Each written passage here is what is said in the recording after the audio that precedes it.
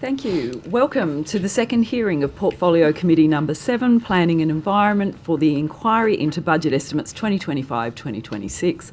I acknowledge the Gadigal people of the Eora Nation, the traditional custodians of the lands on which we are meeting today.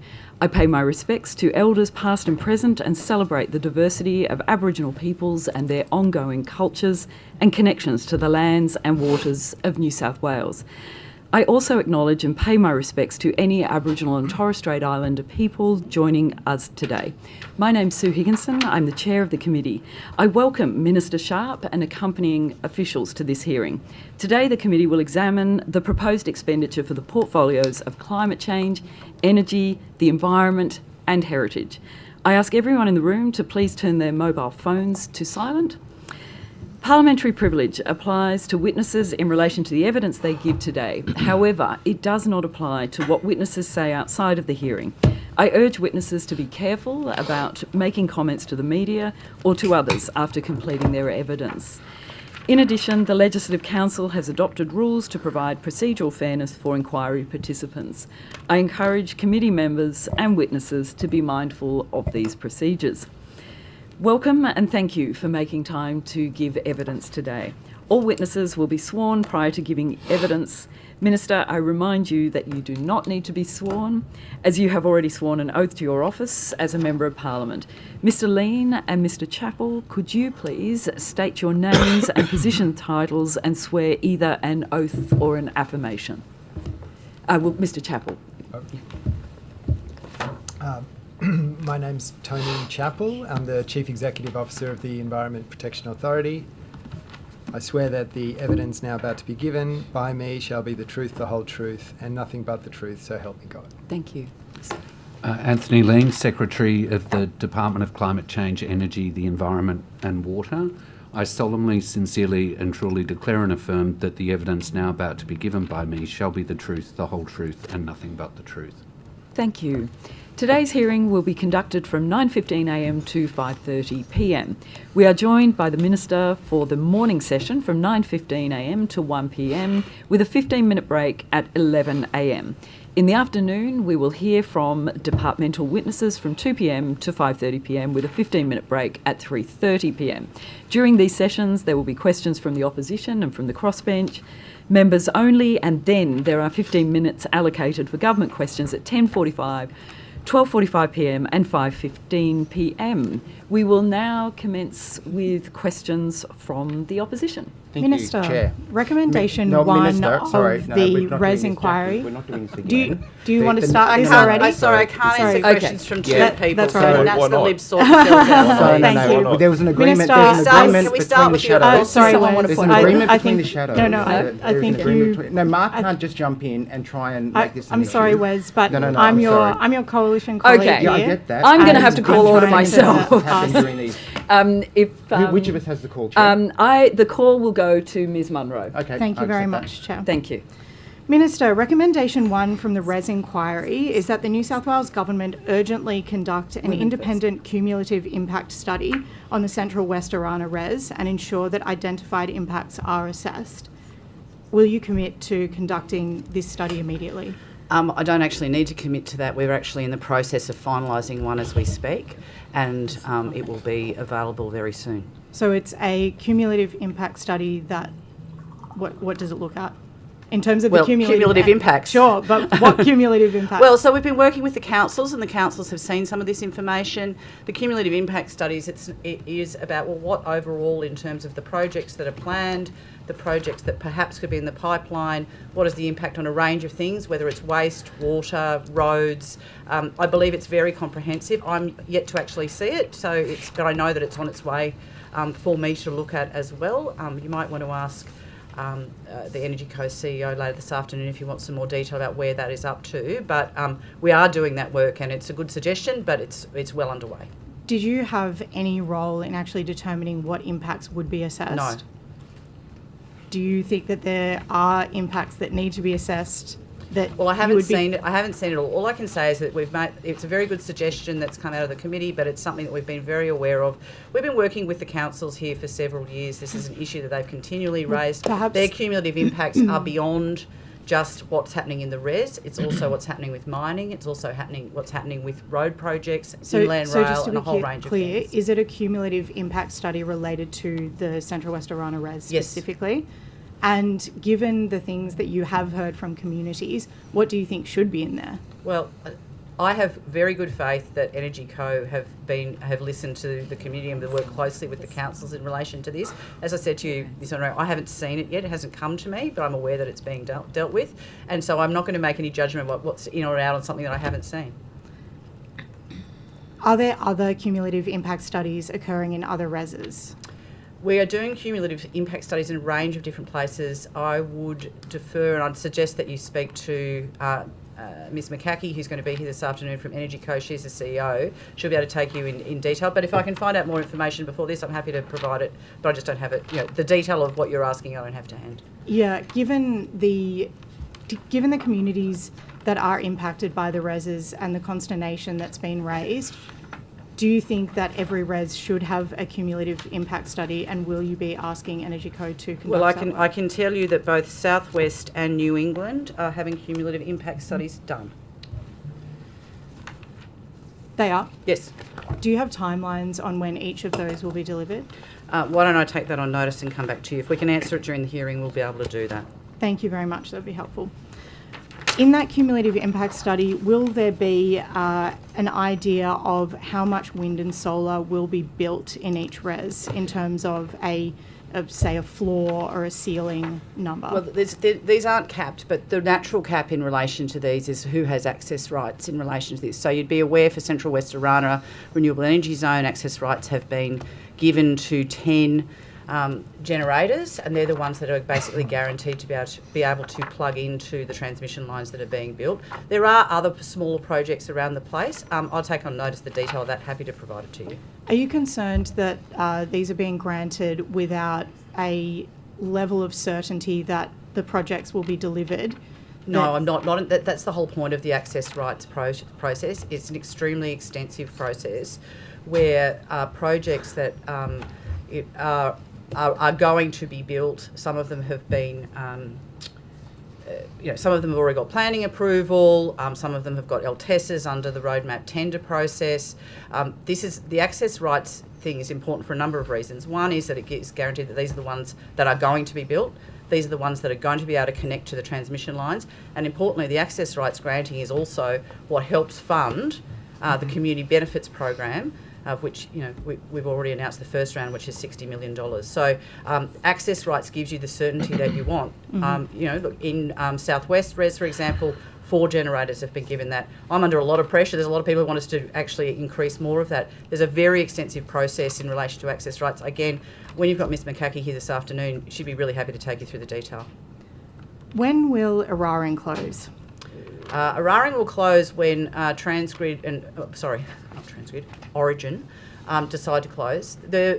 Currently, the advice that they've given to the market is that it will be 2027.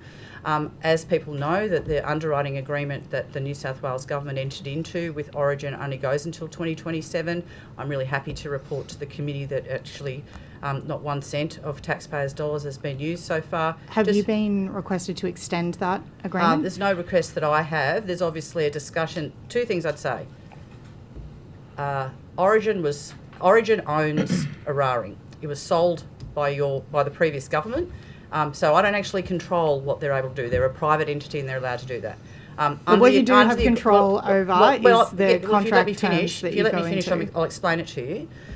There is an underwriting agreement which we made public, which is on the public record that we voluntarily provided, which says that the support... I am aware of that, but yes, I'm if you let curious me get about to the it, extension. if you let me get to it, this is what I'll tell you. In that agreement, it says the 2 things. One is that it's up to Origin to decide when they close, but their drop dead date is 2029. Yes.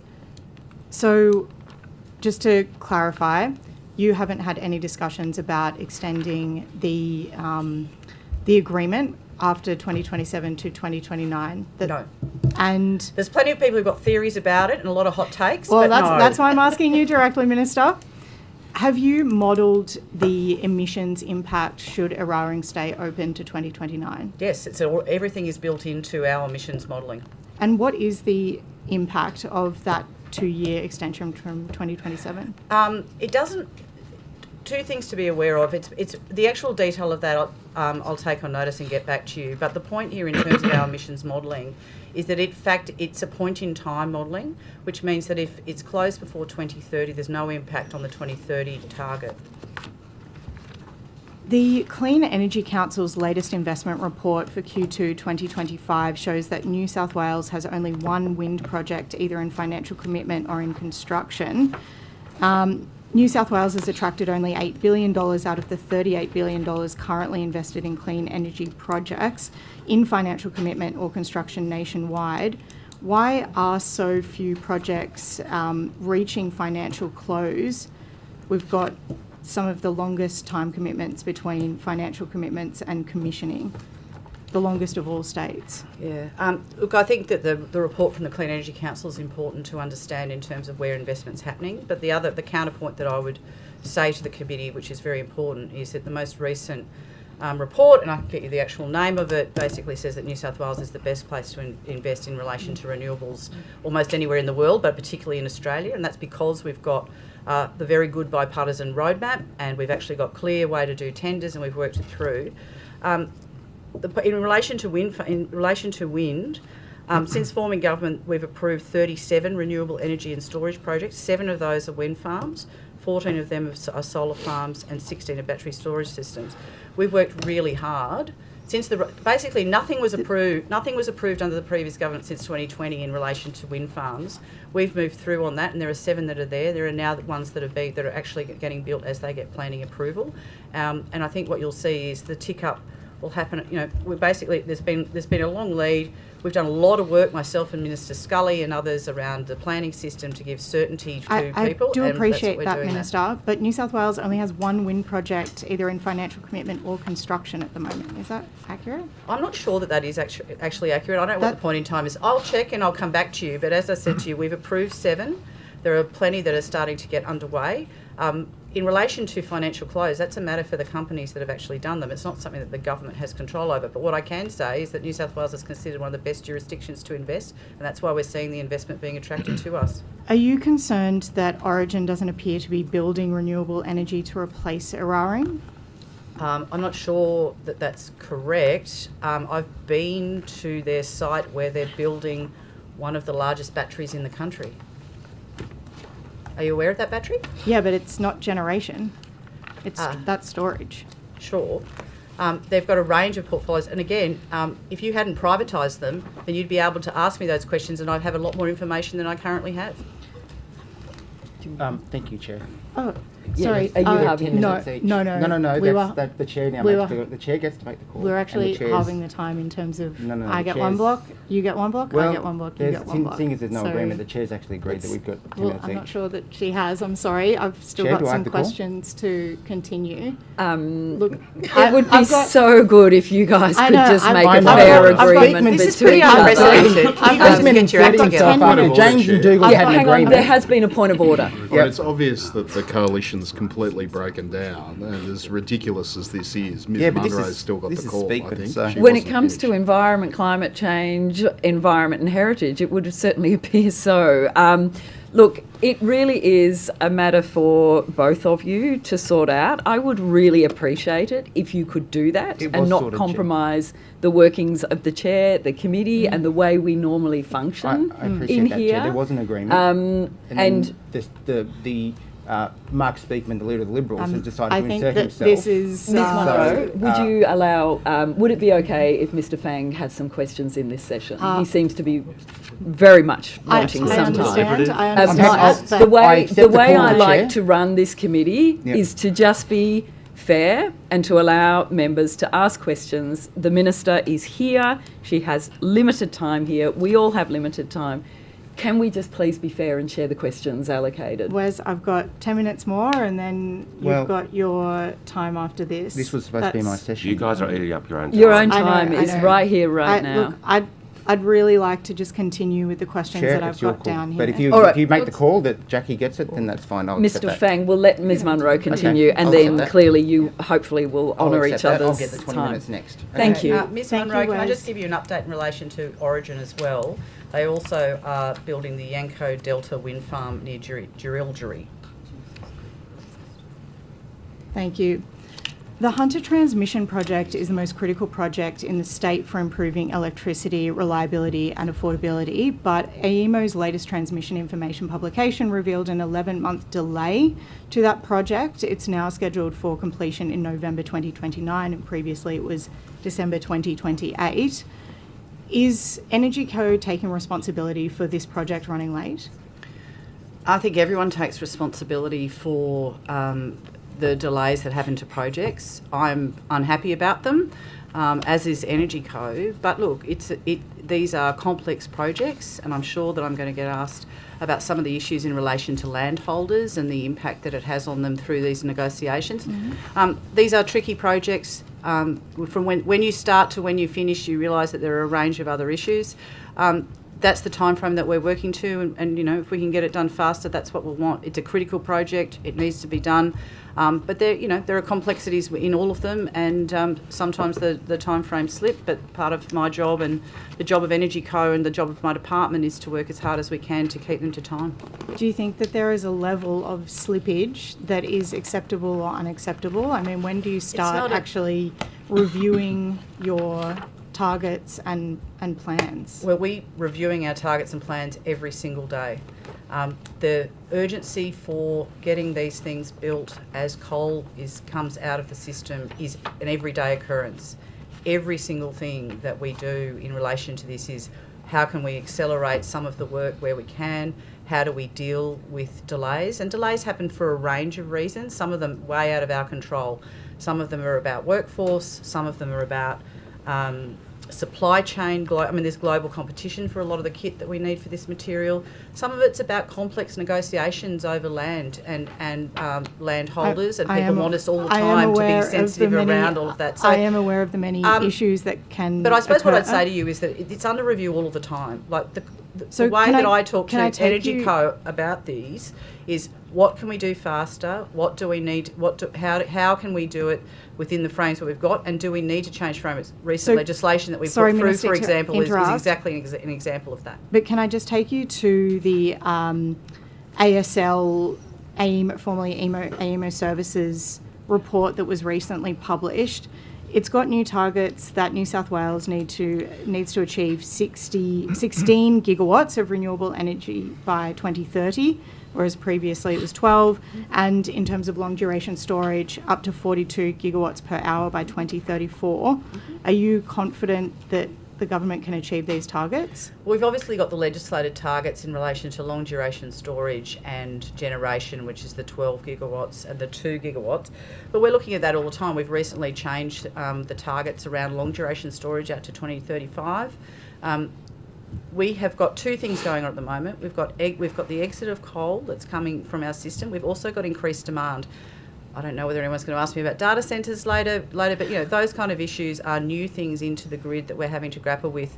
I'm confident that we will meet the targets that we've got, and everything else we will continue to adjust. So just to clarify to deal those with that. targets, what are the targets that 12, you've got? 12 gigawatts plus 2 gigawatts of long duration storage, Okay, so of which we're 60% on the 12, and we're so the AEMO ones you're not looking at. No, this is a new report that Yeah. that ASL has done, and we welcome all of these reports. This is a very quick moving scenario that all of Australia is dealing with. Of We've got to course. replace the coal-fired power that's there, Understand, but we've also understand. got to tackle additionality in relation to increased demand, and that's So- something that we're still working through. So are you intending to increase your targets given this report? Through the legislation, no, but actually how we have to meet demand is an ongoing issue, and if we need to change it in the future, we're open to it. But at the moment, no plans. Do you think that it's a problem that we've legislated targets that are fairly, they can be challenging to amend? Well, they were your targets and it was your legislation. So, which in opposition, we totally supported and agree with. And you're in government, so I'm asking you as Minister whether you think that it is appropriate that we change those targets. No, what I'm saying is that we have legislated targets that we're going to meet and that we're constantly adjusting what we need. I would hope the Liberal Party would support that. The National Party, I'm not so sure. Well, you know my views on this very clearly, I think, Minister.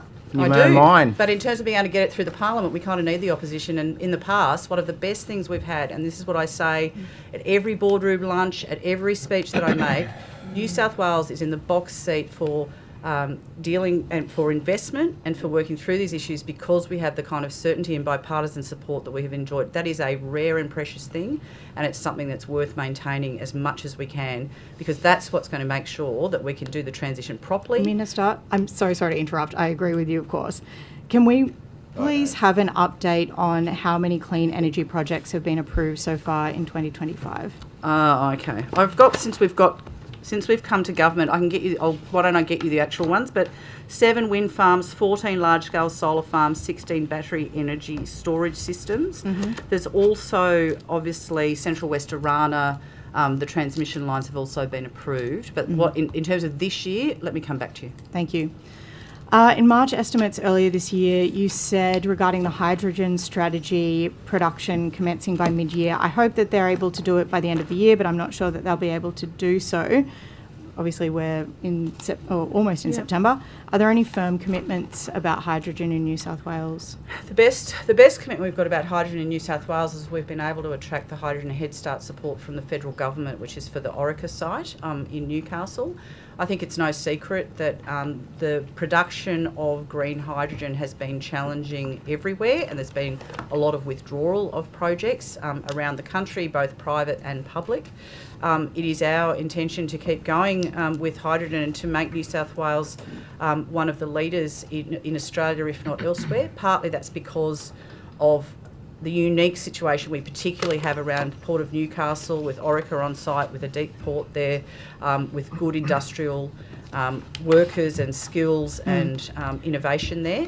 Minister. Just to be clear, I'm getting to it, but I just need to, I'm not pretending that hydrogen everywhere is going well. I'm actually trying to set the scene about why this is important, but also why I'm so pleased that New South Wales is still in the game. In relation to where we'll be into production, there is not production now. But there is going to be, there is good work around ammonia happening at Orica, and we'll keep people updated about that. But you're correct to say that no, there's no hydrogen production at this point. Green hydrogen production at this point. Hang on. Oh, sorry. And I've got more update, which is also very good. There's one of the other 3 hydrogen hubs we have is in Moree, and the very good news about this is about agriculture, this is about use of hydrogen in fertilisers, is that that project has just gone to the final investment decision to go ahead. So that's also very good news. Thank you. Also, in estimates in March, you said that the transmission planning review report delays you were comfortable with them. I'm just wondering when that report will be made public. I'm not sure. Let me find out, and I'll come back to you hopefully before the end of this this hearing. Thank you, Minister. Okay, thank you. Minister. Thank you, Wes. Can you please explain why we don't have the Great Koala National Park yet? And are you disappointed that your cabinet has not prioritised this in New South Wales now? I'm never disappointed in our cabinet. This government's committed to a Great Koala National Park that's going to be an incredible contribution to conservation of both koalas, threatened species and forests in this state. I know that there's a degree of frustration. I deal with it every day. I deal with it every single time there's a rumour. Then every journalist asks us every Friday about when we're announcing it. The point that I would make is this. There's been extensive work on this. There's been 2 years of work with industry, with First Nations and with environment and other groups. We've really gone to, I suppose, chase down every rabbit hole, the issues that are raised in the creation of this park, and we're very close to finalising that and announcing that. I appreciate that you're going to ask me when, and I'm going to say soon. Very soon. Yes, well, as soon. Well, look, if I could have done it on day one, I would have. That's not how these things work. It's not the way that government works. It's really important that we work through this issue. one of the things about the Great Koala National Park, and I think this is a bit that people don't really say out loudly, and that is that koalas like the same large trees that our mills have relied on for a long period of time. There's going to be an impact in relation to the park, whatever size the government finalises, and we've been really careful to make sure that not only do we get a good conservation outcome, but that there will actually be the right support that is needed for anyone who is impacted. And that's not an easy task because, as you know, there's not even agreed facts in relation to these matters. So I'm not disappointed about Cabinet, I'm not disappointed about it. I think what grown-up government does is it chases down all those issues so that when we're able to announce the park, that we'll have answers for people regardless of the impact, but we'll also have an absolutely outstanding conservation outcome that is a gift to future generations in this state. So, Minister, you know the size of the Great Koala National Park already. What will it be? Will it be the 176,000 hectares? Well, we've always said that the assessment area would be up to 176. Obviously, the final figure is yet to be announced, and I'm not going to announce it here today. But you do know that figure at this point in time? Well, I'm not going to say whether I know it or not. The point is that we will be making an announcement really soon. She does. She should have announced it today, I thought. Where's? Well, look, Sorry, we can Minister. try and be tricky about Minister, this. please, don't listen Minister, to me. please don't be distracted by the interjections. Ministers are subject to cabinet discussions, and I'm not going to reveal them here. I'm actually not allowed to. That's actually part of the rules of being a minister. Does a grown-up government think that it is appropriate to continue industrial-scale logging of areas that you know will become part of the national park in a matter of days, weeks, months? Well, the point I would make again is that there are areas of the park that have been quarantined for the first time since the regional forest agreements were ever in place to protect areas of the park. I know that there's been an ongoing discussion about whether we just sort of had a full moratorium. Without having done the work on the impact on industry, that would not have been responsible. We're very close to making a decision, and we'll be very close to making an announcement, and that'll be dealt with properly. But the point I would make is that I think that this government has been very careful, and I know that myself and Minister Moriarty and others have worked really diligently on dealing with the issues of what comes next in terms of the park, and I think that's what you should do. I think that's your job. Can I ask, Minister, the Treasurer in budget estimates last week said that he knows no additional money is required in the budget at this point in time for the establishment and the first part of the Great Koala National Park. So if this is about adjustments and dealing with those interests that might otherwise be compromised by the creation of the Great Koala National Park, how can there be any justification?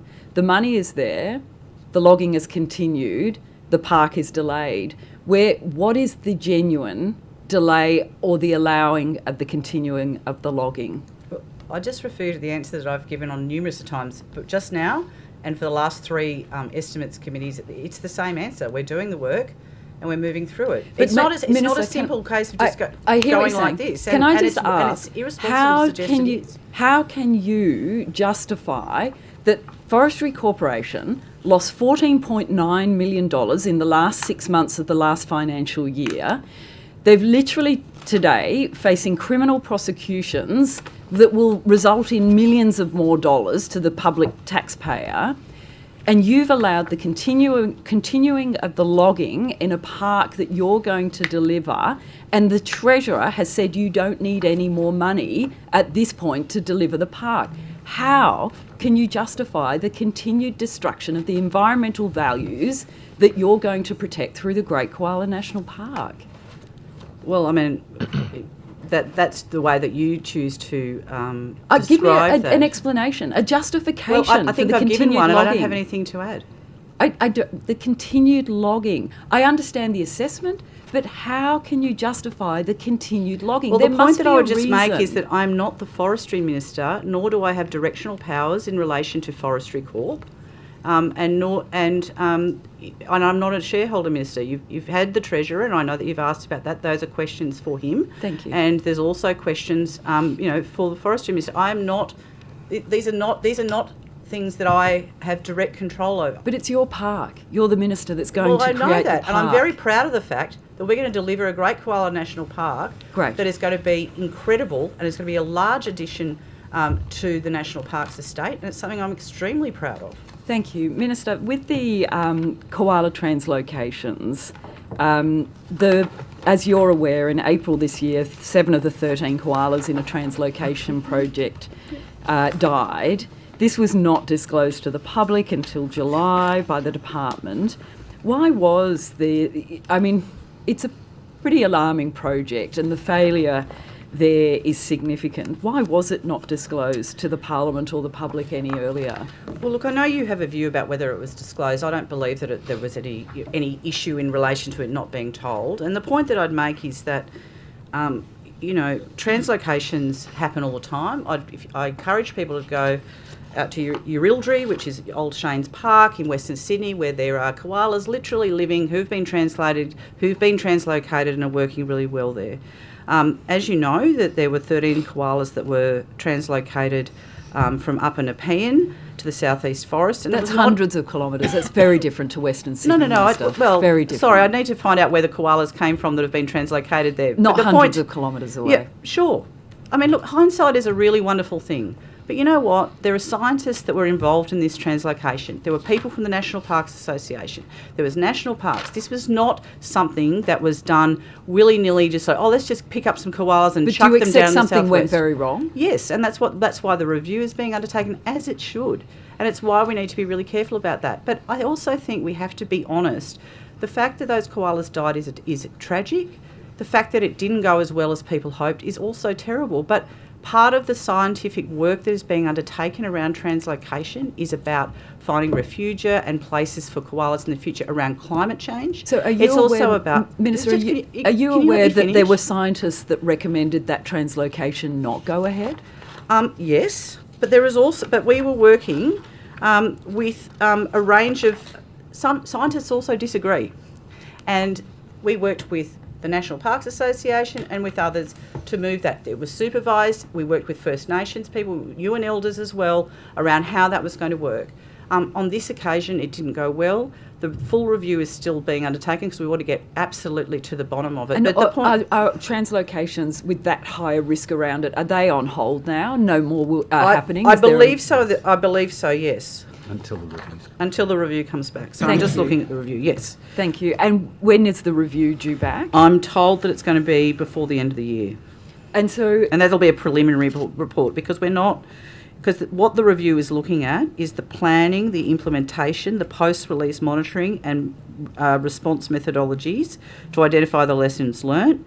It will consider the potential impact of rainfall events. This is look, the working theory, and people shouldn't say this is what I think is absolutely happened, but the main working theory around why it went so bad so quickly is that essentially when the koalas went down, there was some very, very heavy rain, and they actually went down from the trees and went down into the ground and picked up, became unwell, partly as a result of that particular weather event. Now, I'm not saying at all to the committee that that's what happened.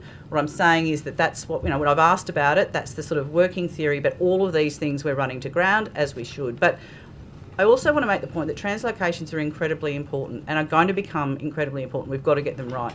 This didn't go well, but we need to learn from it, and that's what we'll do. Thank you. And it's Mr. Benasiak. Yes. Thank you. Thank you, Chair. Minister, last September you told Parliament that you expected Energy Co to deal with the barriers sensitively, compassionately and expediently. Yep. How were those expectations communicated to Energy Co after you gave me that answer? Well, they were in the same terms that you've just read out. Was there any actual physical communication given to Energy Co about that, or no, did there you wouldn't just have assume been. No. So I meet with them regularly and speak to them, obviously, about this, and that remains the case. Okay. So, does issuing the barriers take it or leave it ultimatums, withholding legal costs that they're entitled to under the Act, using his illness in the recruitment of PR and communication staff, denying access to compensation for biodiversity offsets, does any of that fit into your description or your expectations? I think we need to work through a couple of different ones. The first thing is I only became aware of the issue in relation to communications, use in terms of communications, completely unacceptable. And I have said to Energy Co that's the case, and I understand that they've also apologised, as they should have. The point here is that it's just not right. I would make the point, though, that if people and the various communications people in probably all of my agencies would be aware, they can make suggestions around what I want to say, but I'm pretty bossy around the way that I want to speak and speak on behalf of people. So it was probably wasted time anyway. But the point here is that that's completely unacceptable, and they've apologised as appropriate. In relation to the compensation issues, I mean, I know that they comments. I've met with Mr. and Mrs. Barry and have, genuinely, we took action and have talked through some of the more systemic issues that they raised, and I'm really grateful for what they did and for the impact they've had. I want the issues for the Barrys to be resolved as quickly and as sensitively as possible, but I'm not going to enter into a discussion about how the compensation is going to be resolved at this committee hearing. I don't think that would be appropriate. However, it is very clear what my view is, which is that it should be dealt with as quickly and with empathy as possible. Why are Energy Co disregarding your view as the minister? It seems. Well, because all those things don't point to dealing with this matter sensitively and compassionately and expediently. Sure. Well, I expect better. You don't directly communicate that with Energy Co? You betcha. Okay. Do you accept that the apology that they gave was more about the fact that they essentially got caught rather than... Well, unfortunately, people tend to apologise once this becomes public, and I think that's unacceptable. I've made it very clear that I don't think that's the way that people should deal with it. I mean, all agencies across government deal with very sensitive matters for individuals, and the idea that they'd be used in an identifiable way, I think it's absolutely right that communications and media staff need to understand the types of inquiries they'll get, but to use it in that way, I think is unacceptable. Is it just the fact that it's identifiable, or is it the fact that it's actually a live situation, and this man's got motor neuron disease, and the words that were given to the potential candidates were, if you can't handle dealing with the bleeding hearts, this isn't the job for you. Is that an acceptable? No. And you don't issue any directions to Energy Co? Well, I think, as I said, they've apologised and they're no longer going to be doing it. In terms of, do you think it's acceptable for them to try and snaffle 243,753 biodiversity credits for free off the Barrys? Okay. I'm aware of some of these issues, obviously, but I really think it would be highly inappropriate to deal with a singular case in an open public hearing that's a live issue. The Barrys have written to me, and we'll respond to that. But look, just with respect, I'm just not going to go in and out of the details of this case in this hearing. How many other cases are Energy Co dealing with people in this manner? Because I think. Well, I think they're dealing with a lot. There's a lot of land acquisition. There's no doubt there's a lot of land acquisition. But one of the things I would point to is that in central West Orana, for example, 97% of acquisition cases were dealt with without needing to go to court and working through those issues under the just compensation. It is a challenging thing for some particular landholders. There's no doubt about that. I know that you've been hearing about that through your, through your hearing, as is appropriate. We're watching carefully with all of that. We're following up the issues that are raised, but the thing that I would say to you is that yes, it's going to be challenging, but overall, the numbers in terms of being able to settle this are pretty good. But there are, and I don't downplay for a minute that for some landholders it's very challenging. Well, I guess the concern is it's not just about one case. How many of those cases that Energy Co have been dealing with, have they been using the same tactics that they've used with the Barrys? My concern is if they're going to do this to a man that's got through the final stages of motor neuron disease, how are they going to treat other able-bodied people? Well, one, I've been very clear about my view around all of these, which is it doesn't matter who it is, but people should be treated with respect through this process. It's very challenging. This is people's land and their livelihoods and their life. It's a really challenging thing, and I expect us to, and I expect the agencies that deal with this, particularly Energy Co, to do that as well as they can. I also accept that sometimes there is impasses and that people need to move through those, and that is also hard. But my expectation is that Energy Co does the best it can with empathy and sensitivity and works through that. Okay.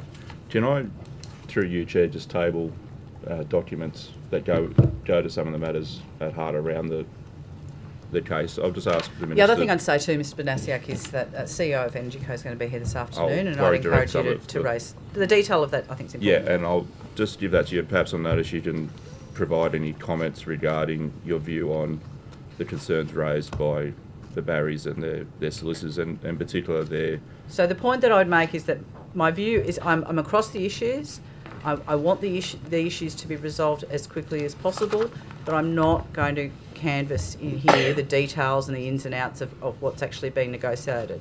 Okay. If we're back here again in a matter of months because Energy Co are still not following your expectations, are you prepared to take more serious steps in dealing with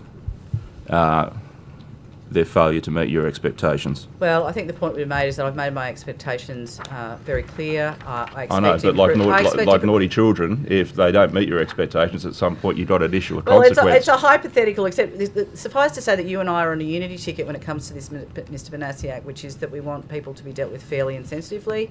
We want the issues to be dealt with as quickly as they can. And that's ongoing. I've got these docs here. These are legal docs. I'm really not. I mean, you can table them. I don't have a problem, but I'm really not going to get into the detail here. Okay. Well, I might follow them up with. Yeah, and if you put stuff on notice, or there's not. Yep. It's just I don't think that's appropriate. In my last couple of minutes, can I just go back to some questions from Miss Munro? She was talking about the Central West Orana and. Yep. And you were talking about the access rights for those 10 projects. Yep. Obviously, the concerns we heard during the inquiry was not necessarily those ones that had access rights, but the 39 are the ones that are in the planning pipeline that are causing all this. Are they going to be part of the cumulative impact study as well? Given that they are in the planning pipeline, people are responding to them through the... It's all development in the area. Sorry, I'll go to Mr Lean. He knows more about it. My understanding is that the cumulative impact studies cover all of the development in the area, including other things like inland rail.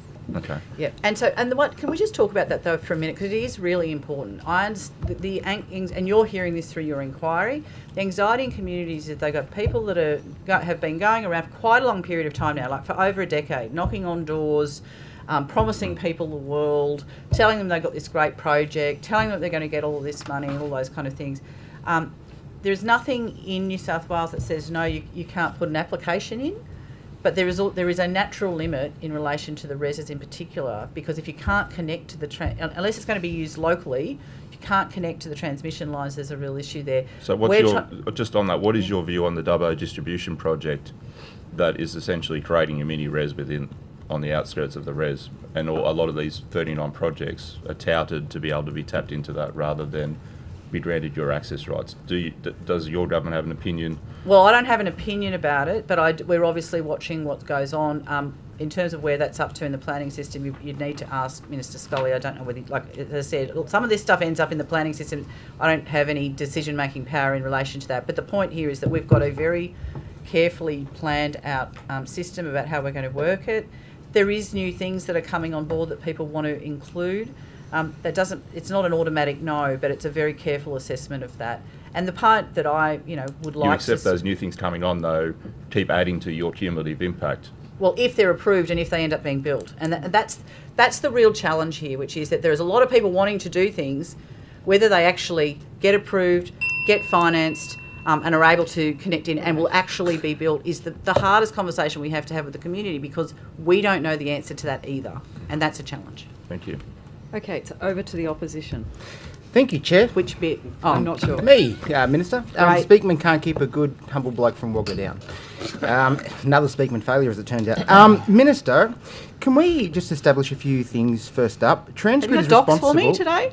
I do. We'll get there. Okay. We'll get to the docs. Excellent. Minister, Transgrid's responsible for maintaining stability of the electricity network. Is that correct? Correct. Was it back in about October 2023 that we realised that there would be gaps, and that the extension of Awaring removed some of those gaps in the stability of the network? Well, there was the notice that Origin had given of their intention to close Awaring, which I think was probably late 22.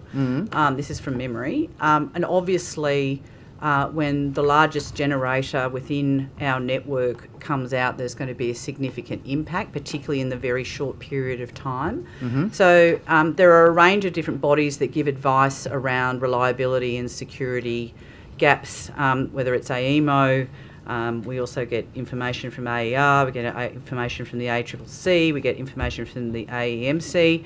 Yep. I'm reliably told there's 70 reports a year that give me advice in relation to how energy is travelling, which is great. In terms of one of those reports, AEMO did tell Transgrid by notice, didn't they, that they had gaps that they needed to address back in about 2023? I can't speak for AEMO about whether they told them that, but if their report... Were you not advised by Transgrid that they were on notice from AEMO that there would be gaps? I'm not quite sure what you're asking in terms of what I know when. Did Transgrid there's public reports that go out there. And my department looks at those issues, and then we talk to a range of different players. Again, I would say in a privatised system that you have delivered to us, which makes it a bit harder. But we do that work all the time. So I'm not quite sure.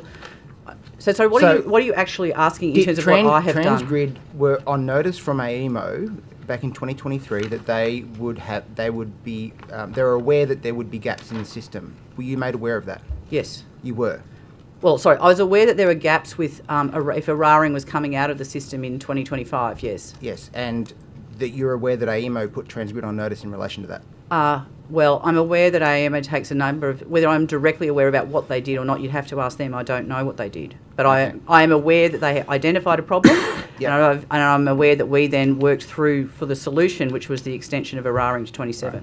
Right. Minister, it was published in the Australian Financial Review in March 2025, this year, that Transgrid sought $700 million of grid investment from you, or from the government. Is that correct? You'd probably have to give me more context and show me the report. I'm not... Well, it was... I've got the article here. Yeah, I've learned a long time. You don't always believe everything that's in the paper. Well, that's why I'm asking. Well, do you want to show it to me? This is why I'm asking. Give me a copy. I'm not trying to be I can provide you a tricky. copy. Well, I'll provide it to you later. But let me rephrase. Has Transgrid asked you for $700 million for grid stability? There's been discussions around what would be needed to do the grid stability, as we had a long conversation just recently around synchronous condensers and the way in which we can bring them on. Is that what you're getting to? Yeah, no. There's a need for 5 synchronous condensers. We're trying to move them as quickly as possible. In the negotiations and discussions that I have with Transgrid on a regular basis, and in particular my department does, it's always about how do we keep a secure, strong and reliable network as we're exiting coal. So that's part of the conversations all the time. Whilst I accept that, Minister, this article... Can you show it to me? I'm sorry, I just can't comment. If you want, Yes, point of order. I mean, if you like, I can take it on. I can take I'll it on pass you notice the copy and come back to you. once I've asked the question. I've only got the one. Mr. Fang, hang on a sec. Point of order. but Go normally for you it. photocopy If Mr. things Fang for is me. relying on a document That I can't see. that he's asking questions on the basis of, I think it's fair that he table that document and give the Minister an opportunity to review it before proceeding with a series of questions that are dependent on that document. It is normally what we do. Sure. Thank you. I'm just going to ask a question off it, and then I'll hand the document to the Minister. All right. So, Thank you. So, Minister, the article from March indicates that there was up to 700... Is this an Angela McDonald-Smith one? Yes, Yep. correct.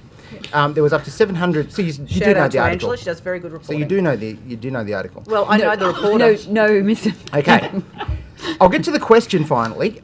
Minister, it indicates that Transgrid was seeking up to $700 million of investment from the New South Wales Government in relation to the purchase of stability items for the grid.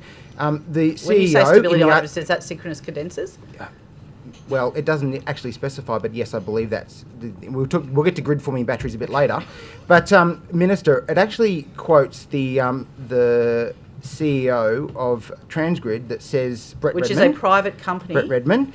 Yes. If we blow up our credit rating, we can't continue to invest in anything, and we can't invest securely. Now, I will table that document. Yes, I and know what Brett I will says do, that, Brett says that regularly. I'm very familiar with those yes, words. I'm sure Yeah. he does, and there's probably a reason why he does that. Well, That's I think the it's like document. I can everyone. also table that, please. Financeability in terms of the rollout's really important. There are real to be fair to the various companies that are trying to do this transition, financeability in the way that they're able to do that is really important. And the various settings that government has makes a big impact on that. And the reality of a lot of this is, even since the start of the roadmap, financeability has become more challenging for many places. The government is constantly working with a range of, whether it's through our tenders, whether it's through the work that we did with Origin, on how we work through that very careful management of exiting coal and putting more renewable energy in. That's honestly, that's the task that is a daily task for the work in my department. I accept that, Minister. You're aware of this... Can I have a look at the article? Sorry, I've tabled it, so There's another article now. All the articles. Multiple copies, Wes. Could we perhaps Well, I've only table got the that one. AFR, Yeah. I can't get it through Stream. I had to... Thank you. I have to subscribe. Oh, Yes, well, I okay, mean- so I'm just having a read of this, and this is just really, this is what I would say. I think that the headline is a little bit misleading in relation to what was actually written by Ms McDonald-Smith, and that is that Transgrid, yes, has to invest $700 million in things like synchronous condensers. The government is not paying for those. Okay, we'll get to that. Well, Yep. Are you going to let me finish? Sure. Given that you've sort of made some sort of assertions here. We have ongoing negotiations and discussions with Transgrid around that.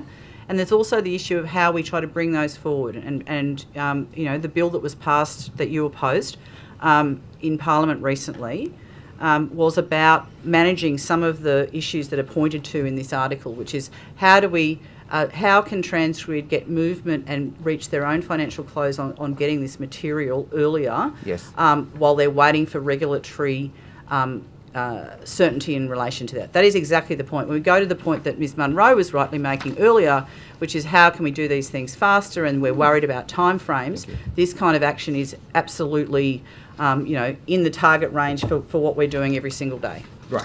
I've given another document up. I'd ask that to be distributed. I've got 20 copies of that one, so there should be one for everybody. Is and this the we don't need to- Transgrid synchronous condensers? That's the one. Yep.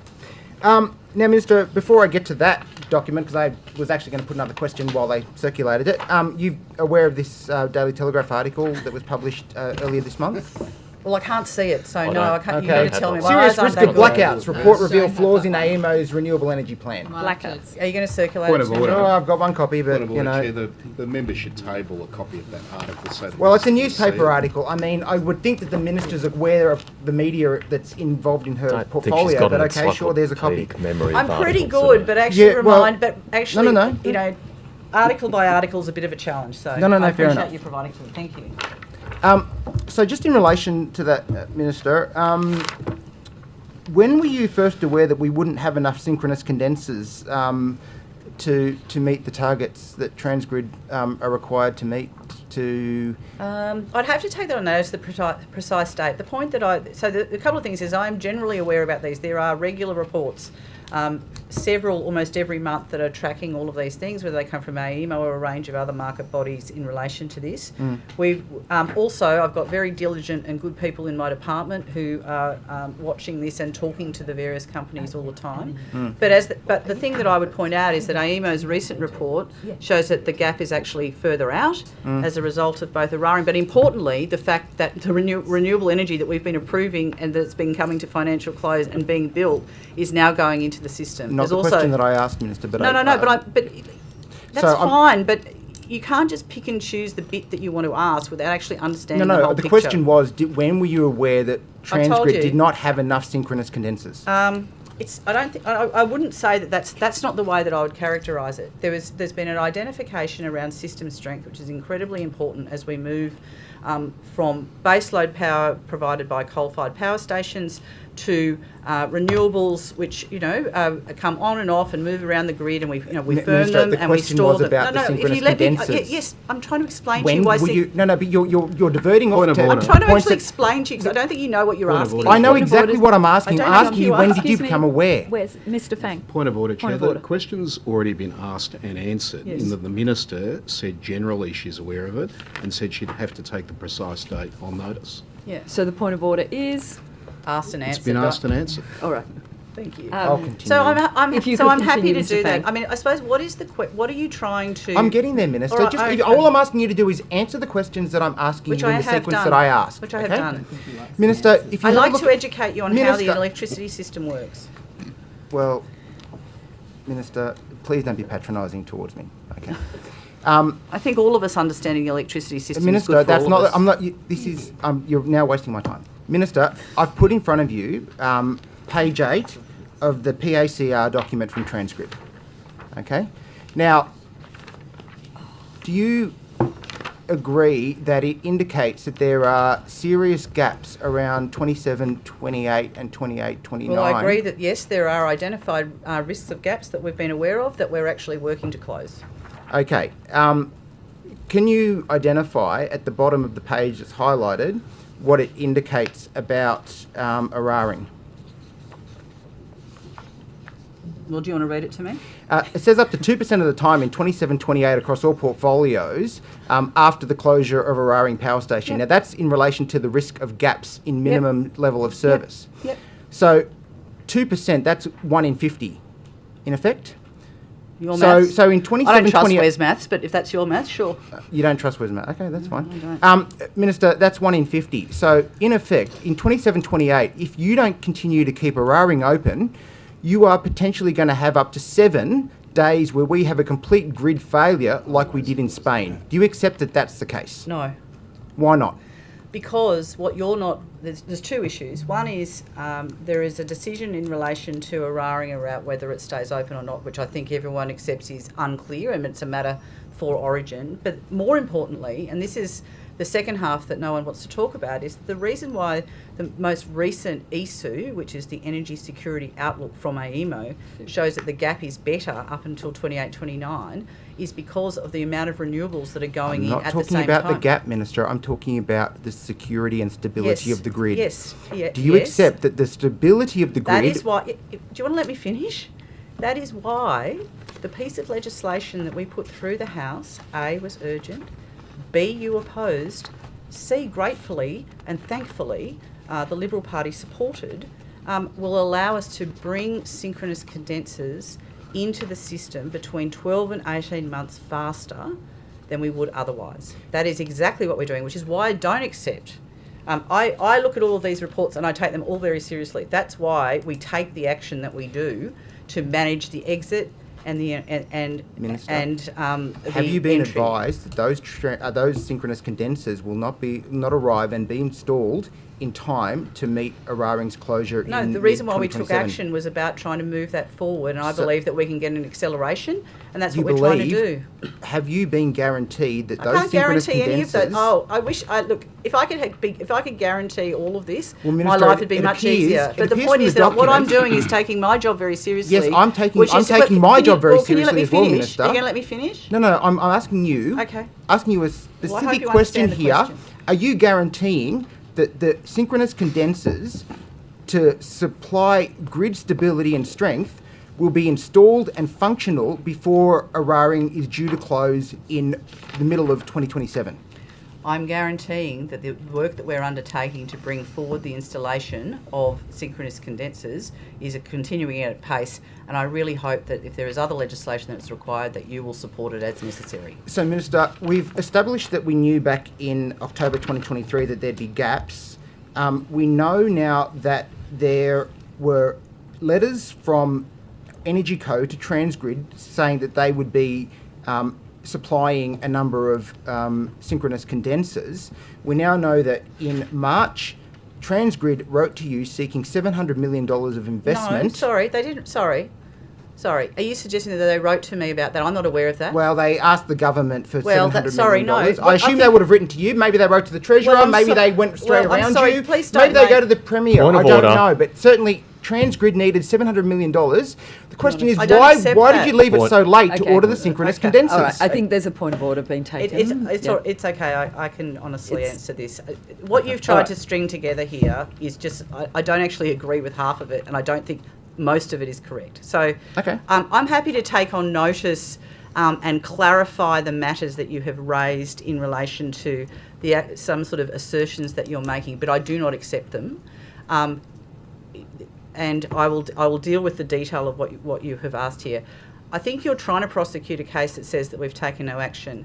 I just don't think anything could be further from the truth. I find it extremely ironic that you actually opposed the legislation that would allow us to get the single. No, Minister, I'm asking about the actions. A point of order. Well, I'm not talking about the has been actions, the impact that you have. Do you Stop actually? wasting my time. System Why strength did you, is one of the most Minister, why important did you things. wait until you had to rush a bill through in 2 days to try and fix this problem? Point You're of still order. not going to get the Mr. synchronous Mr. condenser Fang, in Mr. time. Fang, Sorry, Mr. Fang, Chair. a point of order has been taken. Yeah, Chair, this is a process where questions are asked and then the Minister should be entitled to respond. And what's happening consistently here is that Mr. Fang is interjecting, verballing the Minister, asking new and different questions over the top of it. And it's really unhelpful to this process. I know he doesn't like the answers that he's getting, but he should be treating the Minister with courtesy and respect and allowing her to answer the questions properly before he asks a new one. You do know the rules, and I will uphold the point of order. Let's proceed accordingly. Minister, you had to rush a bill through in 2 days in the last sitting week of Parliament to deal with the issue of synchronous condensers. Is that correct?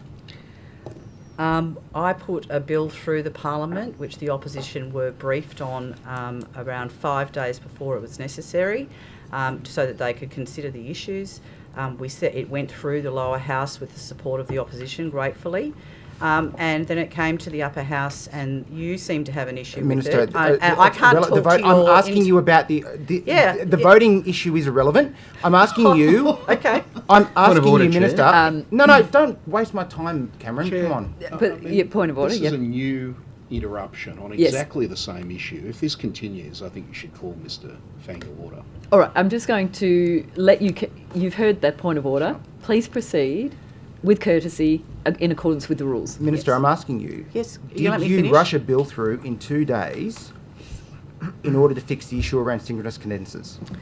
Well, I don't accept that it was rushed through. I do accept it was done on a short timetable. I don't accept for a minute that it was rushed through. And nor did the House, by the way. It was required to be an urgent bill, and that was not opposed.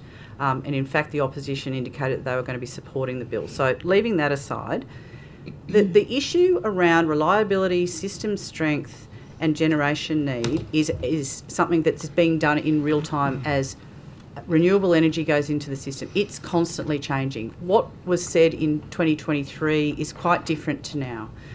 The impacts around 23, all of these things have been, at various points, have been flagged, and that's exactly what I, as the Minister, and my departments do, is to actually deal with these matters on the way through. In relation to this particular bill, I don't accept that it was rushed through. I accept that it was urgent because for the very reasons actually that you've just identified, which is that system strength is becoming an incredibly important part of the system, that coal-fired power stations provide a degree of system strength that is going to need to be replaced. I'm very optimistic actually that some of the coal-fired power stations you're now will be able to do it. transversing parts of the... I'm talking about the importance of it. Why- You like to talk in these broad terms. I'm asking specific questions.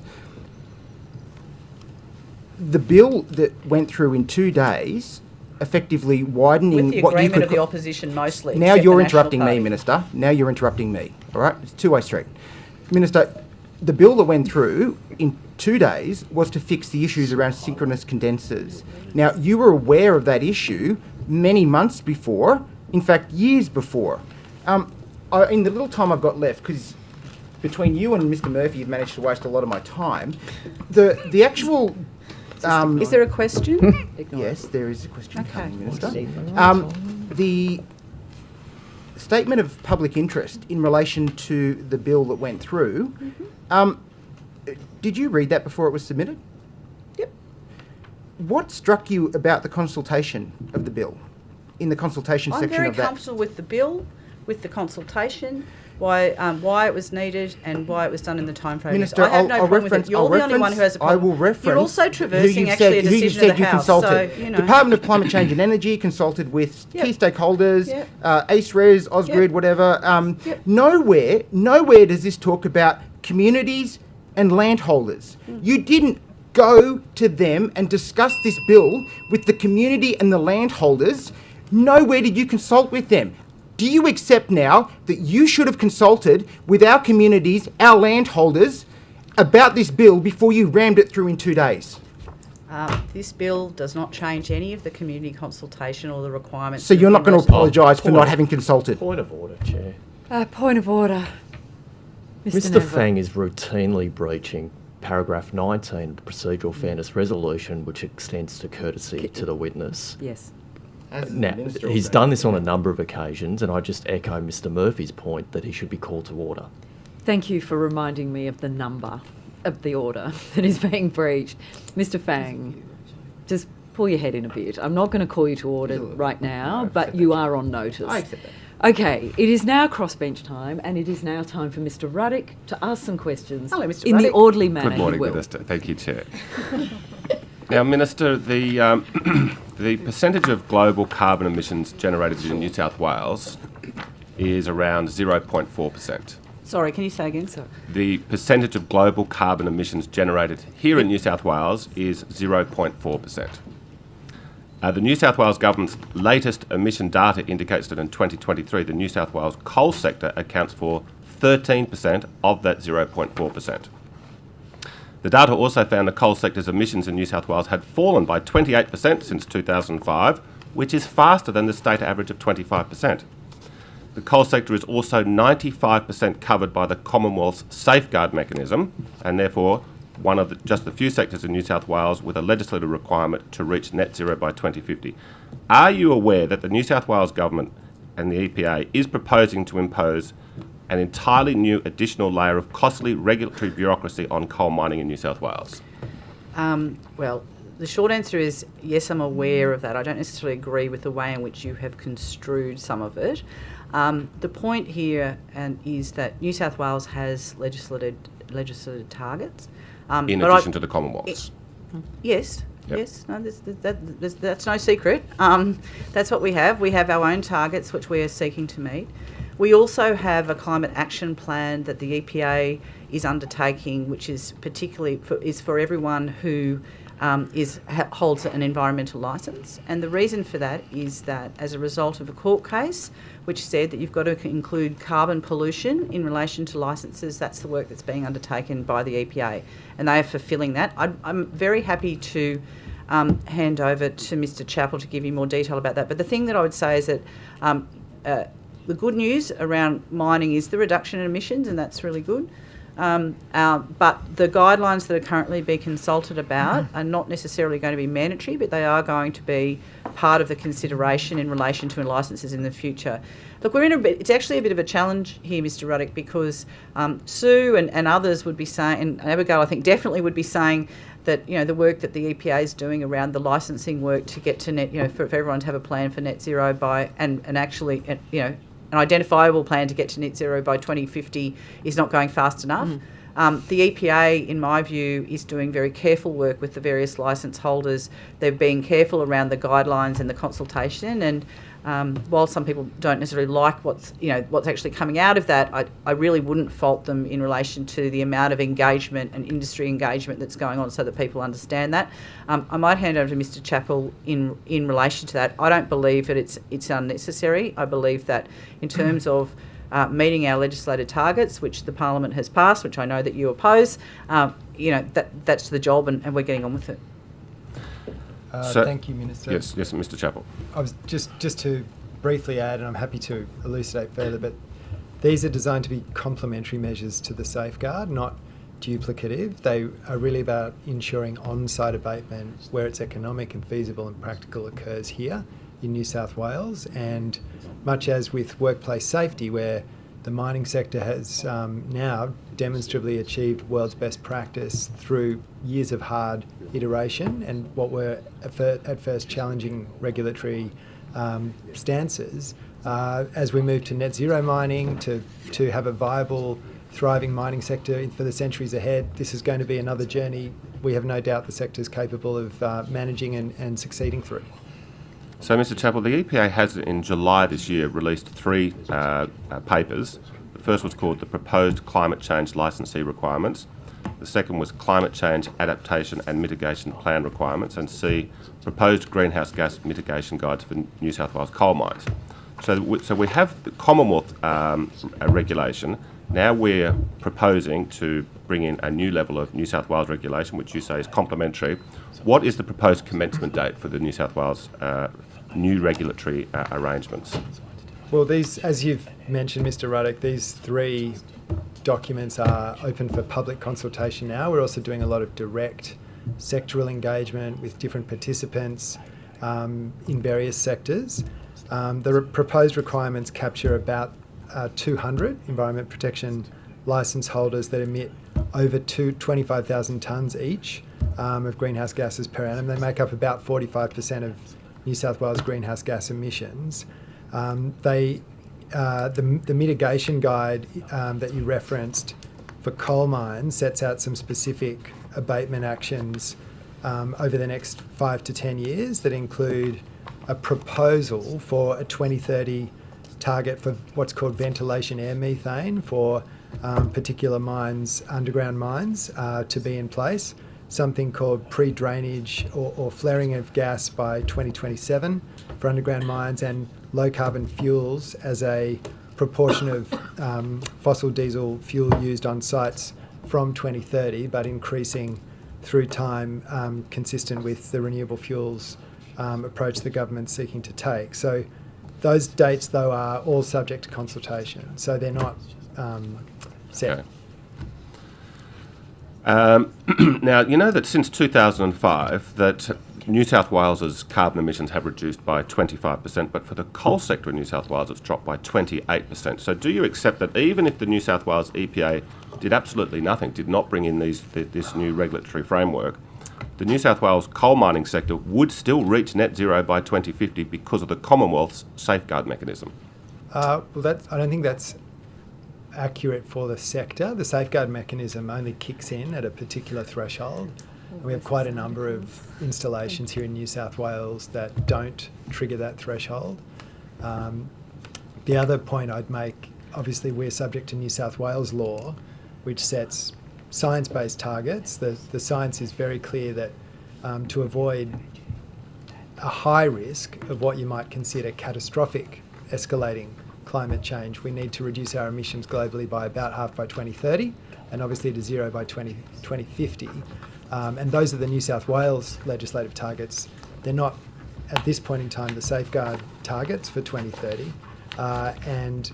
It's very impressive, a lot of the work the coal sector's done. I actually believe Australia and New South Wales is very well placed to capitalise on pioneering net zero mining technology, not just in this part of the sector, but across the sector. But our observation of the way the safeguard mechanism's currently operating is that because it uses sector averages, there are many large New South Wales mines that are essentially creating credits through business as usual. There's no necessarily particular incentive that we're yet observing that's kicking in for on-site abatement to reduce emissions here in New South Wales. Thank you. Now, Minister, this new regulatory framework is targeting coal first up. I'm worried it's going to be expanded to other EPA licensees in New South Wales. Well, Mr. Ruddock, you don't worried need to be worried about it. I'm worried It is about going the cattle. to. It is. I'm worried about the cattle industry. Yeah. When do you think the agricultural industries will be captured by this? I mean, do you regulate very many of them? We regulate some large Yeah. feedlots and installations, but not a high number. Yeah, I mean, I think so. The way that we're dealing with this is we've obviously got we've got the targets that are legislated. We've got the Net Zero Commission that's providing us with advice. The work of the EPA runs along parallel to that. We're starting to look at where the emissions, sort of the next 3 places of where emissions are going to be is actually transport, built environment, and agriculture. And working on all of those matters is something that will get more attention as we get closer to 2030, 2035 and 2050. I mean, perhaps it's worth just adding, Mr. Ruddock, that regulation doesn't have to operate the way perhaps people often conceive of it as a direct burden on a particular site, being an individual farm. There are ways to use regulation and policy together to pull innovation through and incentivise it and make sure local farmers have the market access where border adjustment mechanisms are contemplated for carbon issues, but also have the economic incentives to innovate and improve their productivity. And many farmers, I mean, I've been to a number of very impressive installations in New South Wales where essentially net zero already, piggeries and the like, that it's really worth seeing. I'm quite attracted to the Western Australian model. They've had a long-term Labor government, popular Labor government over there. They have a coal mining industry. Now, the Western Australian government has released a paper, the Greenhouse Gas Emissions Policy for Major Projects.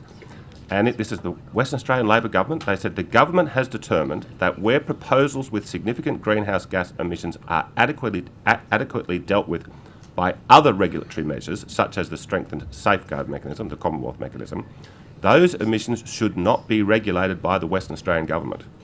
And then it goes on to quote part of their law, and again it says the state will no longer apply conditions to reduce net greenhouse gas emissions when there is an alternative regulatory measure. So what is Western Australia doing wrong that's what they've chosen to do. That's not what we're choosing to do. But you know that what it's going to do is it's going to free up, since New South Wales is going very hard down this area, it's actually going to free up Western Australia to be able to emit more carbon. Okay, thank you. I'll take that as a statement. Ms Boyd. Thank you, Chair, and good morning to you, Minister and officials.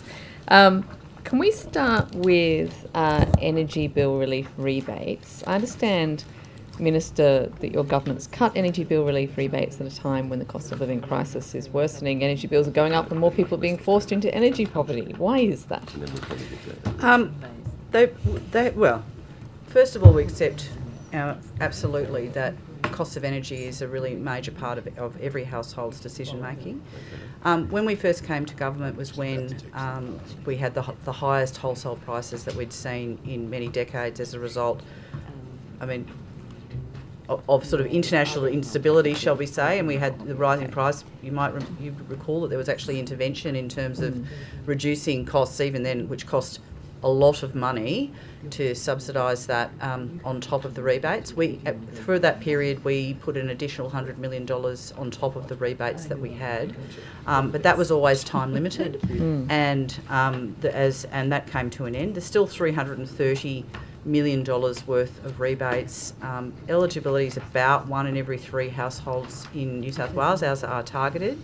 There's also in addition, the federal rebates that are there. 2 other things, though, I think that you'd probably be interested in. One is that we're doing a debt relief trial, which is where people have got themselves into really serious trouble, actually working through with financial counsellors and others to A, get them out of debt, but B, be able to help them deal with energy costs.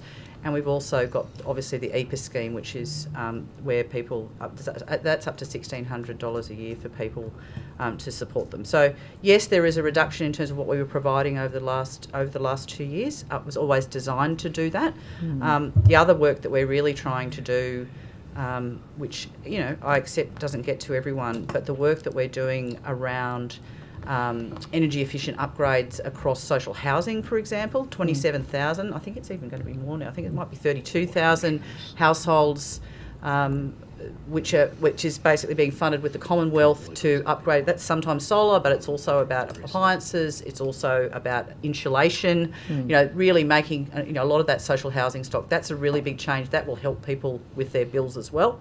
And there's a bunch of work that we're doing around the rollout of solar, to a lesser degree batteries, particularly for lower income households to deal with that. So when we look at these lower and low income households and energy affordability, another obvious issue comes up is a lot of those households are renters and don't have any kind of power over the well, pun intended, over their power source. No, that's right.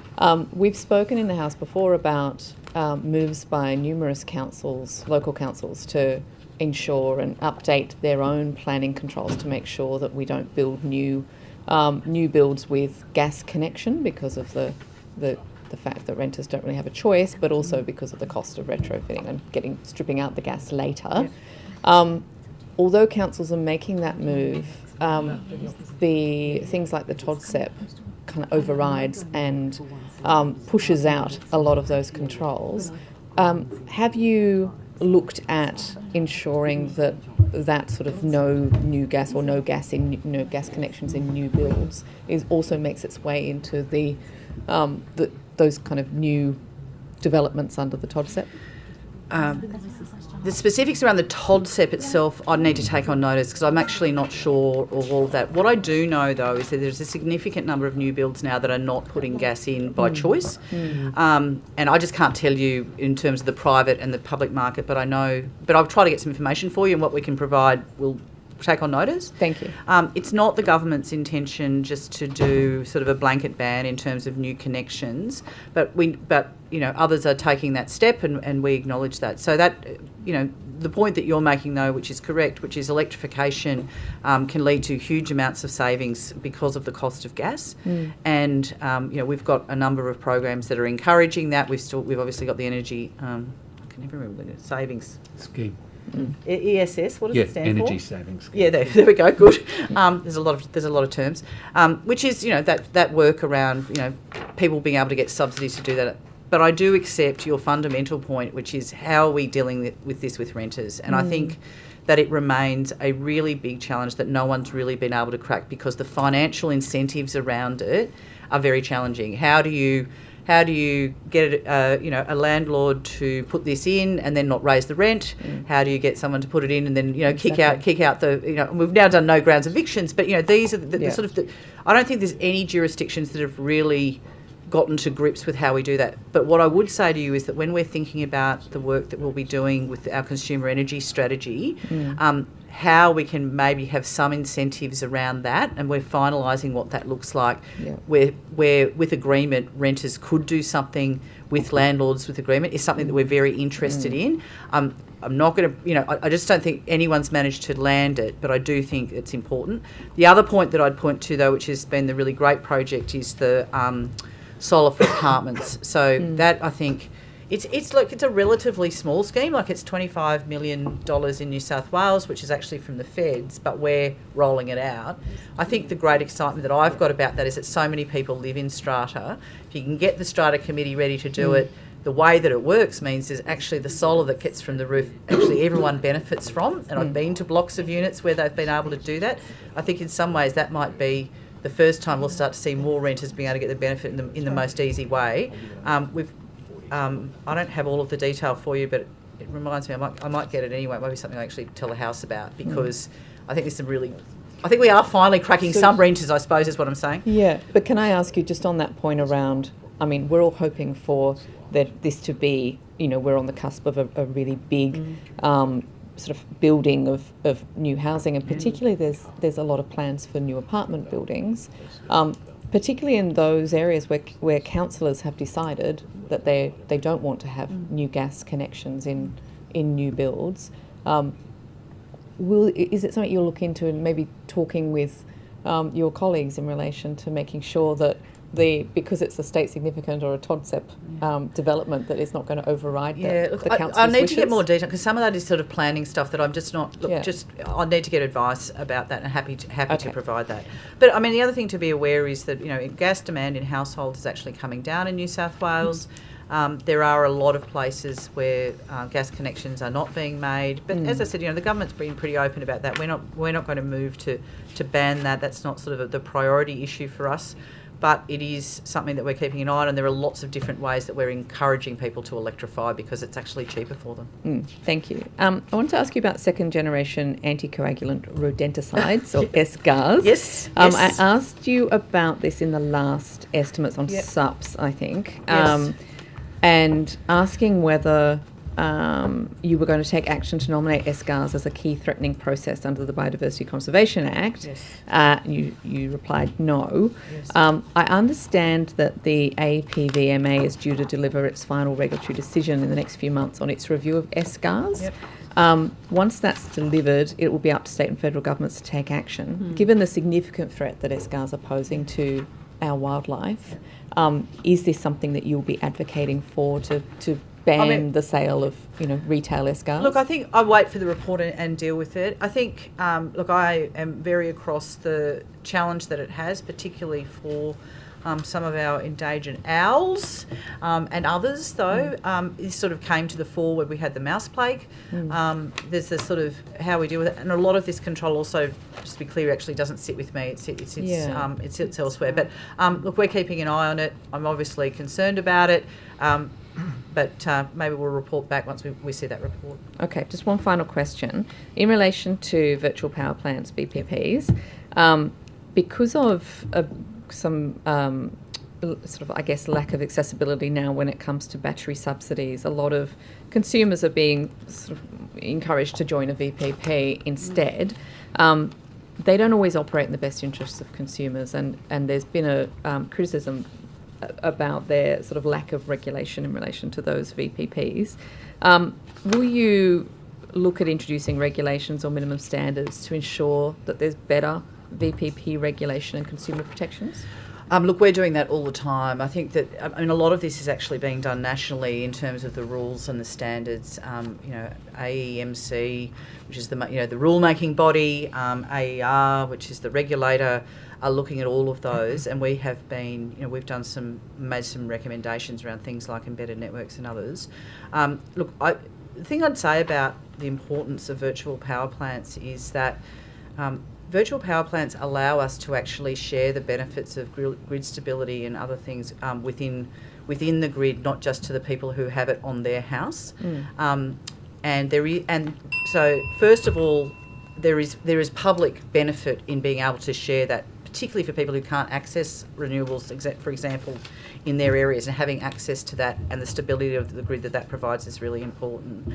And I think that's something that we're continuing to deal with. It's an evolving area, but the orchestration via, at the moment under the federal plan, 1,000 batteries are going in a day. It's pretty exciting. It actually means we have to have less of the big kit and more of that, but we need to be able to orchestrate it, because otherwise the benefit just to one household's not really there. And so we're looking, and I'm constantly reviewing our PDRS scheme, which is where the VPP stuff sits under. Is it working? Is it enough? What are the other kind of incentives? How do we make it fair for people? There's now Does the consumer advocate under the PDRS have a role in ensuring that consumers... Not that I think so, but let me find out. But I don't believe so, no. Okay. Thank you. Okay, Ms Munro, you've got time for a question. Thank you, Chair. Minister, according to the PSA, your department is proposing to bring together regulatory functions currently spread across conservation programs, heritage and regulation, with National Parks and Wildlife Service into a single unit. Is that the case? The short answer is yes. I might hand to Mr. Lean if you've got detailed questions, because he's leading all of that work. The main question is, will this lead to any job losses or a reduction in headcount in those areas? No. No, that's not the intention of the reform. It's essentially to build a consolidated regulatory function within the department that brings together a number of disparate functions at the moment. That will need to be, established, and then we'll work through any changes. Thank you. Minister, media coverage of shark nets in the last couple of days has revealed a bit of a disconnect between councils and the government. Will you be speaking to Minister Moriarty about shark nets and their rollout? Well, as you've rightly identified, the SharkNet program is not something that I am responsible for. However, I take a close interest in, and anyone would know that. I really welcome that the councils have been talking to the government around that. There's been a lot of discussion over time. We've now got some really great technology. I do talk to Minister Moriarty about a range of things. I'm not going to tell you the details of all of that. Or do you think the nets should be removed? Well, there's ongoing discussions which I welcome with those councils. They've been very open to that. I know some councils have a very firm view around removal of the nets. But your view as the Minister for the Environment? Yes, is that I think we need to find the way to keep the community safe. Do you think the government should be funding... Can you let me finish my sentence, Well, do you think please? the government should be funding the removal of shark nets with new technology to replace it? The government's already doing that. So the government's got smart drum lines, it's got listening devices, it's got drones. The discussions are ongoing with the councils, and I think they're really welcome, and they should continue. Minister, I just wanted to ask you, obviously you were as concerned as I was about the data indicating that land clearing has increased by 40%. Are you in conversations and have you alerted the Minister responsible for the Local Land Services Act and the land clearing that takes place under the codes about how concerning this data is? Well, everyone is aware of what the data says in relation to this and the fact that land clearing remains at very high levels. I can provide you with actually a bit of detail about what we're doing about that because it is extremely important, and the impact on biodiversity and emissions reduction is also high.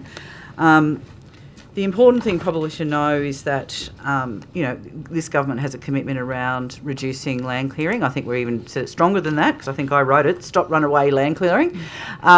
And that's something that's ongoing. A lot of the levers that for that don't, again, sit with me. We have the legislation that was put through by the previous government in 2016 where you basically see the uptick in relation to land clearing. That's going to take a little while to sort of be able to work through and reduce. There's no doubt about that. We're not going to be able to sort of turn it off overnight. But, basically, we're seeing double the figure of land clearing over time. But what we are doing about it, first of all, the good news is that we've got a lot more. I'm talking to a lot of farmers about this a lot because we have new tools in relation to support for landholders where land clearing isn't just the first thing that you can go to. There's a whole range of different market programs, the work that on private land conservation where there's actually support for people to do this rather than clearing, and we're talking about that and really trying to work through that. We've also got the we're seeking the advice from the Natural Resources Commission that's actually got on how do we do landscape, how do we actually reduce land clearing over time. That's got farmers, it's got scientists. We've got James Trezise from the Biodiversity Council, for example, on that. That is really the piece of work that I think will help us address the issue. So yes, accept it's an issue. B, it's a little. We've also got the changes that we'll make to the Biodiversity Conservation Act, which will come forward. We're in the middle of kind of negotiations and consultations about that. So yeah, it's something that's very serious. It's something that we need to address, but it's going to take a little bit. It's going to take a while to sort of unscramble some of the omelette that we were left with. I'm going to go to government time. Can I just on that NRC work that you said, is that work? No, I know. Is that something? I'm going to go to government time. Is that publicly? Is 15 parts. It might save the minister a lot on supplementary questions. Is that NRC work what's being commissioned available? Is that something? Look, let me just check. Obviously, the NRC doesn't sit under me, but my understanding is that there is stakeholder consultations. I just don't know how wide they are. Okay, thank you. Minister, just to save you on subs. No, I was trying. Thank you, Chair. I do have some additional information, I think. It is government time. This is your time to do it, Minister. Actually, Chair, Minister, do you have any additional information you'd Thank like you, to Mr. provide? Manfer. I do. I do want to update the following, which was which went to Ms. Munro's question around, investment and where that's going. The Clean Energy Outlook 2025 by the Clean Energy Investor Group found New South Wales overtakes Queensland as the most attractive jurisdiction for clean energy investment. We don't take that for granted, but I think, and it really does go to the importance of the bipartisanship and the certainty that New South Wales has had in relation to this. We've got a roadmap. We're implementing the roadmap. I know we might quibble around the Liberal Party and the government may quibble around some of the process around this. I am worried that the National Party seem to be dropping commitment for net zero because there's literally tens of billions of dollars worth of investment coming into New South Wales that's on the hook for this, and we really need to do that. But having said that, I welcome the outcomes and working every day to actually deal with the barriers that people have and deal with the challenges that we've got. I think Ms. Munro asked me about the transmission planning review. My understanding is it's being finalised very soon, and it hasn't come to me yet. This is why I wasn't sure, but it will, and it'll come soon. And again, when it's published, my general view is these things should be public, but I'll await the dealings with that. On VPPs, I know that Ms. Boyd's gone now, but we are two other matters that I forgot we were doing. We're actually Within the consumer energy strategy, looking at expanding the kind of oversight of the ombudsman when it comes to VPPs, which is like the Energy and Water Ombudsman. Kind of just big shout out to Janine Young, does incredible work. We've added her as she's now a mediator in relation for landholders and an independent person for people to speak to. I know that they're across the kind of whole energy network, and I think that's important. But we're also looking for a role for her in relation to VPPs. And also, IPART is also reporting on VPP services. We need to get, we need to make sure that consumers are protected, but we also need to make sure we can. I just don't want to waste an electron that falls on a roof. Want it to be going into the grid, and want it to be able to be shared as widely as possible, so that it's the cheapest form of energy that we can. You've had your questions. You don't get to ask any more yet. Why do you limit the I think that's it for now. Okay. Okay, on that basis, we will now take a break, and we will be back at 11:15 for more. Thank you, everyone. Oh, sorry, just quickly. Before okay. you go. Sorry, I Hold might as that. well just get them on here. This is what's been approved this year. Pottinger Energy Park, which is wind and a BESS, which is a battery. Valley of the Winds, Ridge Creek, BESS, Musselbrook Solar Farm and BESS, Somerville Solar Farm and BESS, Silver City Energy Storage, compressed air storage, which also for Mr Fang's interest was partly the reason that we were also doing that legislation recently was to deal with the compressed air compressor out in Far West, which is about security for regional areas also those synchronous condensers after you there put was on the water. large blackout when the towers came down. Yeah. All that in regional New And the South stuff Wales. you forgot to order. Okay, on that as well? on that note, we will break until 11:15. Thank you. Thank you, Chair.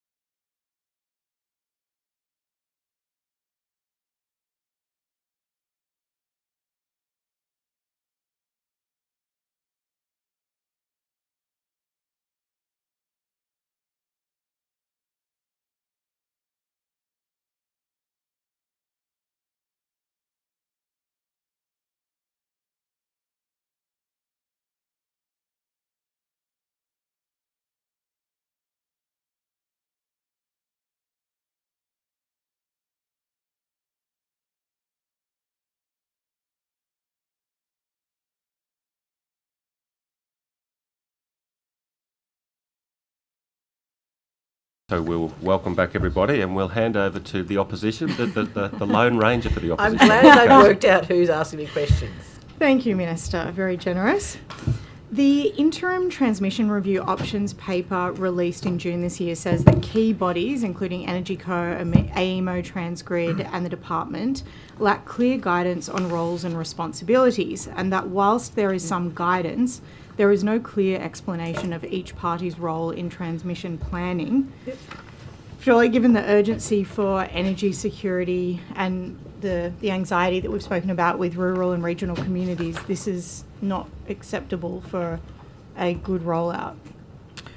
Look, it's a complex system. It's a complex system as a result of it being mostly privatised and having to coordinate a roadmap that relies heavily on private sector investment, working with government through Energy Co to make this, to have this done. That's why we're doing it. I mean, when it came to government, became the minister. Just to be clear, the clear roles and responsibilities of each organisation are something that should be clarified. Would you agree with that? Yeah, no doubt. And that's what we're trying to do through the review. So what do you think the roles and responsibilities of each of those organisations should be, and how should they be outlined? Well, I mean, I appreciate that you might want me to spell all of that out in detail. I'm happy to take that. I would love that. Yeah, well, yeah, but look, I'll take it on notice. I mean, but it's not just me that would love that, obviously. No, but Minister. of course. But this is the whole reason why we're having this review. I mean, just the history of this is very good work done by the previous government in establishing the energy roadmap and the way in which we were going to deal with those matters. Not so good work in privatising the whole sector so that we now have less levers to use in government to resolve some of those matters. When we came to government, we said that the roadmap stays, we've got a plan, we're going to work through it, we've got bipartisan support for it. I got Cameron O'Reilly to do the review of whether it was fit for purpose and really the check-up on the roadmap in terms of how it was, and in a very fast changing. Let's remember that the original roadmap was set up under COVID, and it really was very much the kind of the conceptual plan. The job that I've inherited is implementing the plan, and so these issues have emerged over time. And that's why we're doing the reviews and constantly fine-tuning them. People need to have clear roles and responsibilities. There is inevitably some kind of duplication in relation to these matters, and we're trying to actually deal with all of that. I don't think that, I think that's the right thing to do. Would you prefer a nationalisation of our energy system? Well, in these organisations? Well, I mean, I don't think anyone who knows me would be surprised that I'm not a big supporter of privatisation, and that honestly, if I was the energy minister and I had actually control over the assets that as we're trying to do this transition, that would be easier. But we don't do that, and I won't be nationalising. Just to be clear, no, I will not. You're not seeking to do that? No, Ms Boyd wants me to do it, and the Greens want me to do it, but no, we won't be doing that. Well, I think criticising privatisation, but then being in power and not taking action to not privatise. Are you serious? Are you seriously trying to put that to me? I think it's a If you think fair millions of dollars proposition. have been spent on buying back something that you already sold for a bargain, that sold out the public in relation to this and made the transition harder, and you think the priority should be that we put money into buying I'm just back asking you what clapped your out priorities coal-fired are. power I'm asking stations what rather than do the your transition. priorities are, Minister. That's on you. No, we won't be doing that. From your State of the Environment report, you know that there are approximately 202 contaminated sites across New South Wales. What additional resources are you allocating to accelerate the remediation rather than just maintaining the status quo on those sites? Look, I might, the short answer is that we're working through, as we always do, in relation to contaminated sites. There are cleanups that occur over time, but it is subject to the amount of resources we have to put into it. This has been a challenge for all governments, and I know it challenged the previous government as well. I might hand to Mr Chappell to give an update on where we're at with contaminated land management. I might just ask that we do that this afternoon, given we've got limited time with the Minister. Thank you. In terms of the State of the Environment 2024 report, it notes that 36 additional plant and animal species listed as threatened since 2020, with 35 critically endangered. Given your opposition-era pledge to prioritise biodiversity restoration, and you've had 2+ years now as Minister, why has the number of threatened species continued to rise? Well, I think the number of threatened species has continued to rise, unfortunately, as a result of a number of things. One of it is habitat loss, one of it is climate change, one of it is the lack of protected areas. I'm really pleased to update the committee in relation to the amount of hectares of protected areas that are growing over time. Since coming to government, and this is some of, just to be clear too, and I welcome this, that some of this is previous work that will ultimately be gazetted as national parks. We've got over 500,000 hectares in addition that has been protected. We've also got 40,000 hectares has been added to 20 national parks. I understand this. We're also doing the Great Koala National Park. Are these related specifically to protecting certain species? Like yes, every reservation is about protecting the threatened species within it. Every single reservation has. We try to have this. Is the CAR system, which is something adequate, comprehensive, adequate, and representative. Thank you very much. Wouldn't you say though that there still has to be an arresting of that decline at some point? Indeed, if those that's the entire work of my department. So that's how why. Long will it take to arrest this decline? It'll take a few years to turn around the mess that was left by the previous government in relation to land clearing, in relation to record levels of national parks. Point of order. No, you didn't, and you did very little habitat protection. Yeah, we did. You've allowed land clearing to go to be widely added. You didn't do additional. Minister, this doesn't really relate to my question, and let me take you to the marine parks. Yep. Are you still of the position that there will be no new marine parks or reserves in New South Wales? Well, as you would be aware, marine parks is something that's shared jointly between myself and the Minister for Fisheries, which is Minister Moriarty. That's a system that you put in place. We're doing the network plan. We're working very hard on getting... If you were comfortable with that system, then presumably, otherwise you would have changed it. Sure. I'm just explaining to you the structure with which we have. And the network management plan, we've done work on it to improve the one that we inherited, and that's being finalised. The real issue around marine protection is going to be in the rules and the zones on marine parks, and that's work that will be coming out soon. So will you be creating new marine parks or reserves in New South Wales? There's obviously the two areas that people talk to us about. There's the Hawkesbury Shelf and there's the Twofold Bay, which are the two areas that are unprotected. There's no plans to do that at the moment, but marine conservation is something that we take very seriously and continue to discuss. Okay, so just to confirm, the position at the moment is that there will be no new marine parks or reserves in New South Wales? I don't know about reserves, but as I said, there are two areas that are outstanding. And there is no plans at the moment to create a marine park in relation to those two areas. Okay. Does the New South Wales Government nature strategy have any specific funding tied to it? Well, there's people working on it, yes. So is it specific funding or is it just a part of existing roles and people spend a couple of hours on it? It's the key strategy that we have to turning around the biodiversity loss that you've just highlighted. We're working through the nature strategy. There's obviously people that are working on that. There are programs that will sit under it and that will have to be worked through. What are those? What are those programs that are working? Well, the types of programs, so things like saving our species, and there's a whole range of, how are we addressing, I can hand over to Mr. Lean in terms of how we're dealing with this, but the nature strategy is going to set out the targets and the plans for how we're going to deal with biodiversity loss. It's going to deal with habitat protection. It's going to deal with how we deal with threatened species. The big part of where I'm trying to get to is actually how do we take an ecosystems approach. I have a very strong view that species by species is not the way that we're actually going to turn this around. If ecosystems are healthy, then the plants and animals within them, whether they're threatened, whether they're critically endangered, are part of it. That's the sort of systems thinking that we're trying to deal with this, and we're working through that. That will ultimately come as changes to the Biodiversity Conservation Act, the sort of programs and policies that will fit under that, whether it's the threatened species work that's done, excellent work done by Saving Our Species. Those are the kind of things. But I might hand to Mr. Lean if he wants to talk to the detail about what sins underneath it. Yes. I might get the specifics later if that's okay. I'll come back to you. I do appreciate it. Just to clarify, so given it's a systems approach, Are you intending to have a pot of money associated with the rollout of those programs, or is it that existing parts I of the always want department- money. I will be, talking to the Treasurer at length about these matters.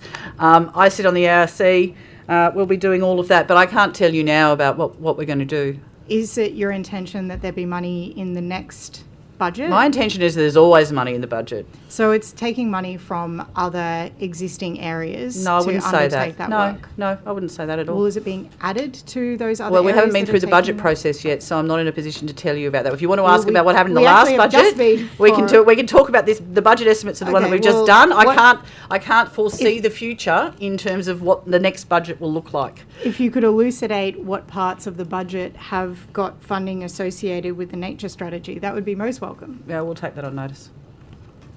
Okay, thank you.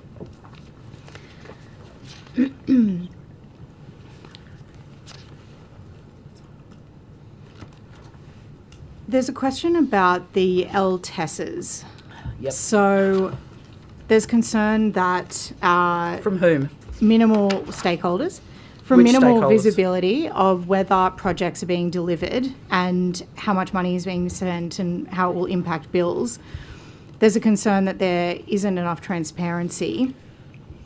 What specifically in terms of transparency is missing? So the concern is that the government is awarding multi-decade contracts to energy projects which haven't even received planning approvals, and that their progress is not being tracked. Well, I reject. Is that so, accurate? No, I would reject that their progress isn't tracked. We are tracking very carefully every single program that's coming into energy because, as we've talked at length about, we are pulling, as coal-fired power comes in, the amount of renewable energy that goes in is really important. So every project that is through the planning system that is going there is being watched very carefully. Don't forget they have to report into AEMO in relation to what they're going to be contributing to the grid. That's all fine. So the issue in relation to the LTESs, I might take on notice in terms of what, how much public information there is. Because there is quite a bit of public information, like this is not hidden, but we need to work through that. And it is, of course, part of the design of the roadmap, which we supported. So the department's regular reporting page on the roadmap seems to contain no progress data on Oh, let me check these. that. I suspect that's an oversight rather than a conspiracy. Okay, well, as you say, given organisations have to report, I believe it's quarterly, it would be good to understand that there are actually updates available. Sure, but there are, just so you also know, I mean, both ASL and the Special Financial Vehicle track the milestones and the progress. That's obviously within our own system. There's also the reporting to AEMO, which is fundamental to the National Energy Market Planning System, which is what projects are coming online at what time, because how are they going to contribute to the grid?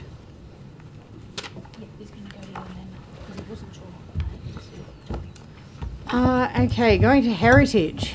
Your draft heritage strategy promises 29 actions over 5 years, but comes with zero additional funding. How do you plan to deliver the 29 commitments with no money? Well, it's still draft, hasn't been finalised. So we've done the draft heritage strategy, first ever heritage strategy for New South Wales, and it's being finalised as we speak. I was really lucky to speak to a bunch of practitioners and staff from Heritage New South Wales recently. Did they have a date, or do you have a date for when it will be made public? No, but I can find out in terms of what the likelihood is. And just to go back to that budget question, is there any money in this budget, the 25-26 budget, that relates to heritage strategy recommendation implementation? No, because they haven't been finalised yet. So it but- won't but- be until the next budget. Well, no, not necessarily. Let me take the rest of that on notice, because there are obviously work that's being undertaken in terms of the strategy that is funded. There's within the strategy there are a bunch of other things that are, some of it's planning, some of it's, we've just put out record funding in terms of supporting things on the State Heritage Register. I think it was about $8 million. So you're confident that recommendations that might come out of the strategy or plans within the strategy will be funded within the existing 25-26 budget? It depends in terms of what we finally commit to. Some of these things are kind of business as usual. If there's changes to the Act and we need to bring forward legislation, that's a different thing. So Are there any plans to change heritage laws? yeah, we'll have to. Could you give an indication of where that will be? Well, once what we're waiting for the finalisation of the strategy, which I haven't seen, the final strategy hasn't come to me for final sort of sign off and tick. The resource implications of that haven't been examined yet because I haven't seen it yet, and that's a matter for government. We'll do that. But suffice to say, I'm pretty excited about the new heritage strategy and what it will do, dealing with the dual challenges of housing and heritage. How do we properly care for our state heritage listed areas? How do we get to grips with the thorny issue of local heritage versus state heritage? How do we finalise Aboriginal cultural heritage? There's some pretty exciting ideas and work in there. Resourcing is always the issue, and that's something that we'll keep looking at. Minister, I guess related to heritage, the State of the Environment Report 2024 says that Greater Sydney's landfill capacity is projected to run out by 2030 or possibly earlier. Yep. Obviously, that's less than 5 years I've got away. a graph for this. Can I show it to you? Well, let me show you. It would be good to know really, what's being done. This is really important. This is really important. I understand, but so what's just so you know, actually being done, Minister? Yeah, well, I'm about to tell you what would have been done, and I know that Dr. Con's very interested in this, but this is the serious problem that we've got, right? So along here is the years around Minister, landfill. I really appreciate. No, it's really. Chair? If you're asking me what we're doing about this, I need to show you what the Minister, problem we is. do have a Are point of order. props allowed? Yes, Mr. Nanva. Chair, the procedural fairness requirements under paragraph 19 require courtesy to be extended to the witness. That involves allowing the Minister to answer the question that's been asked of her, and she was being directly relevant to the question that was asked, so I just request that Ms Munro allow. Well, I think question Ms to be Munro answered. can continue, and I'm sure that she will bear in So mind. can that I just we- ask that these actually didn't get handed around? I'm happy to. Can people just actually hand around the graph? Thank you. The point here is, and this is the important bit, we're running out of landfill in Greater Sydney. There's also it's a big pressure in regional areas. If this is the business as usual at 2030, this is the amount of waste that's coming. We need to do as much as we can on all different areas. So if you want to know what we're doing about it, I'll tell you what we're doing about it. Thank you, Minister. We've done the first ever waste infrastructure strategy, which we're about to finalise, that actually gets to grip with how much landfill we need, whether we need to do energy from waste, and I'm sure I'll get some questions about that, which is appropriate, and how we're actually going to deal with the actual reality that if we do not do this, we will run out of landfill, that the cost of picking up people's red bins, if you can pick them up at all, is going to rise astronomically, and that we'll start to see waste being shipped, which we already do, interstate. That is I the agree worst the outcome. problem So is that's what we're dire. doing, one. Two, we're doing the review of the waste levy, which is the best lever, the most financial lever we have around trying to divert waste from landfill into recycling, this is the key. Our recycling rates in New South Wales have stagnated over a period of time, and we need to deal with it. Three, we've already done this, and I really thank the support of the Parliament for this, was the FOGO mandates. The good news around FOGO is that it actually will, if we do it properly and it rolls out well, it will reduce landfill, what's in the red bins by about a third. Incredibly important. We're also doing a reuse and recycle strategy as well. We have to do, I think of the waste challenge actually not dissimilar to the energy challenge. Failure to act is not an option, and we have to be doing all of the things at all of the same time as we get it. There's also the work up front, which we've been doing with federal ministers, the packaging work, soft plastics, whether we expand the CDS scheme. We are doing absolutely everything on waste, because if we don't, that graph tells the story of the trouble we're going to be in 2030. One of the critical things that you haven't mentioned, which also shares an issue with the energy rollout, is land. Yes. Is there any plans at this point to create new waste facilities? Well, there's going to have to be. We need processing. Is it happening now? That's what the waste infrastructure strategy is, and as we finalise that, there's also going to be an implementation group. When will that be finalised? Very soon. Like in the next couple of weeks? Well, it hasn't. It's not on my desk yet, but I know it's close. Everything's coming with this government. Yeah. Well, I think we've done a bit more than you did for 12 years. Are you You're working? doing nothing. Are you working with the Planning Minister or the Minister of Public Lands around finding sites? Yes. So have you identified any sites? Why don't you wait for the plan and we'll tell you? Well, But yes. I'd like to know now if I could. No, I mean, so just to be clear here, this is something that's important for government, and it's something that some of this stuff is subject to cabinet decision making that I'm not able to share. I'm not trying to be difficult. I try to share as much as I can with this committee. Really? And, half the people sitting behind me are worried that I'm going to say something I'm not allowed to say. But because my general inclination is just to try and tell you as much as I can. But the point that I would make, and these are absolutely legitimate questions that you're asking. Just one more question, just because I've got 9 seconds. Were you responsible for the decision to not take up the UN's COP31 conference in Sydney? I'm not sure. So New South COP31 Wales decided not to. New South Wales hasn't put in for that. Yes. Yes. But my question was that your decision? Well, it was a government decision. Okay, thank you, Opposition. We'll now hand over to the crossbench and Dr. Amanda Conn. Good morning, Minister. Hello. You've correctly predicted that I've also got questions about Oh, waste. good. I love it. I love waste people. And you listed some of the things that you're already doing. Yep. I'm very interested in what's happening to reduce waste at its source, Yes, and yes. particularly the plastics plan. Great. That went out for consultation a year ago now. Yep. When will we get an update on the plastics plan? Yeah. Look, I'm hoping to do this pretty soon. It's incredibly important.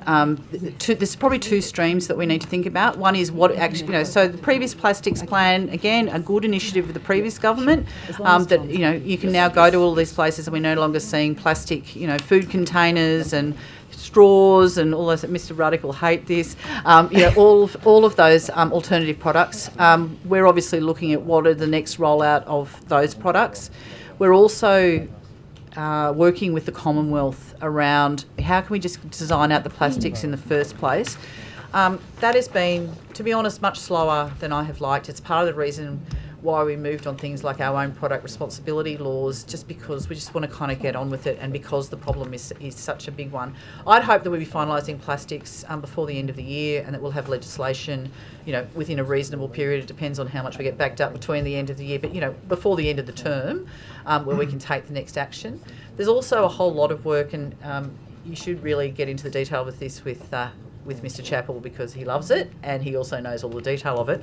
But, things like, we've changed the ICEMS legislation actually banned a lot of harmful plastics, including PFAS and things into the future. We're looking at sort of lists of banned items. Partly we shouldn't, if plastic's going to be there, then it should all be recyclable. There's so much that's actually in there that you can't even recycle. It's got nowhere to go and it's causing all of the harm that it is. So that's all part of the plan. In terms of a time frame, I would hope before the, it will be before the end of the term in terms of when the legislation is. But, we're wanting to take action on all of it. I don't know if there's anything. Did I miss anything? Well, no, Minister. I think the green list for demonstrably safe chemistry and a red list for prohibited chemicals would be a quantum leap for safety with chemistry in Australia. And I'm so sorry to interrupt. No problem. I would be delighted to come back to this afternoon, but I'll stick with the Minister in the interest of time. South Australia's banned the plastic soy sauce fish. Yes. Are you going to ban the plastic soy sauce fish? I'm not committing to banning that yet, but I'm also looking, and this is part of the plastics plan, is how do we harmonise with other states? I mean, the big ask from industry, no matter who they are, is like, can you guys just can the Federation get its act together, and can we all have to work to the same set of rules? And one of the things that we've been looking at with the plastics plan is how do we try to harmonise as much as possible? And when I say that, I mean how do we what's the best? I suppose who's taking the most serious action, and how do we rise? How do we rise to that? Because New South Wales is behind. Absolutely, and given the graph that you've tabled and the waste crisis that we're facing in New South Wales, do you see it as our role to actually lead rather than only follow what's been done in other states? Yes, but I would argue that we're already doing that in a lot of ways. The work that we're doing on waste, the work that we're doing on particularly the product responsibility, which is again a huge tool that we have to really drive product stewardship long term, whether it's solar panels, whether it's batteries. There's a whole range of other things that we can look into with that legislation, and I think that's the intention over time. Absolutely. You had the enthusiastic support of the Greens for that piece of legislation. Yep. I understand you've only applied it to batteries at this point. Mm-hmm. You just mentioned solar panels. Yes. What else is on the list that you might apply that framework to? Look, there's a few people who've got a long list of what should be on there. We do have a long list. Yeah, so, I'm sure Mr. Chappell and the excellent people at the EPA have got a long list for me. But look, we've just got to get it. We've got to get it right. The way that legislation was structured is that it's very flexible. That there are regulation-making powers that allow us to set up a range of different systems. Because the other thing around product stewardship is that in some ways they're a little bit unique. It sort of depends what's already there, how mandated is it? Is it sort of like CDS where everyone pays an extra bit of money, or is it just, we're working through all of that. I'm determined to get the battery stuff done properly, and I know that the regulation is close in relation to that. I went to the, New South Wales's, I volunteered New South Wales to do a national scheme for solar panels, which is extremely exciting, a really important kind of regional opportunity around processing, really incredible in terms of being able to not waste, one little bit of silver or one little bit of copper as we extract that. It's if we can get it right, I think it'll work. I'm sure there's a long list. People talk to me about tyres, they talk to me about soft plastics, the whole... Solvents. Anyway, there's a long list, but can I just get the first two right first, and I think then we can talk about the others.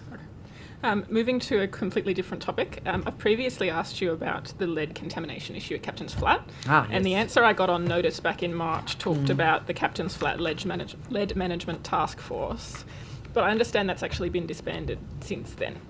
And now the issue that I'm aware of is that local residents can get testing with the support of the EPA, but if they then find significant contamination on their property, there's no support to actually remediate that, particularly if people need to do works on a residential property. And this is an area of significant socioeconomic disadvantage. People can't afford to do this work.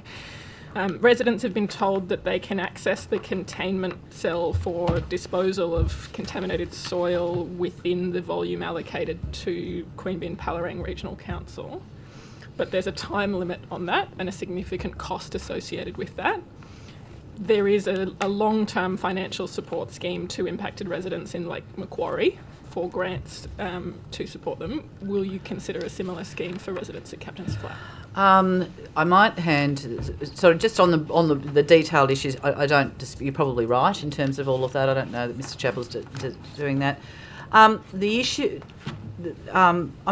we can look at it. We've also got significant lead problems, as people would be aware, in Broken Hill. And it's one of those, unfortunately, so many contaminants that are ubiquitous within our environment over a period of time. Asbestos is another one, PFAS is an increasing one.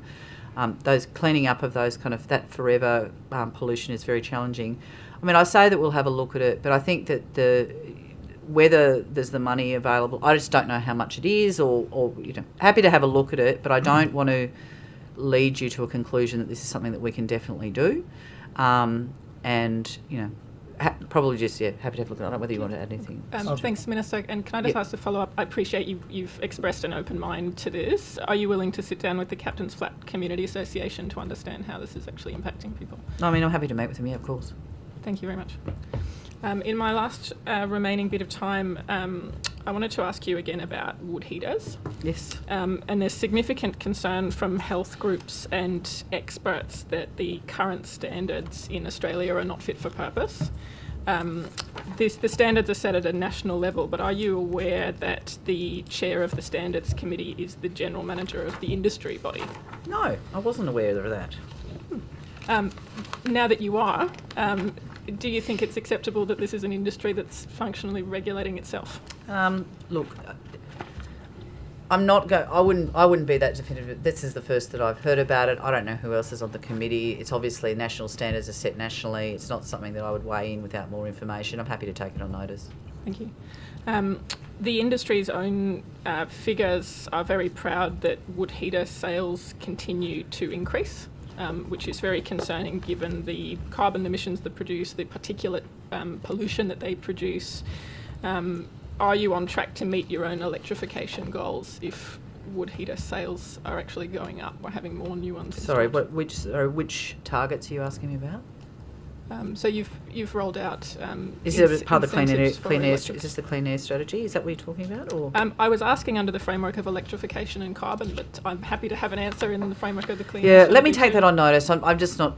It'll require a calculation in terms of uptake. I'm not sure. Yeah, let me just take it on notice. I don't want to guess. Okay, no worries. I'm very frequently contacted by residents impacted by particulate smoke pollution who have contacted local councils that don't have the capacity or the capability to effectively monitor and regulate wood smoke issues. The Clean Air Strategy talks about the government supporting councils to better manage smoke from wood heaters. Will you consider greater support, guidance and tools to the local government sector so that they can respond to residents appropriately? Yeah, I mean, look, to be honest, I've got some information here, but it's sort of, it probably doesn't go really to your question. Let me take it on notice and actually get you a more fulsome reply, which I think would be better. This is, I'll just be telling you otherwise things that you already know. And EPA has recently provided some detailed guidance to councils on how to collect evidence from neighbours about wood smoke impacts, where there might be an infringement. So we can perhaps talk to that this afternoon. Yeah. Thank you. I'll come back to that this afternoon. Yeah, no worries. Thanks, Chair. Thank you. Okay, it's over to you, Thank you so Ms. much, Madam Mahalik. Chair. Good morning, Minister. Very quickly, can I just quote a couple of articles to you, and I just want your thoughts.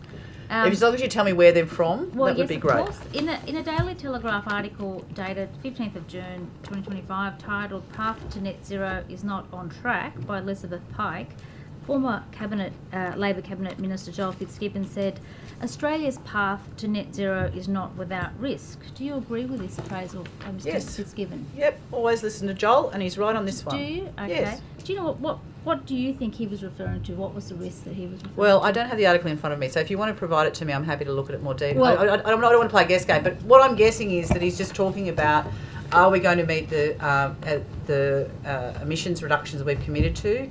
Whether he was talking about the federal ones versus the state ones, I don't know. I can tell you a lot about where we're on track because we do a lot of modelling in relation to this. We talked about this a bit earlier this morning.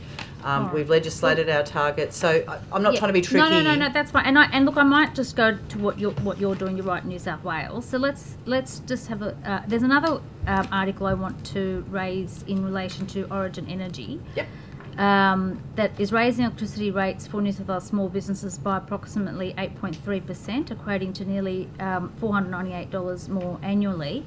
It further notes, this is the same article, that since April 2022, average small business electricity bills have surged from $6,000 to $8,000 annually. Do you accept that your renewables-driven energy agenda is directly contributing to these skyrocketing costs? And that this risk of the net zero agenda is impacting the viability of New South Wales small businesses? The biggest driver of increased costs has been privatisation of our electricity system. But there is also prices are going up around the world.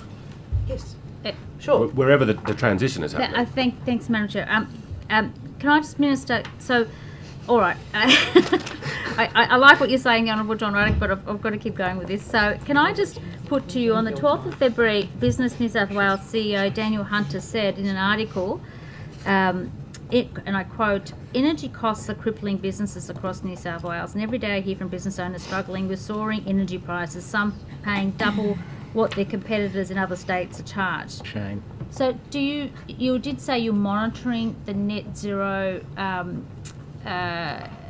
path that you're conducting in New South Wales. Are you also monitoring the impact on small businesses as a result of the high energy prices? My job as the Energy Minister is to do a number of things. Do you agree with his comments that it's crippling small businesses? I agree that it's it's a very challenging environment. Cost of living is a range of prices on a whole range of things, and I do accept that that energy is challenging for households.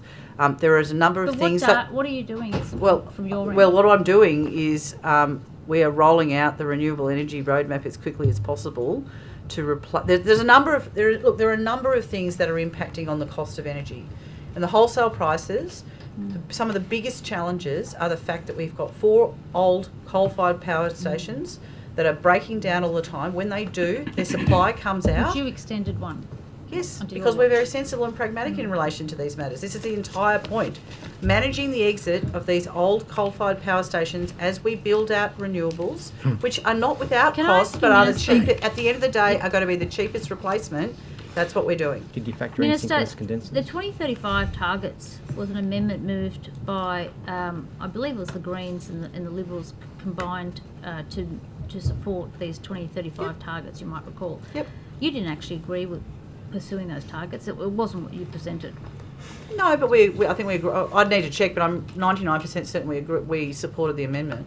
You definitely supported the amendment, Yeah. but you didn't. There must be a reason why you didn't actually present this in your legislation. No, look, there was a disagreement around some of these issues, which inevitably happens when you're putting legislation through Parliament, Is that particularly... disagreement in the cabinet, you mean? No. Oh. No. Disagreement across the Parliament, and the previous No, government... it wasn't in your legislation, that's my point. I'm trying to explain to you why that was the case. Yes. So there was a view that the 70... Whether we should have an interim target around 2035 was a question mark. There was already a notional 2035 target that had been put in regulations by the previous government, which was part of what they did, and we in the end decided, well, we can put it in there. There's no great conspiracy about this. You decided to agree to the Liberal and Greens. Yes, but there was, but just to be clear, there was already in regulation rather in legislation, a 70% target, and we just in the end agreed to put it into the legislation. There was a disagreement about whether we needed to do that or not, and in the end we were relaxed about putting it in. Minister, inflation's jumped to 2.8% as of July 2025, and electricity prices alone have surged roughly 13%. Has your government modelled the fiscal impact of these energy price spikes on overall inflation? What? Yes. Not on over. Well, sorry. I'd have to take that on notice. I'm sure Treasury have done. They're doing ongoing work. What I do know, though, but if they are, do they advise you? Like if they're doing? Well, we get information in a variety of ways, but the Treasury. It's not Treasury's job to personally advise me about what's going on. But the point, one of the things I would make, which has been very just let me finish. This is directly to energy and inflation, which is that the support of rebates, both at the federal and the state level, have had a marked impact on reducing inflation. Minister, what's your response to the suggestion that the rising cost of running a small business, predominantly energy costs, has contributed to 4,634 small business foreclosures, according to the ASIC data in the year of 2023-24? Well, sorry, did the ASIC data say that it was energy, or is that your interpretation of small businesses? I believe it's saying energy is definitely is one that of what the that reasons. says? Is that what ASIC said? One of the reasons is energy. Is that what it Obviously. says? Yeah. I mean, All there's no doubt, and this is, again, part of our rebate scheme actually has supported small businesses. When the federal rebate scheme didn't do that, that was exactly the point that we have understood, which is that small businesses are under a lot of pressure, and that's why we continue to do and have a range of programs that's supporting small business to reduce their costs through our energy savings scheme in terms of appliance fit-outs, heat pumps, those kind of things. We've had a rebate scheme that has been in place that has supported that. You know, there are a number of things that we're doing. So, yes, I accept as a contributor. I don't accept that it's the reason why 4,000 businesses No, have it's gone fine. out I of just there. wanted your response to that. Yeah. All right, back on the plastics, you did say earlier, and I note... Where's your tethered lid? Well, you haven't done it. You haven't No, made I haven't done the change, it yet. even though I proposed it and the House supported by motion. I'm not going to put it in the ledge. I'm going to let you move it as an amendment. About That'd it. be awesome. In fact, you considered earlier that you've got a bit of a delay, and I think you were saying that you don't even know if you'll finish it by the end of the year, the plastics plan. Is that right? Yep. Or possibly this Well, we're term. trying to do it as quickly as we can. What's the delay? The delay is. Well, I'll tell you what the delay cabinet? is. The delay is that we. There are a lot of different pieces of legislation. I'll check with my team, but I think so far in this term, I think we're over 10 pieces of legislation that we've had to do. Things are sort of lined up to do in time when we can. We have urgent things that need to come forward, as Mr. Fang knows, and we have to deal with those. And so, look, it's on the legislative agenda, and what I've said, and what I've said. You're the buck stops with you. I mean, you're leading in this area. Yeah, I am, right? and I've also done 10 other pieces of legislation, so we're doing it. It's in the legislative list. Have you got staff supporting you? I've got great staff supporting me. Okay, and they're getting paid pretty well, so I don't know why. Not enough, actually, but you know, and you're they getting do it paid because very they're well excellent. too. Well, that's I'm 'cause sure you've you can capped their handle 10 pay. pieces of legislation. Look at poor the Honourable John Graham. Minister John Graham's got way more legislation to manage. All right, can I just ask you about the coastal? Minister, can I quickly ask you the Coastal Management Act? Yep. Are you on top of that? Have you been? Are you comfortable with the latest sort of figures across the data about the microplastics in the rivers across New South Wales? Yes, I'm across it. Do I think it's good? No. Are we trying to deal with it? Yes. Okay, because they've classified Georges River as being graded good, right, in the Yep. 22-23 estuary report by the New South Wales Coastal Council. Yep. And then the latest AusMap data shows that your beach recorded 2,495 microplastics Yep. per square metre. I'm just wondering, like, that's got to be one of the worst. That's got to be a really high figure. Are you not concerned about that? How I'm can it concerned be about classified as microplastics good? everywhere. Microplastics are ubiquitous in the environment. We're doing a lot of work to reduce plastics, not just, and that's already occurring outside the plastics Do you plan. fund any money to AusMap for their work or not? I don't know, do we? I think Do you take that on notice, or I think if you- the Yeah, EPA well- may have provided some support for that exercise. Why don't we take it on notice? Certainly We'll find collaborate out. with them, yeah. Yeah, let's because it take looks on. like their data is quite different from what their data is far more comprehensive than perhaps the data that you're relying on. It just Minister. depends. Look, why don't we take that on notice? Happy to sort of do the differences. It depends what they're measuring. It depends when they're measuring it. I'll leave it at that, Minister. I think Mr. Ruddick. Great. Okay. The only point I'd make is, yes, it's a problem, and we're trying to deal with it. Go, John. Minister, as you know, the Snowy Mountains hydroelectric scheme in the 1960s was a huge engineering operation. Yep. And we didn't have as much concern about environmental impacts at the time. So in the late 90s, there was a study taken out, and it revealed that there were 400 sites of environmental damage, and 35 of them were considered to be major problems, like with asbestos, weed invasions, eroding soil dumps, etc. So what then happened was the Snowy Mountain Hydro chipped in $32 million. They gave it to the New South Wales Treasury, and they then gave it to the National What Parks and year, Wildlife sorry? Service. What year, John? 2003. Okay. So it's ancient history, but it's important. Now, that money has been sitting there, and some work has been done, but the people who really love the Kosciuszko National Park have told me that they have really struggled to get any transparency on that money. So there is a pot of money sitting there, and so we would like to first up get your understanding of why it's hidden behind some commercial incompetence arrangements, which doesn't sound right. So when can we get exposure? When can we find out exactly how much money is remaining, how many sites have been restored, and what will the remaining funds be used on? Look, can I just say I'm going to take the whole question on notice, but I can provide you with some information and appreciate this. So the Snowy Rehab Scheme, can I just, before we start, I did want to tell you this. So as we speak, the Snowy Hydro Scheme is currently providing 5.9% of all of New South Wales' electricity right now. Wow. So there you go. But in terms of the scheme, the advice that I have got is that there was a rehabilitation program that worked across 144 sites in the park over that period of time. The rehab included earthworks, stabilising slopes, preventing erosion, weed control, and planting of native vegetation. Basically, the biggest impact that's been on that is that the fires. So people would know that the fires massively impacted Kosciuszko National Park, and some of those sites were burnt. And just as an example, one of the sites where we have the corroboree frog rehabilitation, for example, came over the hill. It's a very special, it's in a very isolated site, and it was under pressure, and it was sort of defended. So. There's also then been, as a result of that, some of the works had to be done twice because of the fires, and so there was some funding from the previous government to do that work. So I'm just having a look in relation to that. I'm told that all the funds have been expended, but I just don't have enough detail. Let me just take the rest of that on notice. But the point, I think the challenge here, understand people's need for transparency. I think when this original arrangement occurred, it was back in the day, long before SO52s and the kind of level of transparency that we now have. I don't have enough I don't have enough to give you today. Happy to kind of share it with you. Thank you. But let me just take it on notice. Thank you. Thanks, Minister. Okay, opposition. Thank you.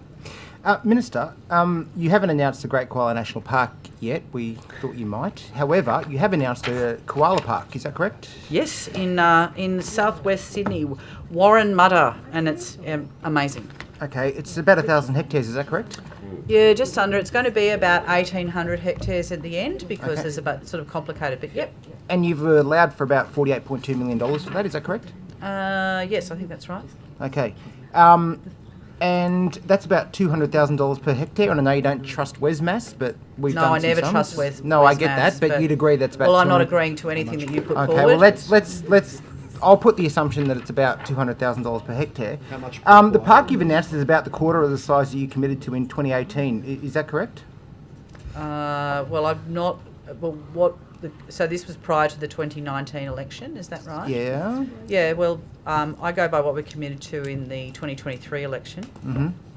So what does that $200,000 per hectare go towards?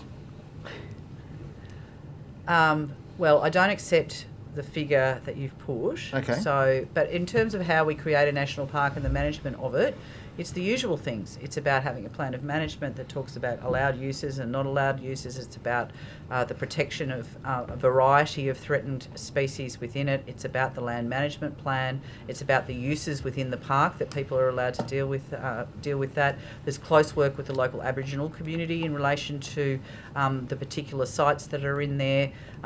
That's what national parks do. That's Okay. their job. All right.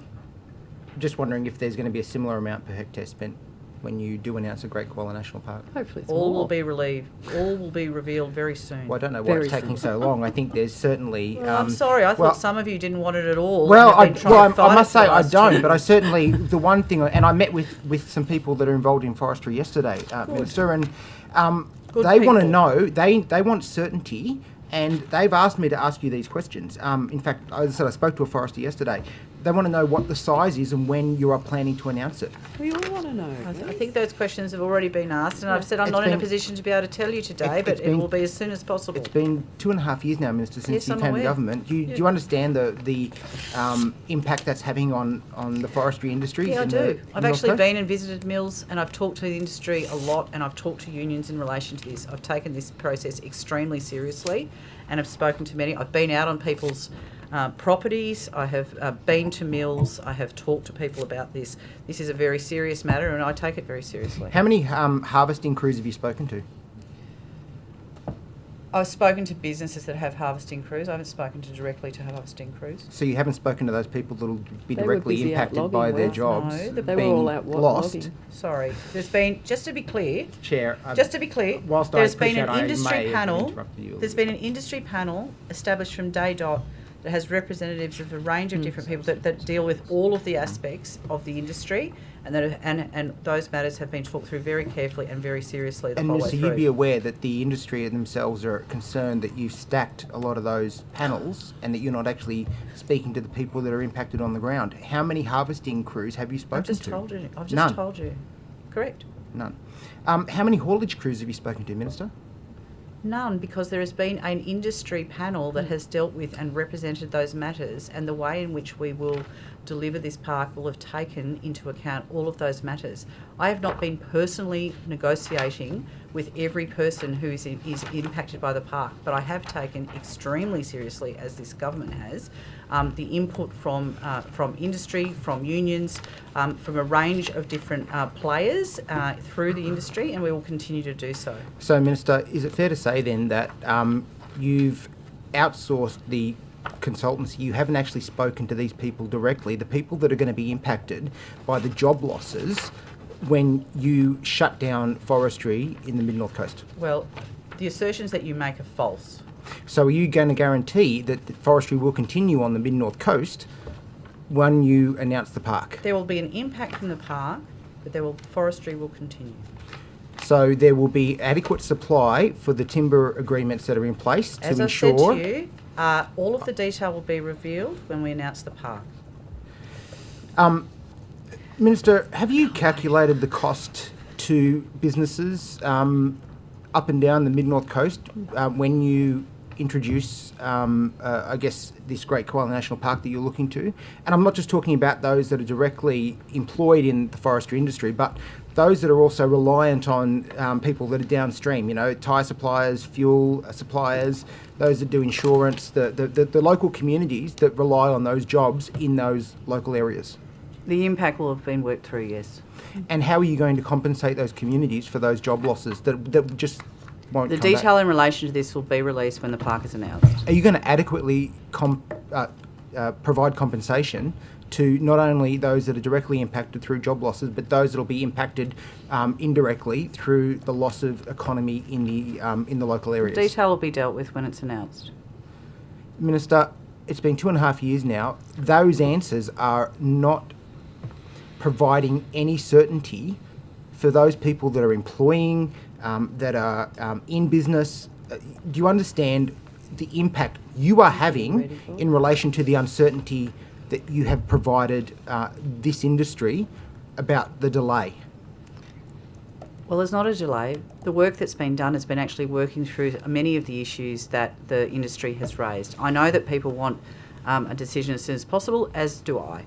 But this is actually important, careful work where the kind of questions that you're asking will be able to be answered. We haven't just gone, look, you know, and, some people here would have just wanted me to basically make the park and deal with all of the details after. That's not what we've done. We've also had to work through really carefully, and I really thank the unions and the industry players who've taken seriously this and raised many issues that we've worked through as part of it.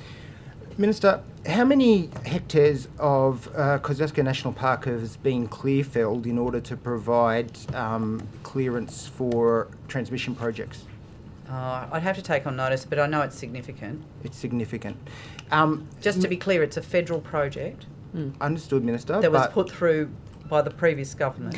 Minister, not relevant to the question I was asking. Well, it is. If you're worried about it. It's not, because I'm asking If about... you're worried about what I've inherited from you, Minister, then yes, it is that. No. I'm asking, in relation to the areas that have been clear-felled in order for you to put those transmission lines through Kosciuszko National Park, what did you do with the timber? Well, I'm not putting them through, just to be clear. They're not my transmission lines. What happened to the timber? We have a timber shortage, a hardwood timber shortage in the state. What did we do with the timber? Yes. I know that there are some issues about this. The detail of that, though, I'm happy to take on notice and come back to you. If I can come back before the end, I'll do that. Do you know, Minister, if those some of those trees were wood chipped?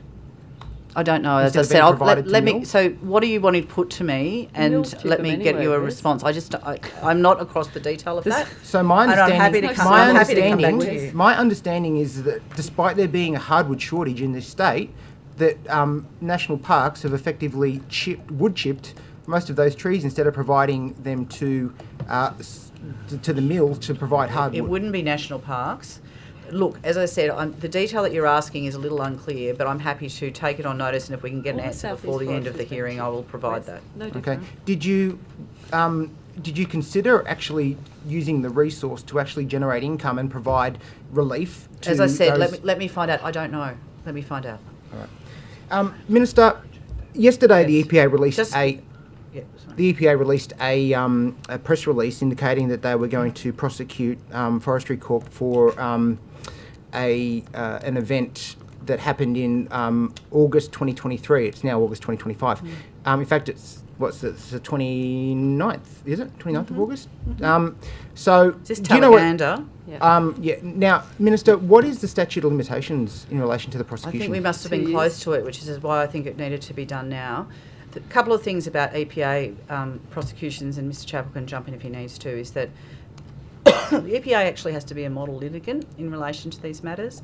There is a very significant investigation that is undertaken before before prosecutions are undertaken. It's different to the police, where you don't get to sort of charge and then deal with it later. This is actually exactly the issue that we had with asbestos, which is everyone saying, why can't you charge people straight away? It's actually because the way in which investigations and charging operates under the EPA is they actually have to complete the entire investigation and then they need to move forward. So, yes, my understanding is I think it was Monday or pretty close to in terms of when the statute would run out, but this has been an exhaustive investigation and 29 offences are being dealt with, and I'm not going to talk very much about it because it's now before the courts. So, Minister, do you not concede that you've had 2 years, I guess, to launch a prosecution here, but you released the press release literally at the death knell of it potentially failing, and you did it on the eve of estimates? Well, no. Why are you sad about this? Sorry, I don't understand what the point is here. The investigation concluded. The working with the courts was dealt with, I think, this week, and as soon as that was finalised, it was then released publicly. I'm not quite sure what the sin is here. Well, there's many, Minister, but I might address some And of the those. other point I that might I would address make some of those too, later the other this- point that I would make too is the EPA is an independent regulator. I do not direct them in relation to these matters, and Which nor is should why I. the timing was curious. Especially on the eve of estimates. The eve of estimates, you put the press release out. I think as you've probably identified, it takes a long time to do the investigations. They were finalised right down to the wire, but they were done. As soon as this became clear, there was a press release. We haven't hidden it, and the point here is that it was getting to the statute of limitations, which we've accepted. I don't understand where the conspiracy is here. Okay. No. Well, I might address this a little bit later. Minister, you're obviously the Minister for Heritage, and I am. You're in charge of I'm national lucky. parks. Yep. Skyville. Skyville, yep. Now, Minister, obviously this has been a long, drawn-out process. Yes, and I think that the people there have appreciated your advocacy on their behalf, because I think a lot of good things have been able to happen as a result of it. Okay. If that's the case then, Minister, why is there still a dispute around the Commandant's house, and why hasn't National Parks commenced or even completed the work that they should have done under the instruction of Heritage New South Wales, of which you are the Minister for both departments? I know. Now, let me have a look. I do have some information here.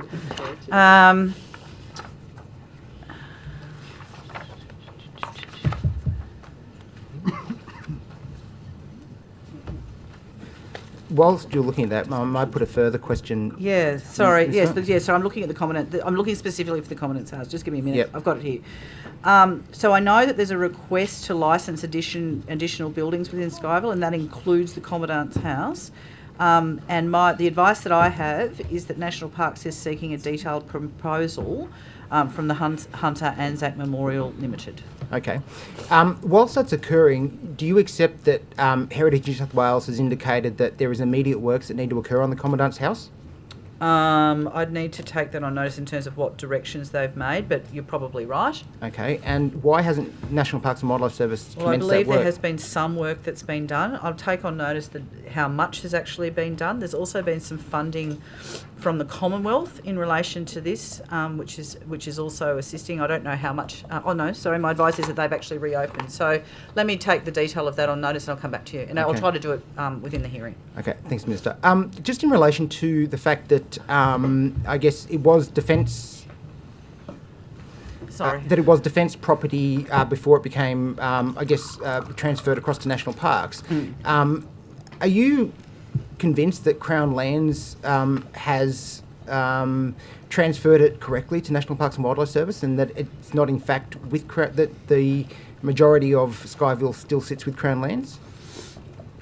I'm not aware of the issue that you raised. Are you suggesting that there was some problem in the transfer and the creation of the park? My understanding is that they can't find the deed that transferred from Defence to When did that National happen? Parks for the whole part of there were two parts. 1996. And only one part of the two parcels of land was transferred correctly, and that in fact it's very likely that Skyville still sits with Crown Lands. Oh, okay. Interesting. Haven't heard that before. Take it on notice. We'll find out. Thank you, Minister. Just in relation to the back to the energy bill that got rammed through in 2 days. That you didn't support. No, that's correct. We didn't support it, and proudly appreciative of the we Liberal proudly support. didn't. Minister, have you issued a direction to any network operators in relation to the new powers that you have under that bill? Not yet, no. You haven't issued any directions? Oh, well, I have it over the period of time being a minister, I have, but under this, no. No. So there is no direction yet to ACERES or Transgrid? No, but I think one's coming. Okay. When do you expect that will happen? I don't know. I need to ask the department when they're going to get it to me. Soon. Yeah, I think the process is underway, but we need to go through a couple of steps in terms of consultation. Okay, and those directions are required in order to allow ACERES and Transgrid to secure finance for those synchronous condensers, is that correct? It's not related to ACERES. These first round is primarily, as we've said, about the synchronous condensers for Transgrid and for the compressed air in compressed air in Far West. So none of these directions will involve ACERES and the 7 synchronous condensers. Okay. No, look, let's be clear here. You're guessing about a lot of things and speculating about a lot of things. We have to, Minister. We don't get answers. Well, we make public a lot of this information, and we will do so once it's finalised. As I've said to you, the department's doing the work. These are not... These directions are complicated and they need to be legally robust and they need to be worked through properly. Okay. I've got, I will await that, and I have full faith in my department to be able to provide that to me. I can try and find out when that's likely to occur, but the detail of what's in there and out, particularly in the middle of consultation with affected parties, is not something I'm going to share with this committee at this point in time. So in relation then to the fact that there haven't been any directions under that new bill and no directions to network operators, I'll restate the question that I asked earlier, but probably perhaps in a more direct way. Are you assured that you will receive synchronous condensers in order to integrate them into the grid before you close a Awaring power station? Well, I don't close Awaring power station. But before it's scheduled to close in mid-2027. Well, as I said, I'm not in the business of trying to get gotcha moments for you to say... I know you're not, Minister, but I'm asking you a question, that's all. You going to let me finish it? Sure. Okay. The whole point of that legislation was what I'm hoping will mean that synchronous condensers... There's a worldwide shortage of synchronous condensers and worldwide demand. What this legislation is hoping for us to do is to be able to bring forward by 12 to 18 months when those can be completed. We are going to do everything in our power to have them in place in that time frame. Can I guarantee it? No. I would be a very unwise minister to make the kind of guarantee that I'm not in a position to make when it's going to be dealt with in 3 years' time. So, Minister, in that circumstance then, the document that I tabled earlier that indicated that if those synchronous condensers aren't online, we are going to face Spanish-style grid outages. I totally disagree with you. Okay, so you don't believe that you need to continue with the Awaring power station past mid-2027 in order to secure grid stability? The future of Awaring power station is not a decision for the New South Wales government. It's a decision for Origin, who own it, which you sold it to. Okay, Minister, has Transgrid indicated to you how they will secure and stabilise the grid if Awaring goes offline and they don't have the synchronous condensers in place? We are working closely with all parts of the energy system to make sure that any gaps are addressed. Minister, that's a very wide-ranging question to a very narrow question that I asked. Has Transgrid indicated to you how they will secure the network stability if Awaring closes in mid-2027? Yeah, that's why I'm directing them to get the SynCons. That's the whole point. Yeah, but they won't arrive in time, Minister. How do you know that? How do you accept that? Yes, No. there's a point of order being Chair. taken. Look, Mr. Fang is being disrespectful to the witness, the minister. He keeps interjecting with quips that are just redolent with malice, and he should be called to order. Redolent with malice. Malice, God. I will remind the member about the rules and ask him to act in accordance with the rules of procedural fairness and courtesy to the minister. Thank you. Minister, if Awaring goes offline in 2027, has it been raised with you, you will not be able to maintain a stable grid? Okay, you've now asked me this question in 4 or 5 different ways. I will answer it in the same way that I have. Every single day, my department, AEMO, and a range of other market players are working through how coal exits and how we replace the energy that is required. The time frame for those move around. A lot of the time frames that are dealt with this are contingent on the fact that we work in a privatised system. The levers that I have and that I am able to use, I am using to maximum effect, hence the piece of legislation that you now seem to be concerned about the outcome but didn't support. We are working through all of those issues. We are constantly, my department, you'd be surprised to learn, I don't talk to Transgrid every day. I do meet with them Minister, I've only regularly, got a and I little think bit that they're of very time. I've only got a professional little and we bit of work time with them. left. I just, But the point, well, no, let me answer the question. I want to ask about Tooral water management. Why don't you, Point of why order. don't you let me finish the question? Well, because because you've I need, asked I've only got a five little bit of different time ways, and I'm left, actually and filling it out. I just want. I mean, There's a point of order being taken. well, I see, now that's know. no. It's so difficult, isn't it? Do I need Yeah, to hear the why? point of order? Well, it's just to allow the It's- minister to answer the question in Look, the accordance other with the thing- courtesy and- requirements of the procedural fairness I mean, I asked a resolution. direct question. The minister doesn't get then leeway to talk Can I about just everything Yes, I you want to do. talk about. No, Look, I hear the point of order. Well, I it helps hear if the you member. ask useful Minister, questions. Minister, Sorry. wait. you say no. Well, Minister, that's quite rude. Mr. Fang, can I just These also are point not out? my questions. These are questions from affected community members and people that are going to lose power when Oh, you haven't sorry. stabilised the grid. Okay. Sorry. Right. You opposed the Okay, legislation I'm that just was gonna going to pause fix We it. did because Just- we want. Mr. Fang, stop. opposed I'm the just- legislation. Minister, You didn't consult with our stop. communities minister. God. Hey, can I also just point out, Hansard is busy trying to make everything work for us. Can we just have some order and respect? And Apologies, now Hansard. we are moving to Mr. Ruddock. Thank you, Chair. Minister, I suspect one of your most unpleasant responsibilities is related to the Brumby issue. I know that there's no good options here. But there could be there could be a bright spot. The East Gippsland Shire Council in April this year, released this feasibility study about setting up a large-scale, seriously well-funded high Brumby tourism centre. And we think that New South Wales should think about doing something similar because this is the land of the Snowy River. So we could have like a Brumby world where we could set aside a large part of the area and make it a tourist attraction, a big world-famous Brumby world tourist attraction. So is that something that you think the government may be wanting to sort of encourage to take place? Of course, we would support it being funded by the private sector, but the government could give voice to something of that nature. And then at least we could preserve some of the Brumbies, which, as we all know, there's a lot of people out there that have a deep affection for them.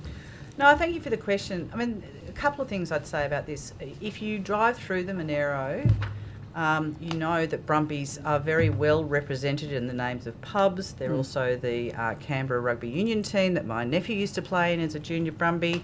That there are a whole range of areas in terms of the representation, the importance of Brumbies to that part of New South Wales. And I don't think there's any argument from anyone about that. The argument that has been is about whether horses should be in the park, and obviously that's kind of now being resolved in some ways. There is no intention to eradicate all of the horses from Kosciuszko National Park. We're working under the horse management plan, and that's what we've been doing. In relation to whether there needs to be a sort of another tourist attraction, I mean, to be honest, I'd say that that's really a matter for, people. There's nothing stopping anyone doing that. It would not be something that we would do within the national park. I can be very clear about that. But, if people want to pursue that, that's fine. But there is actually quite an incredible recognition of the role of Brumbies in that community, dotted throughout the Monero, which I think is actually quite well represented. Maybe what you're talking about is there need to be a trail where people could actually go and have a look and talk about it. There's a lot of businesses that are operating. We still allow, National Parks allows horse riding in the park. I think there's a range there, but the short answer is no. Okay. Now, I am sorry, I apologise for being a broken record, but I did want to talk about Mount Warning. Yes, of course. So last year the department announced that it would be reviewed again in December this year. Yep. I do feel as though, Minister, as though you're just kicking this can down the road because you don't want to make a decision. No. So could you give us an update of where we're up to in terms of what is the likelihood and what's the likely timing of when Mount Warning would be reopened to the public? Yeah, look, it is something. It's not something that I really am trying to kick down the road. I just want to be really honest about it. It's a very challenging issue, and it's a challenging issue for a range of reasons. One is that Wollumbin / Mount Warning is a very sacred place for Aboriginal people. There is disagreement within the Aboriginal community about the way and the nature and the conditions with which access should be provided to that. I also accept that there are many, many people in the non-Aboriginal community who have previously been up there who desire to be able to go there as much as they would like. The chairs walked up there. The chairs walked to the top of it. That was, that's fine. I mean, we look at the ways in which we 35 years protect. Again, I wouldn't say When it that wasn't a sacred there's site. no shame It in the was a fact that sacred people have site. done that. How'd you What get we up are really trying to deal with is, and since that time, Wollumben's been made an Aboriginal place. When it's made an Aboriginal place, it has special protection within National Parks and Wildlife. That is not an unusual thing. What is unusual is that this is an area that previously has been accessed by literally, thousands and thousands of people over time. It is a change. I regularly am very fortunate to visit national parks and to visit Aboriginal places where traditional owners show me these very special places, and they're able to do that. We've had a challenge with Wollumben and Mount Warning. Look, I haven't kicked it down the road. I have been talking to the Wollumben consultative group. I obviously receive and have met with a bunch of people who are very clear on trying to open it.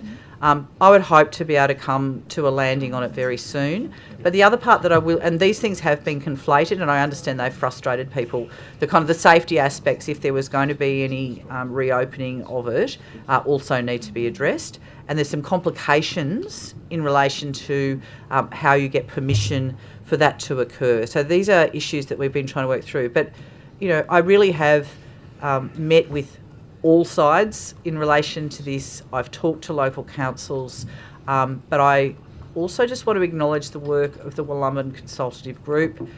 This is, for 20 years, they've been talking about how this place is managed and how it's managed appropriately, and those conversations continue, and they're also important. So it's not the answer probably that you wanted, Mr. Ruddick, but I really want to assure you that I'm not kicking this down the road. Okay, so if we're not kicking it down the road, then we could be expecting a decision of whether the general public can access the mountain prior to the next state election.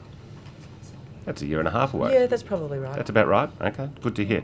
Are there any other locations around New South Wales that you are considering locking up due to Aboriginal cultural heritage concerns? Well, I just really disagree with you on that characterisation of the way in which we manage national parks, and particularly Aboriginal cultural heritage. Are there any other national parks where we're considering having the same treatment that Mount Warning has had? There are already parks, and I've been to some of them where, and this is, changing access to parks is not unusual, and it's not just as a result of Aboriginal cultural heritage. We're constantly opening and closing parks for a range of different reasons, whether it's fire or pest control. Sometimes it is also for cultural gatherings or also for particular Aboriginal sites. There are, and this is not unusual, within Aboriginal place recognition, often men's and women's spaces.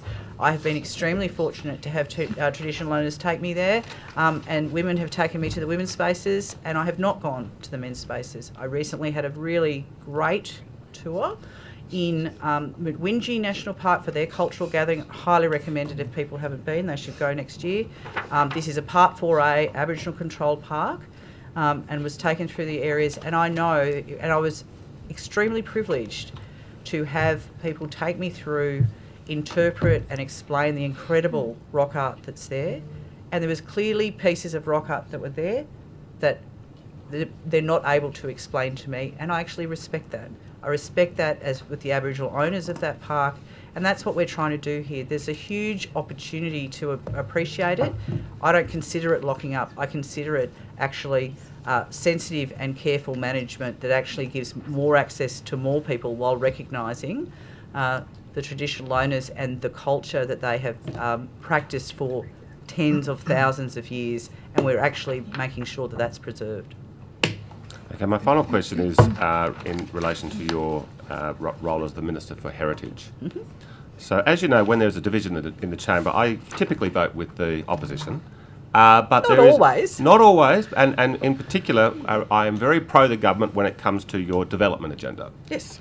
Now, I do repeatedly have Despite people... how much of a failure it is.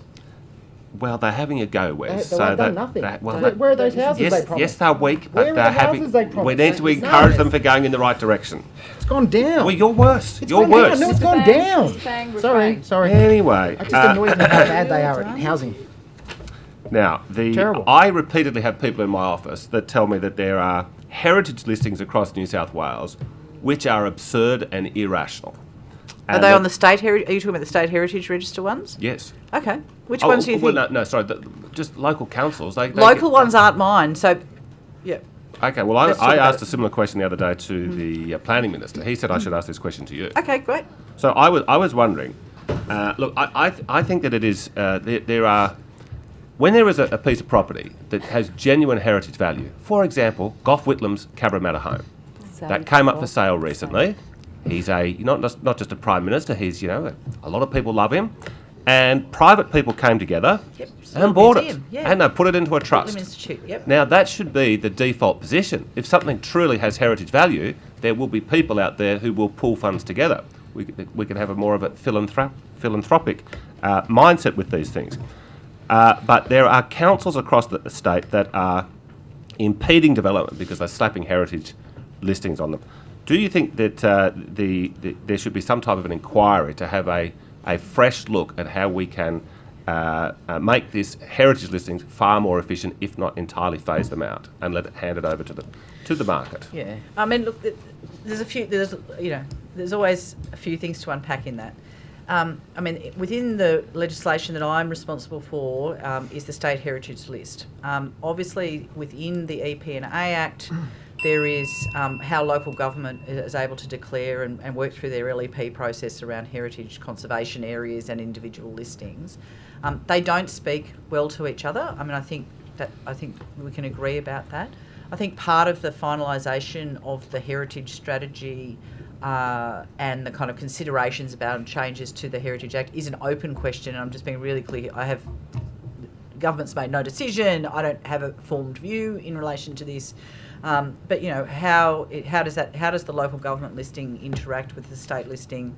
Obviously, this government's concerned about some use of heritage conservation areas. I need to declare that I live in a heritage conservation area in my council, but the sort of use of that as an idea to then mean that we can't do the kind of medium density around housing is not something that we support. Things like not allowing solar panels in heritage conservation areas, for me as the Energy Minister, is deeply concerning if we're talking about people being able to access cheaper energy into the future. So, I mean, I think those things are live considerations.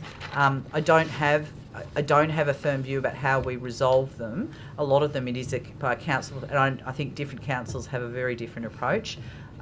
So, look, I think it's part of the conversation, but I don't have a firm view. But in terms of where you take it and whether you do an inquiry or something, I mean, I'll leave that to you. I'm sure you'll bring that to the Parliament if you want to do that. And we're sort of at a high level considering how some of that might interact with the heritage, any Heritage Act reforms, but no decisions have been made at all. So I don't want everyone to sort of get concerned about that.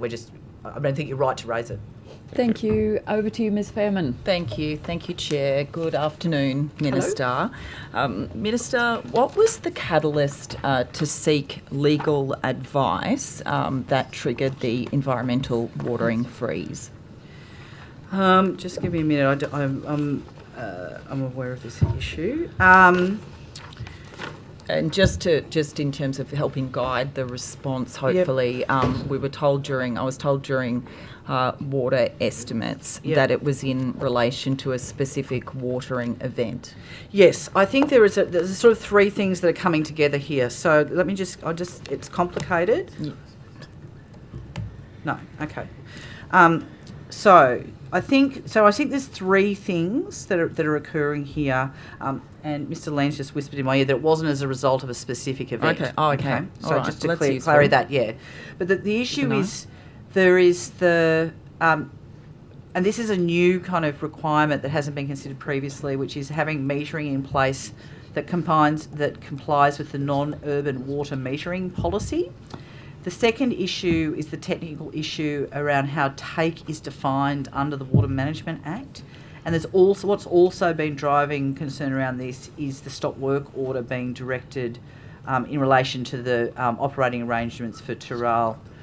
And so I think those three things have come together. Can I just say up front, totally accept that this is very problematic and that we need to get to the bottom of it pretty quickly. The idea that we're not going to be able to deliver the environmental water, as we should, is really important. And so Minister Jackson and I are working through it pretty quickly. Okay, there can also be an exemption potentially granted by you or the Water Minister, I understand, and she has said it's the Water Minister. Yeah, okay. And in terms of the freeze, how much of it is kind of self-imposed, if you like, from your department, and how much of it is NRA's position? I might actually give this to Mr. Lane. He's just been sort of tackling that, not trying to be tricky about it, just he knows the detailed question. Yeah. Or I can take it on It's been notice. very hard to kind of work out from our questions. So just to be clear, it's the Commonwealth Environmental Water Holder that's indicated that he is putting a freeze in place.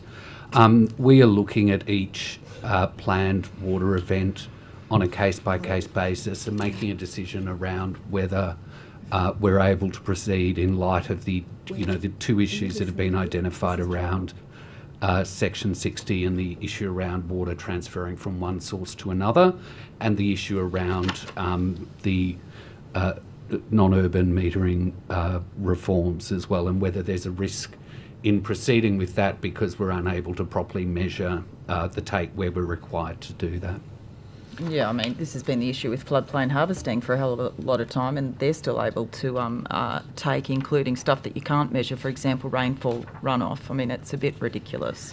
Look, it's a change to the way in which this has been interpreted, and we're trying to respond as quickly as possible. I mean, I've got some advice around sort of planned events. So the advice that I have is that there are 56 events planned this year. Only one event so far has been cancelled, and 12 have already been delivered or about to be. So I think 1st of September was a critical date for some. I think you're across the detail much better than me. But so my understanding is that just specifically on the marshes, I know well, and I know the landholders well up there, that they've received one release, and there's another one underway, and there's another one planned next month. Okay. But I think there is an impact because it's also the Commonwealth Water Holder is pulling some back. Yeah. So whether the volumes are the same, I think I can't give that answer, but I'll take it on notice. We'll keep potentially talking about this offline as well, maybe. But we're also wanting to put out a bit more information for people. I'm sort of aware that there's like a lot of confusion. Thank you. And my understanding is that that'll be happening,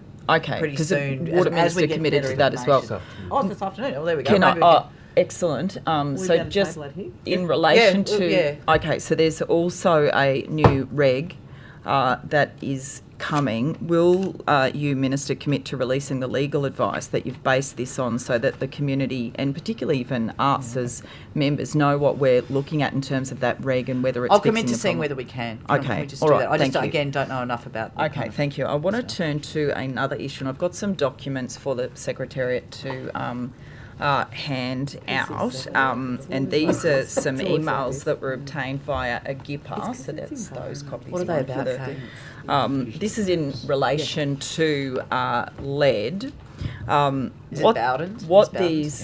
Broken Hill, but getting there. Okay. So what these emails detail exchanges over 4 years between EPA officials regarding the publication of an important piece of work by Professor Mark Taylor.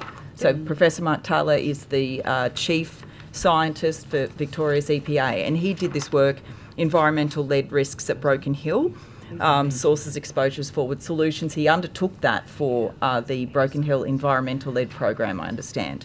Minister, firstly, the emails, so the back page, I think, of the email documents that were handed out indicate that you did meet, you and the CEO were briefed on this report in October 2023. Yeah, that's probably right. Yep. Now, the reason, can you recall that? Can you recall? I know it's 2 years ago. I mean, I get a lot of briefings, so it's all right. Just ask me, and I'll tell you if I remember or not. So, so the report shows that current mining activities are a major contributing factor to blood lead exposure in Broken Hill, in particular, through exposure to lead in dust. Yep. It also says that about half of the children aged 1 to 5 in Broken Hill have dangerous blood lead levels. Yep. 2/3 of those are First Nations. Yep.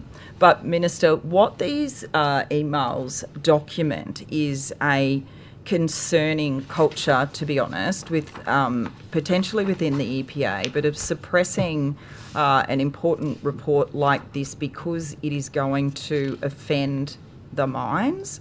So this report was suppressed for 4 years.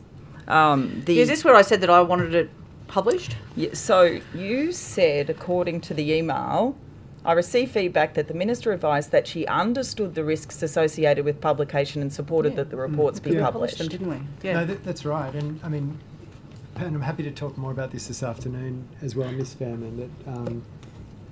That I'm just looking. I do have some more detail on this, but I understand COVID, the peer review process, and some other elements sort of all contributed to that delay.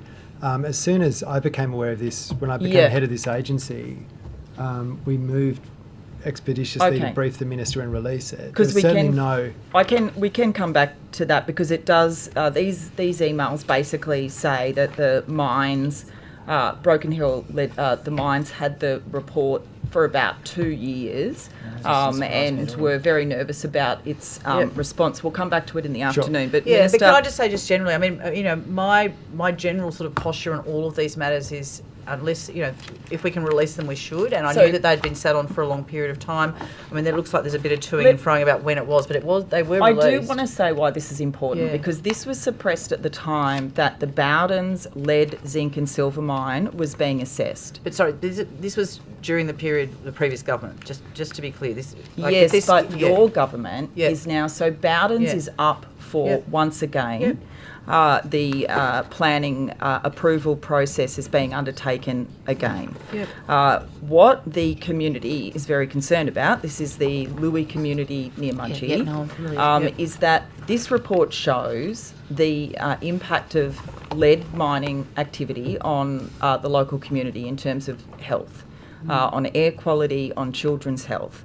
And it shows that, Broken Hill, the current mining, they can't keep their lead emissions under control from open cut lead mining. At the very least, what they're requesting is that there is a new EIS and that new information is taken into consideration for the assessment process of this, what is majority lead mine at Bowden's, Minister, because it's taking place 2 kilometres from a primary school. And again, this was kept hidden at this crucial time for a several year period, and it documents here, even while we did the parliamentary inquiry into those 3 mines, it even says here, one of the issues to consider is timing regarding the parliamentary inquiry in Cadia.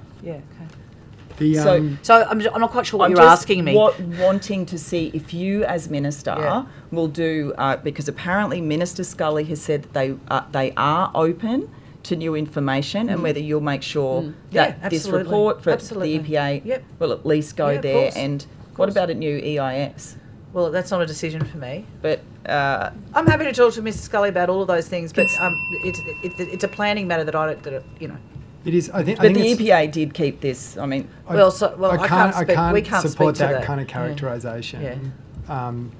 The report, which I've also read and engaged with Mr. Taylor on in his former role. Yes, you did. I also say that Mr. Taylor's now working for DQ. He's the head of science. And we welcome him. It essentially, and I'm sure we can provide extensive detail on this, but it goes through the sort of 150-year history and all the legacy issues being a major contributor, and then the operating mines as well. And I think it puts the causal nexus very much as a joint issue, and that's the complexity of managing the site and managing the town for better outcomes for the impacted community. But those impacts have been significant for many, many decades. We'll come back to that. Thanks, Mr. Chappell. Okay, you have time for one question. Thank you. Minister, to your knowledge, has DECU or its predecessor agencies ever been issued a stop work order by the NRAR before, or at Tooral or anywhere else? I'm not aware of it, but let me take it on notice. I don't believe so. And just in relation to the OMP for the site, it was dated... Sorry, you're talking about Tooral? Yes. Yep. And the operation and maintenance plan, was it still in date? It finished till June 2024. Has it been updated? Look, I think we should take that on notice. isn't there? Yeah, there's an ongoing investigation at the moment into that. There's a difference of opinion between NRA and the department previously in terms of what was required under the approval and whether that approval was consistent with the Water Management Act. Does Conservative Heritage Regulation Group and National Parks and Wildlife Service have respective roles on the site, or are they separate? Like, then do they operate together, or are they separated? Well, we out? work as one department all the time, but they do have different roles within the those things. There's a complex arrangement in terms of who holds which approval and which licence and stuff. But Deputy Secretary for Conservation Programs and Heritage will be here this afternoon. Excellent. Ask Brendan. Plenty of questions. He'll know. You can come back to Minister if you like. Minister, just very quickly. I've got a bit of a Minister, very quickly. DQ is currently carrying out public consultation on the draft regulatory changes relating to the gas supply and pipeline projects in New South Wales. So both the two proposed guidelines, one on the authority to survey and the other on compulsory acquisition. Yep.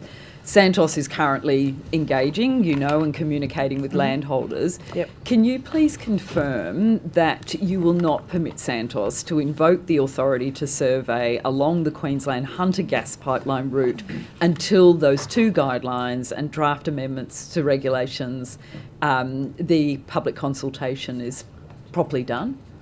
I need to check where it is in the pipeline. I mean, obviously it's not before me there's no request before me around authority to survey. I have provided authority to survey on the Hunter line. Can I just take that quickly on notice? But I mean, I think what you're fundamentally asking me is sort of for a commitment that I won't do something. I won't give you that commitment. What I will do is make sure that, we're doing, part of the work that we're doing is a result of investigations previously, and the guidelines are about making sure that community consultation is done properly.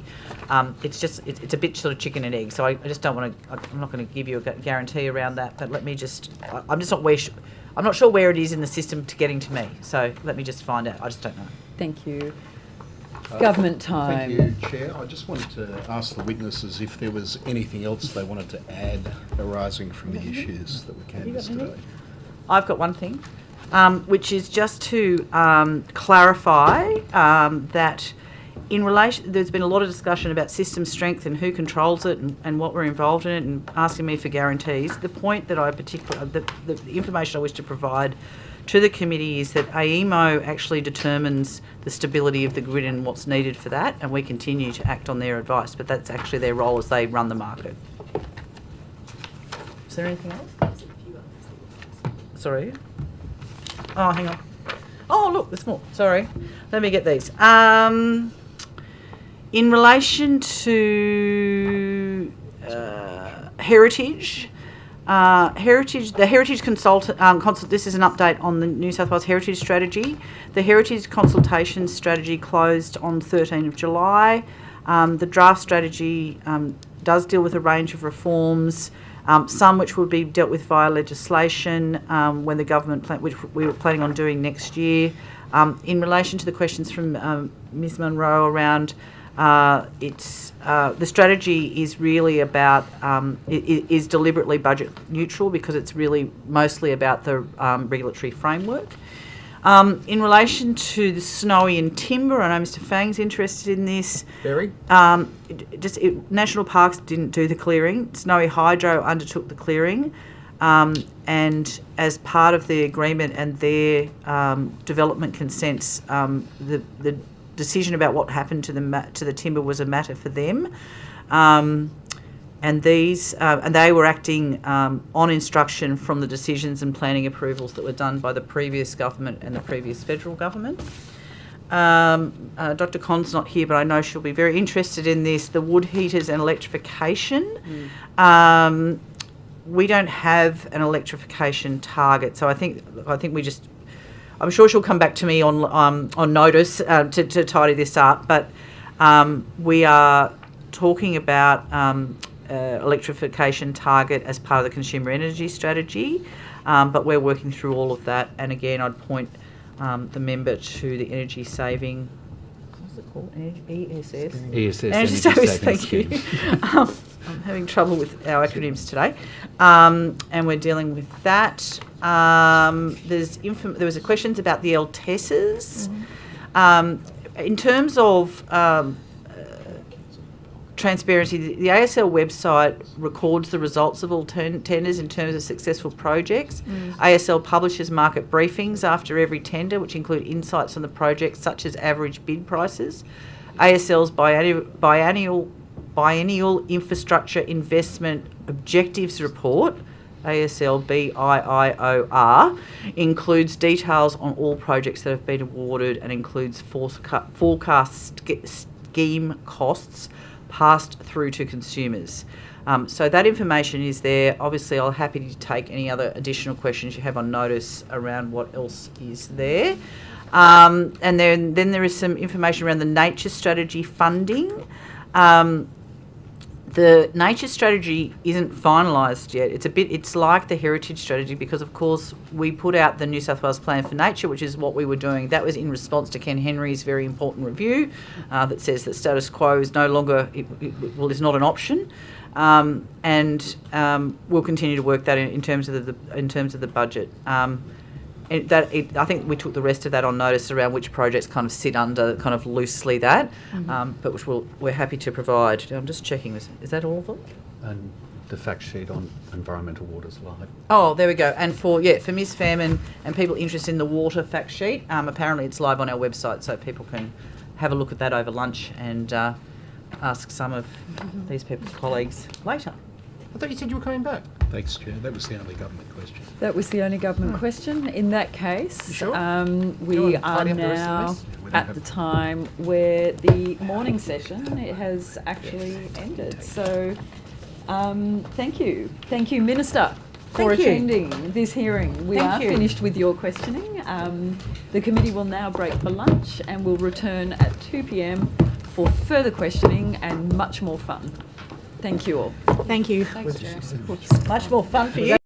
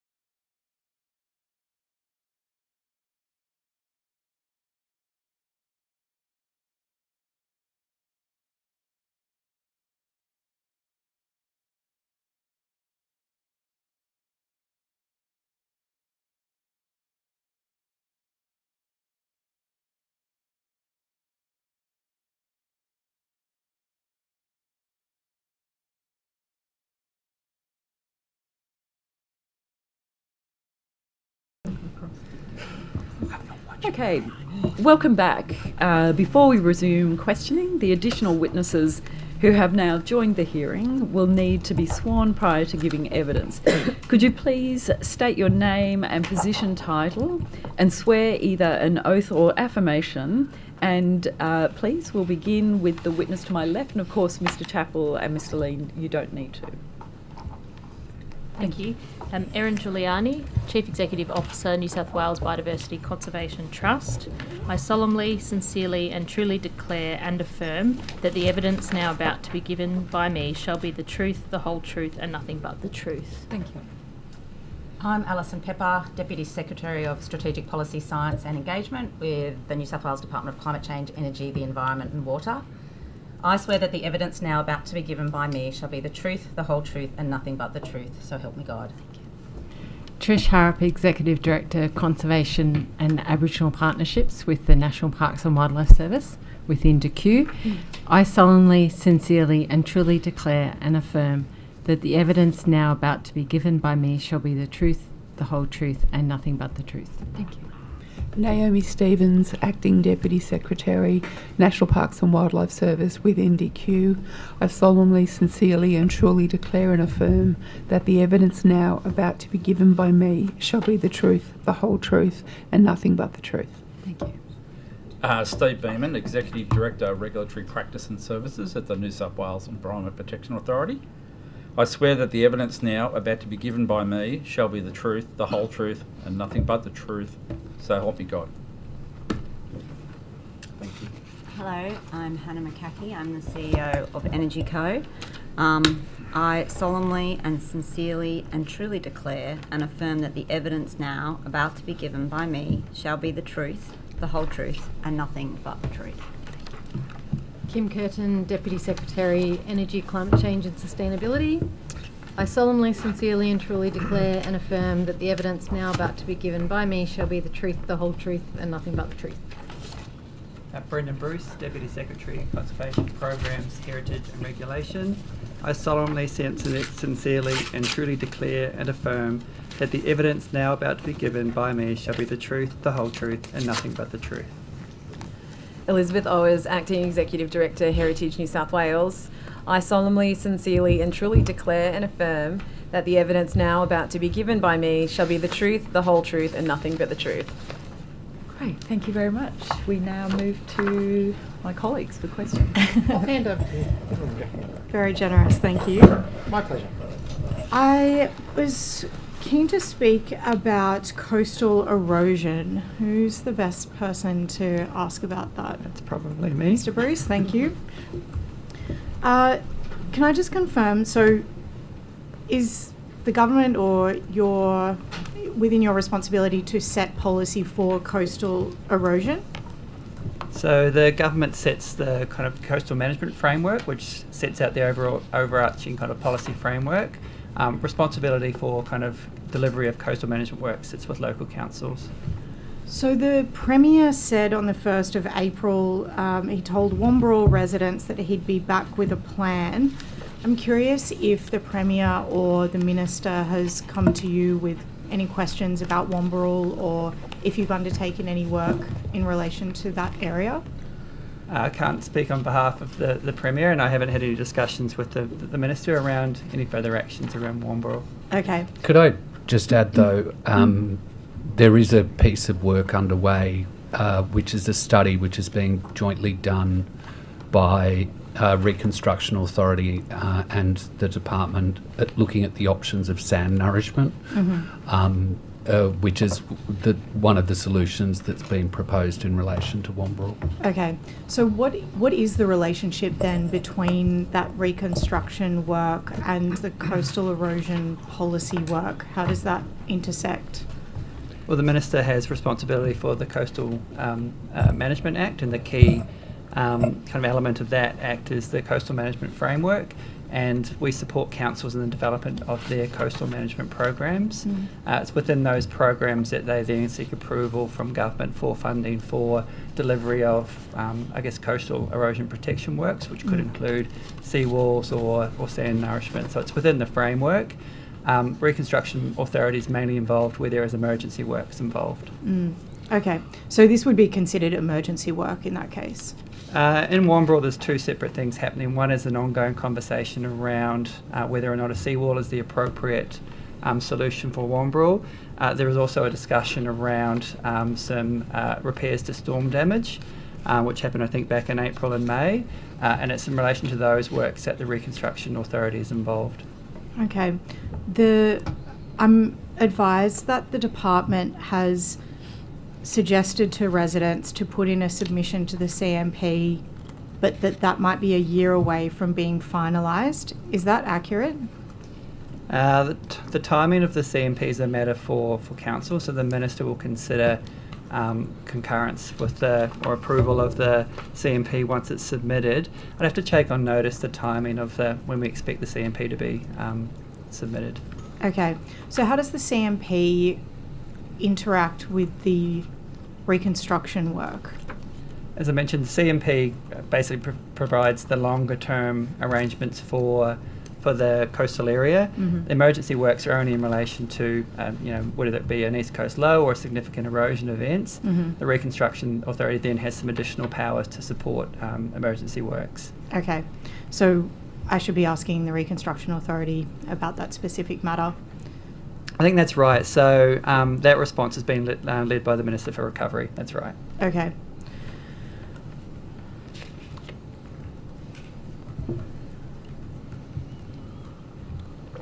There was a question about a sand-covered rock revetment wall at the entrance. Is that within your purview? Or is that also a Reconstruction Authority? What was the question? It's, whether that is in your purview, that sand-covered rock revetment wall? So that could be so a wall such as that could be a work that would be could be approved within a coastal management program. So if council does have an approved coastal management program, they are able to seek funding from government for those works. It does sound like that's the type of work that would be covered by CMP. Reconstruction Reconstruction Authority is only really involved in relation to kind of key kind of storm-related erosion events. Okay.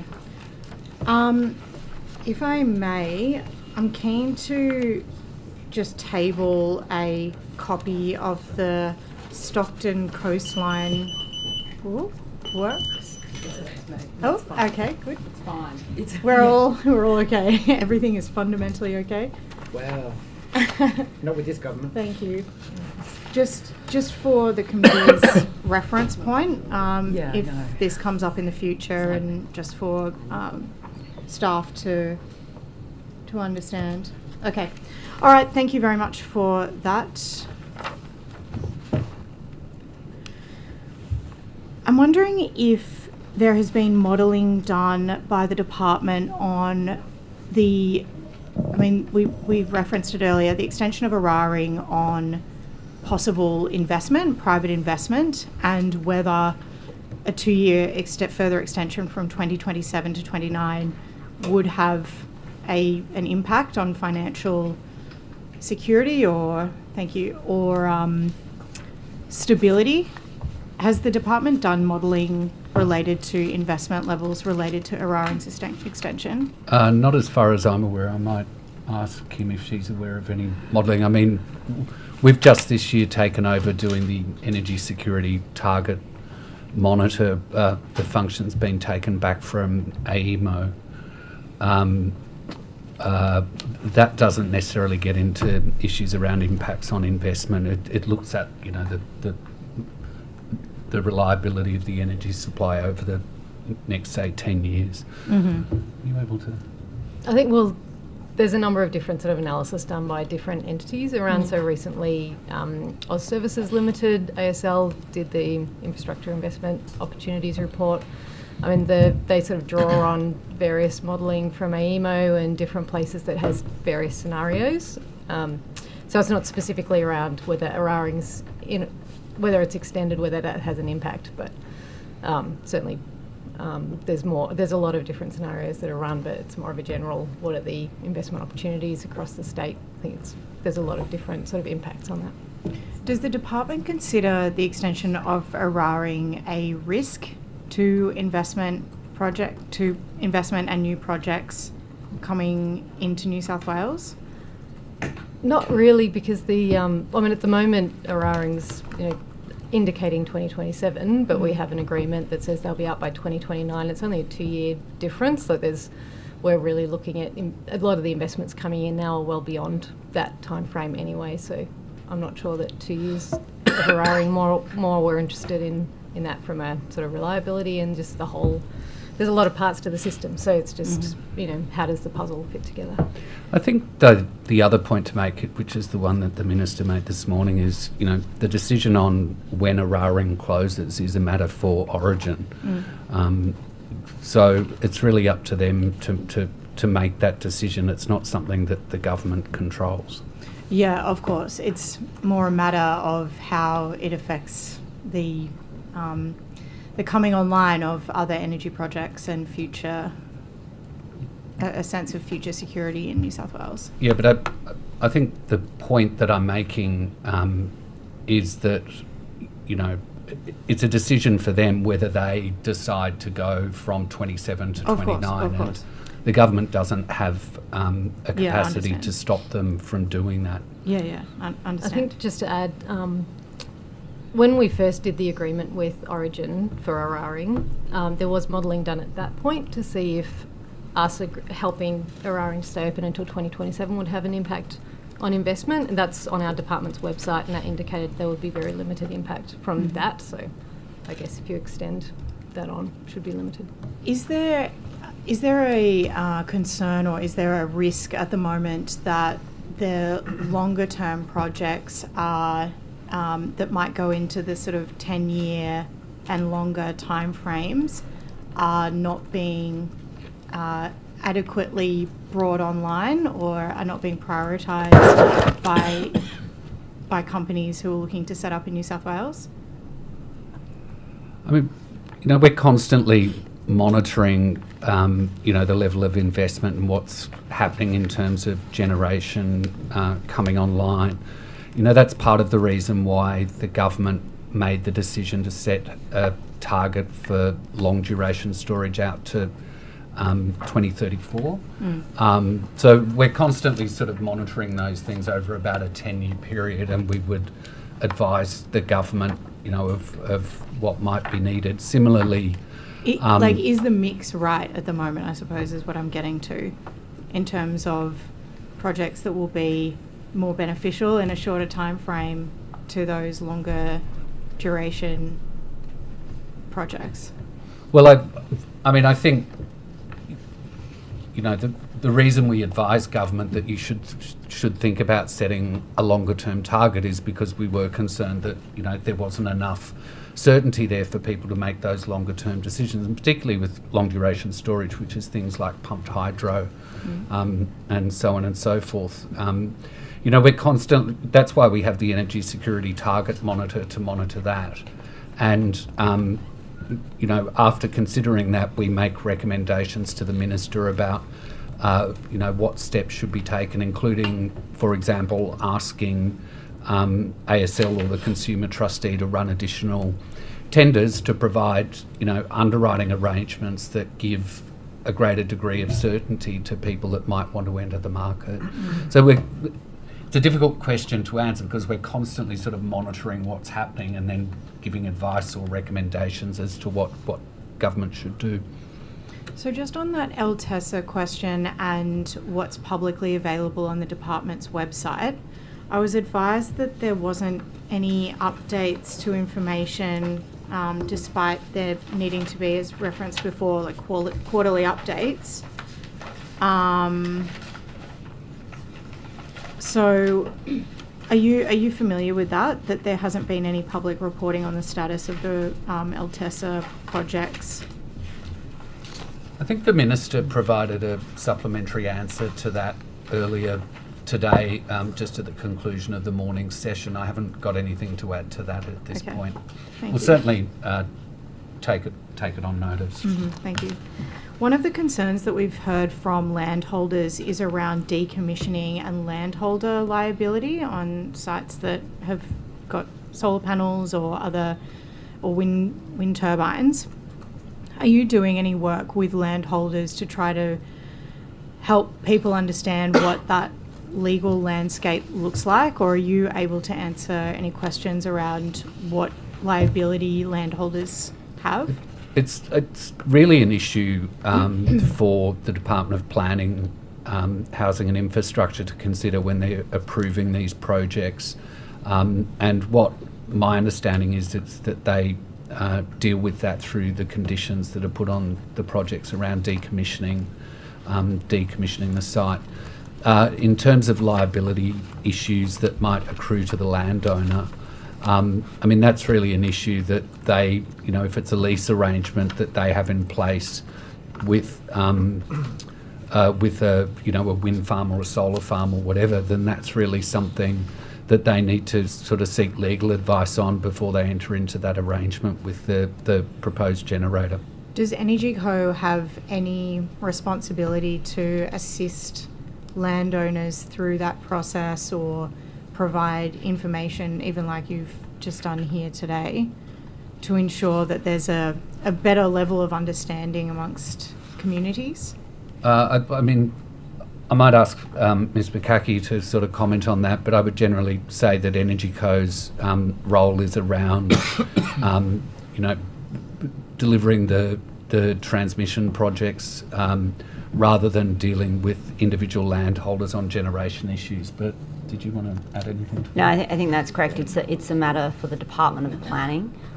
We do engagement with, say, New South Wales farmers, and we produced a handbook which was a guide for New South Wales farmers, and so we support farmers and landholders and community members of how to navigate these projects. But the decommissioning issue is something that is considered by DeFi when they're approving these projects. Okay, so I guess I'm just trying to understand where the responsibility lies to help farmers and landowners through this process of having potential sites or neighbouring sites that are, they might be active for decades but don't feel like they can either make decisions because they don't have enough information up front or are fearful that a decision that their neighbour has made is going to impact them, where the responsibility lies to assist them, given this is part of the energy transition,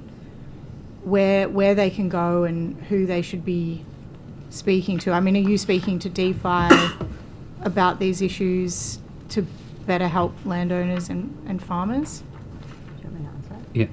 Yeah, so we have a close working relationship with DeFi, and we do, Energy Co goes over and above to, provide this information, and I would recommend that you read the New South Wales Farmers Handbook. It's actually been downloaded 3,000 times since it was published on the New South Wales Farmers website, so it's really actively being used, and it does work, like you say, this is how it works for a renewable project, this is how it works for a transmission project, this is where you go, and that helps. Sorry, did you say that does include decommissioning and liability advice? It talks about what it does do is that it gives very clear, plain English advice, which I think the New South Wales Farmers did a very good job of writing it, of how a landholder should enter into arrangements and what they need to think about when they're dealing with renewable energy projects. And it's a really a very simple step-by-step guide. So, it would guide them to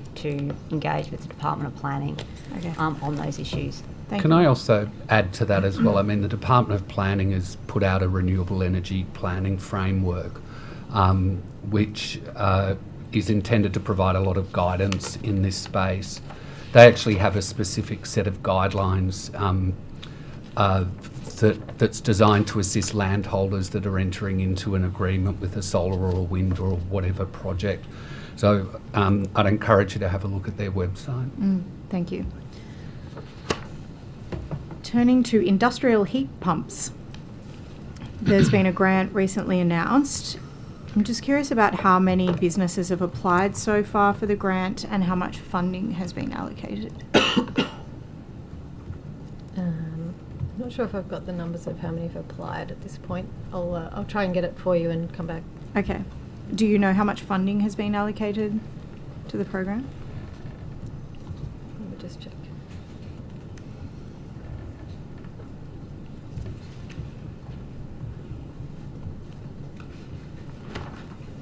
I think the key is heat pumps can come in through a number of different programs, so I'm just checking I haven't just got one spot with just heat pumps. Can I come back to you on that one, and I'll have it? Yep, shortly. absolutely. Yeah, Yep. thank you.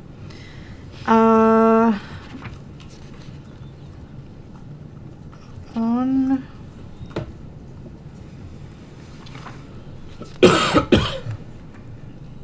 on the nature positive farming program, which was announced at the end, it was September 2023, there was a decision that saw 38 roles going from various branches.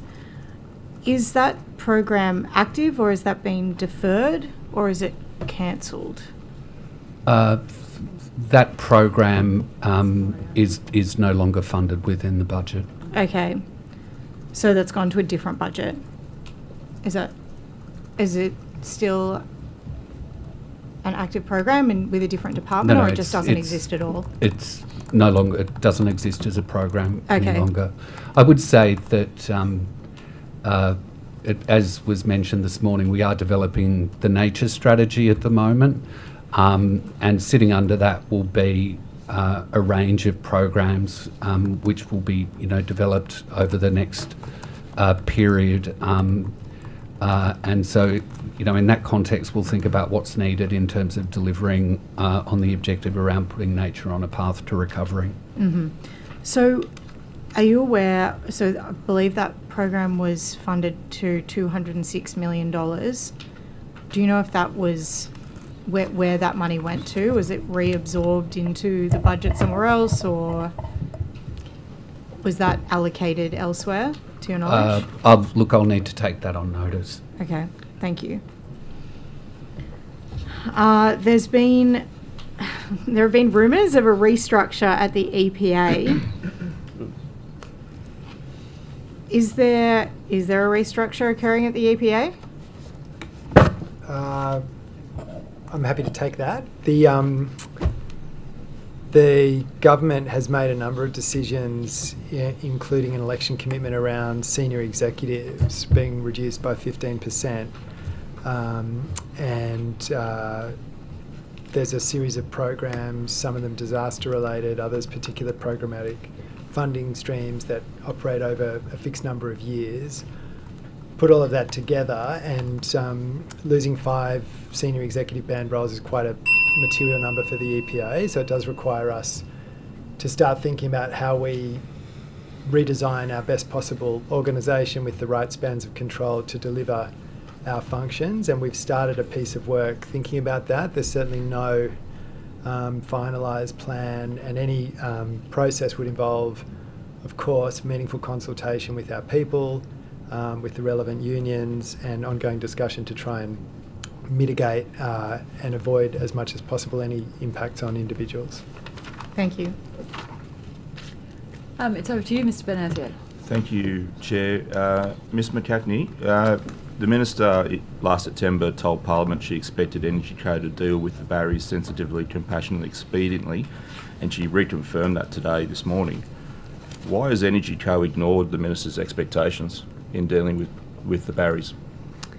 I did listen this morning. I wouldn't want to characterise that we have ignored the Minister's advice. I think there's been several things happening with the barriers, and where there's ongoing legal negotiations in relation to the property. There was a very unfortunate incident which you raised this morning around a recruitment process, which we have apologised for, and which was a mistake and an error of judgment, and we have apologised to the barriers. But I think in relation to the actual land acquisition, we have been... How would you characterise it, given I followed this from the beginning, and your engagement with the barriers starts at you illegally trespassing on his property as your first point of contact.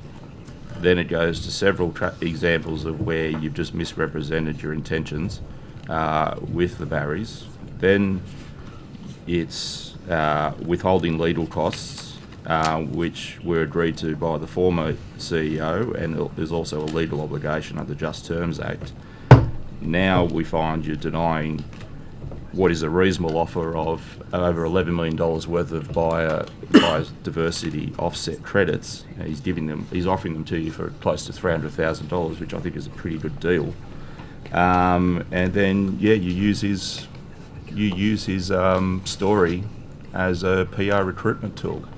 And I acknowledge you apologise, but you in your apology and in your response, you stated that you'll de-identify cases in the future. I would submit to you, you probably shouldn't be using these cases as a recruitment tool to begin with. It reeks of dishonesty. Yes, so maybe just first just looking at the discussions around the land and the property. At the moment, they are being discussed between the lawyers, and it's in a sensitive point, and I can't comment on the specifics of that negotiation. Those lawyers from the Barry side have waived legal privilege, and I'm prepared to show you the documents if you haven't seen them, which actually stipulate the arguments quite strongly from Richard Lancaster SC, who is one of the state's most respected barristers on land and environmental law. And he says the Barrys are quite rightly entitled to substantial biodiversity compensation. So I guess I will push, why is Energy Co ignoring the advice of one of the most respected barristers on land and environmental law? Yes, and I will have to repeat that I'm sure he's a very respectable lawyer, but we have respectable lawyers on our side too, and that's under negotiation. And any comment by me right now would jeopardise that legal discussion, and that is ongoing. So that matter needs to continue, and I respect the privacy of the landholder in that matter. You didn't respect the privacy when you used his details as a PR recruitment tool. And that is something that we are very sorry for, and we are changing our processes. Who made that decision within Energy Co? Well, that was happening at a lower level, and I was not aware of it until yesterday, but now I am aware of it. Has that staff member been counselled about the appropriateness? Sacked? Well, I think as I said, we just learnt of this yesterday, and we think it was an error of judgment, and we think to identify him or to use his story in totality. I think it's to use I think we realise in that the way, because we are dealing with sensitive matters, to use those matters in a recruitment process is not the right process and not the one we want to use going forward, and we deeply regret that it happened, and it won't happen again. So that's the place that we are now. Will you speak to the person involved and counsel them on the inappropriateness of using language like, if you want a job here, you will need to put aside your feelings of the bleeding hearts? Because that's been reported as to what was said to some of the potential PR recruits. Yeah, so I think as I said, we did learn of this yesterday, and we are doing an investigation, and we are aware that it wasn't an appropriate process to use, and we have to consider all the factors that went into it, but we would not be using case studies like that going forward. How many PR/communication people do Energy Co have to deal with renewable energy rollout across the state? We set out our employment numbers in our annual report, and those are the employee numbers that we report in our annual report. Okay, perhaps on notice, when you do this investigation, are you able to come back to the committee with a number of how many of these communication staff were put through the Barry test as part of their recruitment? I believe that would. Should I pass it? Take that on notice. We'll take that on notice. Yep. Thank you. Are you comfortable, Ms. McCackey, leading an agency that uses these sort of tactics, particularly coercive tactics like telling a man with motor neuron disease, take it or leave it, so, in terms of offers being made to him? So overall, Energy Co has a very big job in building 5 renewable energy zones and 2 priority transmission projects, and we do a lot of very thorough work with landholders and members of the community. We do seek in all instances that we can to deal with landholders in the most sensitive and empathetic way. We don't, we haven't always got it right, but we do adopt fully a culture of continuous improvement, and we seek to learn, and we have continually retrain all our property officers to make sure that they are adopting our cultural DNA statement, which is based on respect, empathy, and always being genuine. It is a large operation. How many of those property officers are actually in-house now versus outsourced contractors? My understanding initially it was mainly outsourced contractors. Energy Co has been moving from Energy Co is only 4 years old, and we've been moving rapidly. Our organisational structure was approved last year in 2024, and we've been moved last year in August 24 of a staff of 160, and by the end of this year we'll be fully staffed with 170 people. So we're in a process of recruiting and employing more in-house staff. We do training with all of our property officer managers, and it's an ongoing process, and we seek to harmonise that process across all our projects, and it's something that we care deeply about and we are working hard on with that spirit of improvement. We've improved all of our opening letters. We have tailored one-to-one. Have you taught them how to read a map so they don't just wander onto a property without permission?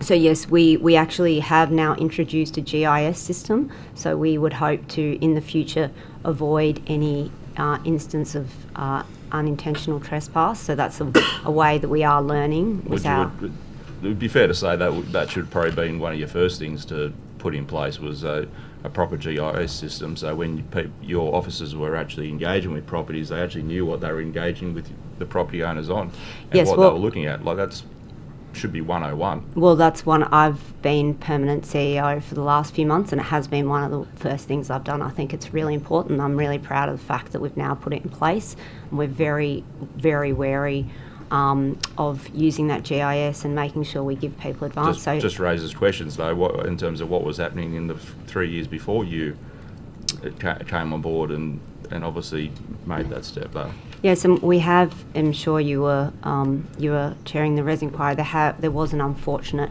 instance of trespass, and we did really look at our processes and improved them. We did go to the police, and the police confirmed that it wasn't a case, but that we have now introduced that GIS system.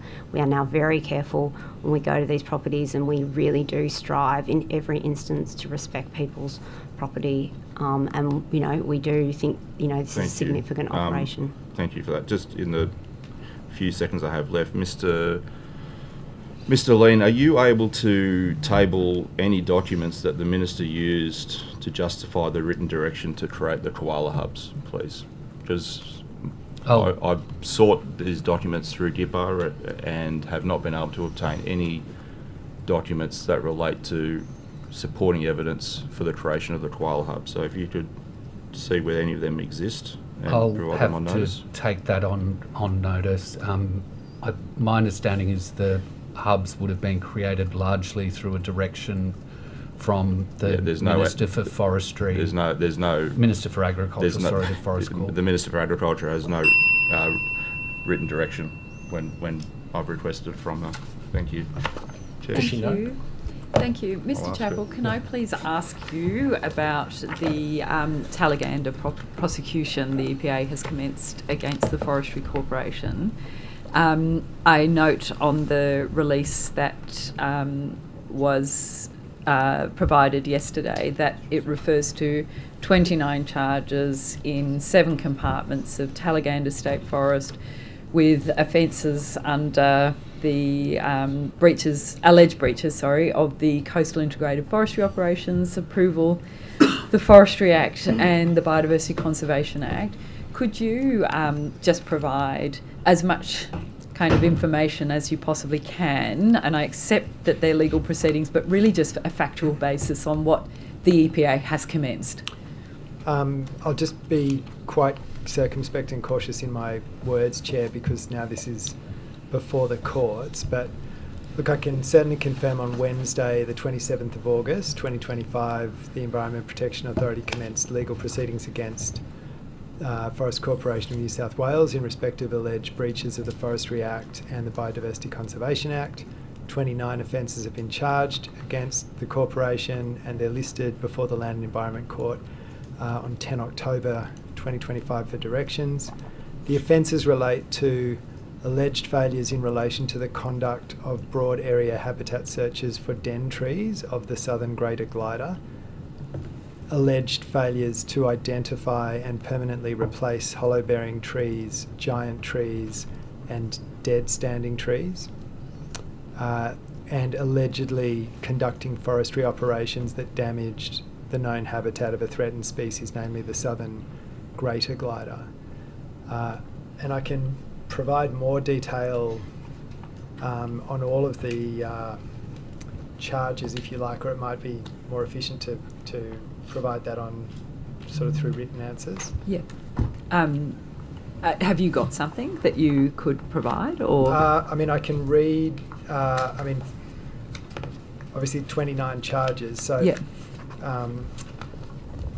The EPA alleges that in respect of the first charge, or what I'll call offence 1, that between 25 January 2022 and 12 July 2023 in compartment 2447A of Talaganda State Forest, Forest Corporation committed an offence against Section 69 SA 1B of the Forestry Act, in that a requirement imposed by the CIFOA was contravened by carrying out broad area habitat searches during daylight hours when the southern greater glider is a nocturnal marsupial, and by carrying out daylight searches, Forest Corporation failed to look for, identify and record glider den trees as required under the CIFOA and protocols. So I've got 28 more of those. There's 28 more of those. They're all different, obviously, yeah, and in respect to different provisions, but would you like me to read those now? If you wouldn't mind, and I realise it's a time-consuming thing, Sure. but it means that it is on the record for us. Thank you. In respect of offence 2, the EPA alleges that between 25 January 2022 and 12 July 2023 in compartment 2447A of Talaganda State Forest, Forest Corporation committed an offence against Section 69 SA 1B of the Forestry Act, in that a requirement imposed by the CIFOA was contravened by carrying out broad area habitat searches during daylight hours when the southern greater glider is a nocturnal marsupial, and by carrying out daylight searches, the corporation failed to competently plan, implement and conduct forestry operations, namely broad area habitat searches. EPA alleges offence 3, that between 31 January 2022 and 11 January 2023 in compartment 2448A of Talaganda State Forest, Forest Corporation committed an offence against Section 69 SA 1B of the Forestry Act, in that a requirement imposed by the CIFOA was contravened by carrying out broad area habitat searches during daylight hours when the southern greater glider is a nocturnal marsupial, and by carrying out daylight searches, the corporation failed to look for, identify and record glider den trees as required under the CIFOA and protocols. Offence 4, that EPA alleges that between 31 January 2022 and 11 January 2023 in compartment 2448A of Talaganda State Forest, the corporation committed an offence against Section 69 SA 1B of the Forestry Act, in that a requirement imposed by the CIFOA was contravened by carrying out broad area habitat searches during daylight hours when the southern greater glider is a nocturnal marsupial, and by carrying out daylight searches, the corporation failed to competently plan, implement and conduct forestry operations. Namely, Mr. Chappell, I'm feeling really guilty. There's a lot to read out there, and I am just realising that it's quite a lot to read out. Yes. Is that document something you would be able to table, or is there? I can certainly provide a version of this document. I'm very conscious obviously that in any appearance before a committee, an official needs to be mindful not to. On that basis, if you would mind carrying on. It's one of those things, I think it would just, I know that it is a highly public interest matter. There are people that would really like to understand. Let's carry on. Offence 5, EPA alleges that between 27 October 2021 and 11 April 2023, in compartment 2449A of Talaganda State Forest, the corporation committed an offence against Section 69 SA 1B of the Forestry Act in that a requirement imposed by the CIFOA was contravened by carrying out broad area habitat searches during daylight hours when the southern greater glider is a nocturnal marsupial, and by carrying out daylight searches, Forest Corporation failed to look for, identify and record glider den trees as required under the CIFOA and protocols. Offence 6, that between the EPA alleges that between 27 October 2021 and 11 April 2023, in compartment 2449A of Talaganda State Forest, the corporation committed an offence against Section 69 SA 1B of the Forestry Act in that a requirement imposed by the CIFOA was contravened by carrying out broad area habitat searches during daylight hours when the southern greater glider is a nocturnal marsupial, and by carrying out daylight searches, the corporation failed to competently plan, implement and conduct forestry operations, namely broad area habitat searches. Offence 7, that between 27 October 2021 and 11 April 2023 in compartment 2450A of Talaganda State Forest, the corporation committed an offence against Section 69 SA 1B of the Forestry Act in the requirement imposed by the CIFOA was contravened by carrying out broad area habitat searches during daylight hours when the southern greater glider is a nocturnal marsupial, and by carrying out daylight searches, the corporation failed to look for, identify and record glider den trees as required under the CIFOA and protocols. Offence 8, that between 27 October 2021 and 23 May 2023 in compartment 2450A of Talaganda State Forest, the corporation committed an offence against Section 69 SA 1B of the Forestry Act in that a requirement imposed by the CIFOA was contravened by carrying out broad area habitat searches during daylight hours when the southern greater glider is a nocturnal marsupial, and by carrying out daylight searches, the corporation failed to competently plan, implement and conduct forestry operations, namely broad area habitat searches.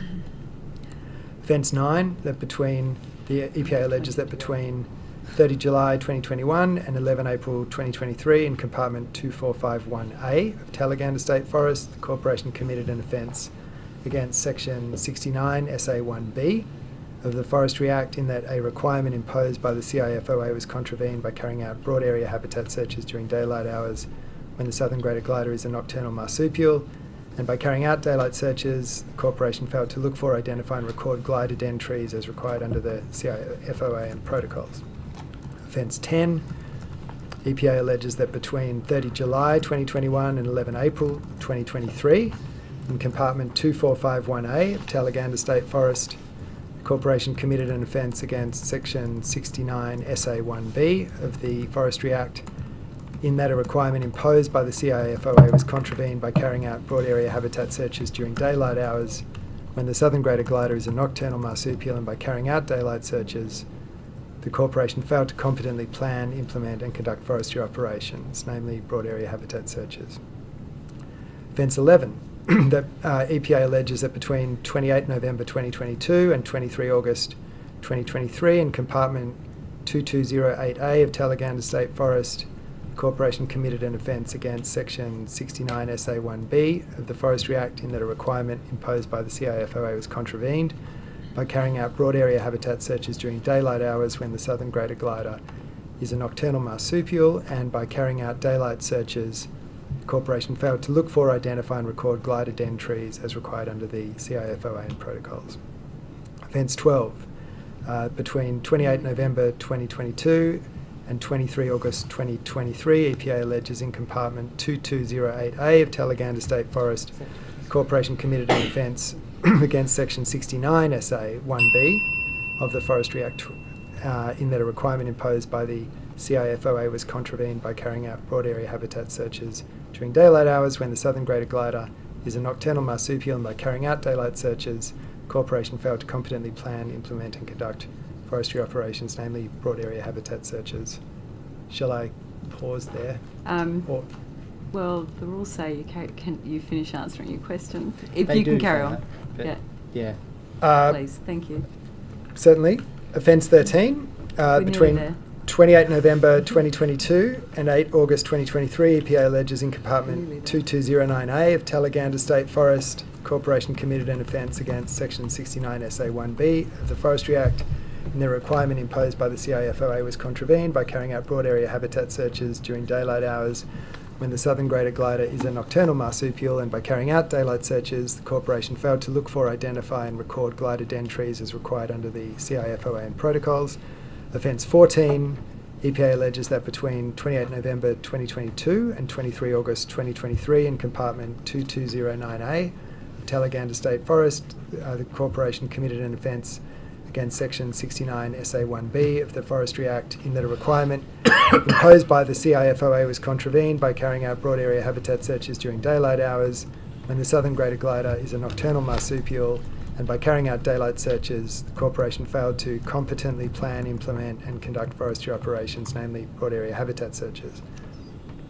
Offence 15, that EPA alleges that between 4 April 2022 and 31 August 2023 in compartment 2448A of Talaganda State Forest, the corporation committed an offence against Section 69 SA1B of the Forestry Act in that a requirement imposed by the CIFOA was contravened in that during the course of harvesting operations, 3 trees were damaged or felled and only 1 comparable tree was replaced. Offence 16, that between 4 April 22 and 31 August 23 in compartment 2448A of Talaganda State Forest, EPA alleges the corporation committed an offence against Section 69 SA1B of the Forestry Act in that a requirement imposed by the CIFOA was contravened in that 11 trees were felled or damaged and only 2 comparable trees were replaced, and as such the corporation failed to competently implement and conduct forestry operations in breach of the CIFOA. Offence 17, that between 25 January 2022 and 31 August 2023, EPA alleges in compartment 2449A, Talaganda State Forest, the corporation committed an offence against Section 69 SA1B of the Forestry Act in that a requirement imposed by the CIFOA was contravened in that during the course of harvesting operations, 3 trees were damaged or felled and only 1 comparable tree was replaced. Offence 18, that between 25 January 2022 and 31 August 2023, EPA alleges in compartment 2449A of Talaganda State Forest, the corporation committed an offence against Section 69 SA1B of the Forestry Act in that a requirement imposed by the CIFOA was contravened in that 3 trees were felled or damaged and only 1 comparable tree was replaced, and as such the corporation failed to competently implement and conduct forestry operations in breach of the CIFOA.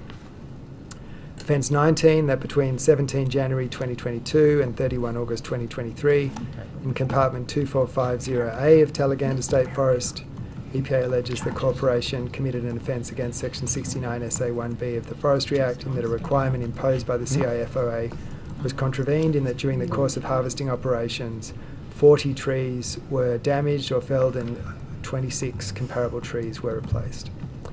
Offence 20, that between 17 January 2022 and 31 August 2023, compartment 2450A of Talaganda State Forest, EPA alleges the corporation committed an offence against Section 69 SA1B of the Forestry Act in that a requirement imposed by the CIFOA was contravened in that 40 trees were felled or damaged and only 16 comparable trees were replaced, and as such the corporation failed to competently implement and conduct forestry operations in breach of the CIFOA.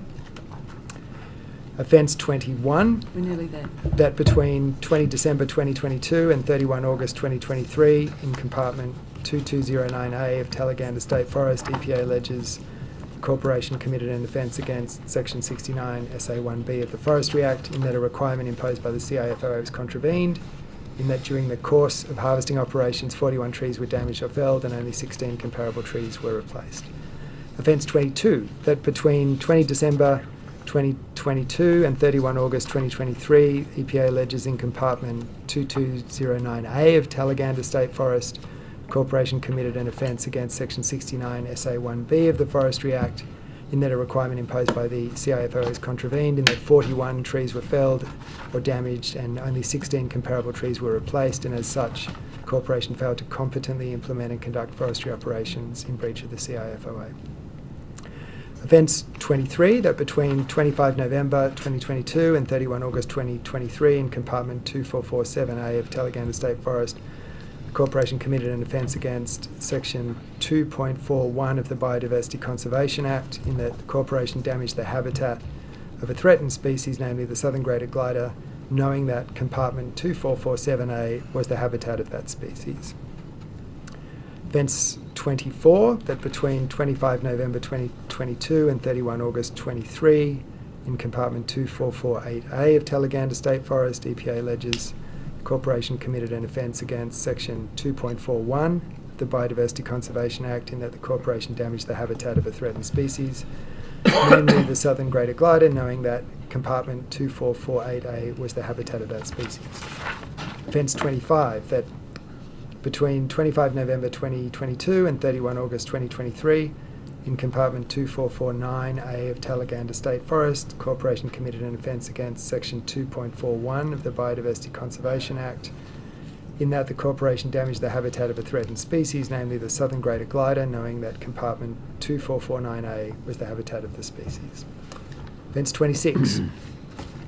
EPA alleges that between 25 November 2022 and 31 August 2023 in compartment 2450A of Talaganda State Forest, the Corporation committed an offence against section 2.41 of the Biodiversity Conservation Act, in that the Corporation damaged the habitat of a threatened species, namely the southern greater glider, knowing that compartment 2450A was the habitat of that species. Offence 27, that between 25 November 2022 and 31 August 23, in compartment 2451A of Talaganda State Forest, the Corporation is alleged to have committed an offence against section 2.41 of the Biodiversity Conservation Act, in that the Corporation damaged the habitat of a threatened species, namely southern greater glider, knowing that compartment was the habitat of that species.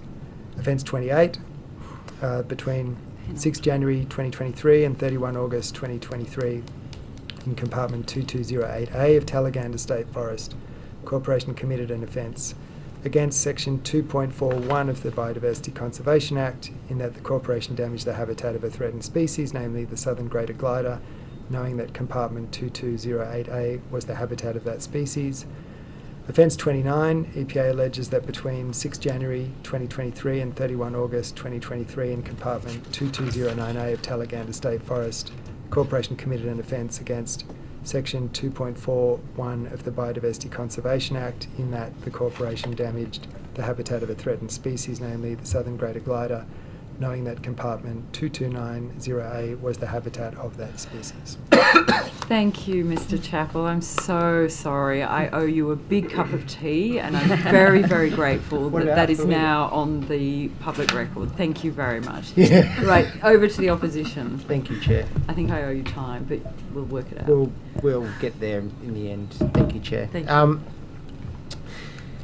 Transgrid disclosed in its system strength PADR that in early 2023, Energy Co informed them that they plan to self-remediate the system strength for stage 1 of the Central West Orana RES as part of its build, which will be implemented by ACE RES. It later followed up with a formal letter on the 24th of October 2023 to Transgrid. On what date in early 2023 did Energy Co first inform Transgrid that ACE RES would centrally procure system strength for Central West Orana stage 1? Thank you, Wes, for your comment, and I'm grateful for your attention on SYNCONs. Is the question you're asking is what is the date that ACE RES... Can you just... what date did Energy Co first inform Transgrid that ACE RES would be the body that would centrally procure the system strength for Central West Orana stage 1? I would have to take that on notice. Okay. Can Energy Co provide the full text of the 24th of October 2023 letter to Transgrid? I'll have to take that on notice. Okay. What consultation, if any, did Energy Co undertake with AEMO, the AER and the consumer representatives before informing Transgrid of its plans to procure system strength via ACE RES? Energy Co engages in constant consultation and engagement with the other market bodies about system strength. It's a vital issue for the consumers of New South Wales, and I think the outcome in CWO of procuring 7 syncons is a very good one and an example of why the renewable energy zone works. So I think overall there would be lots of engagement going on with the EMO and AER about that, and I think there is widespread view it was a good outcome for the system. Okay.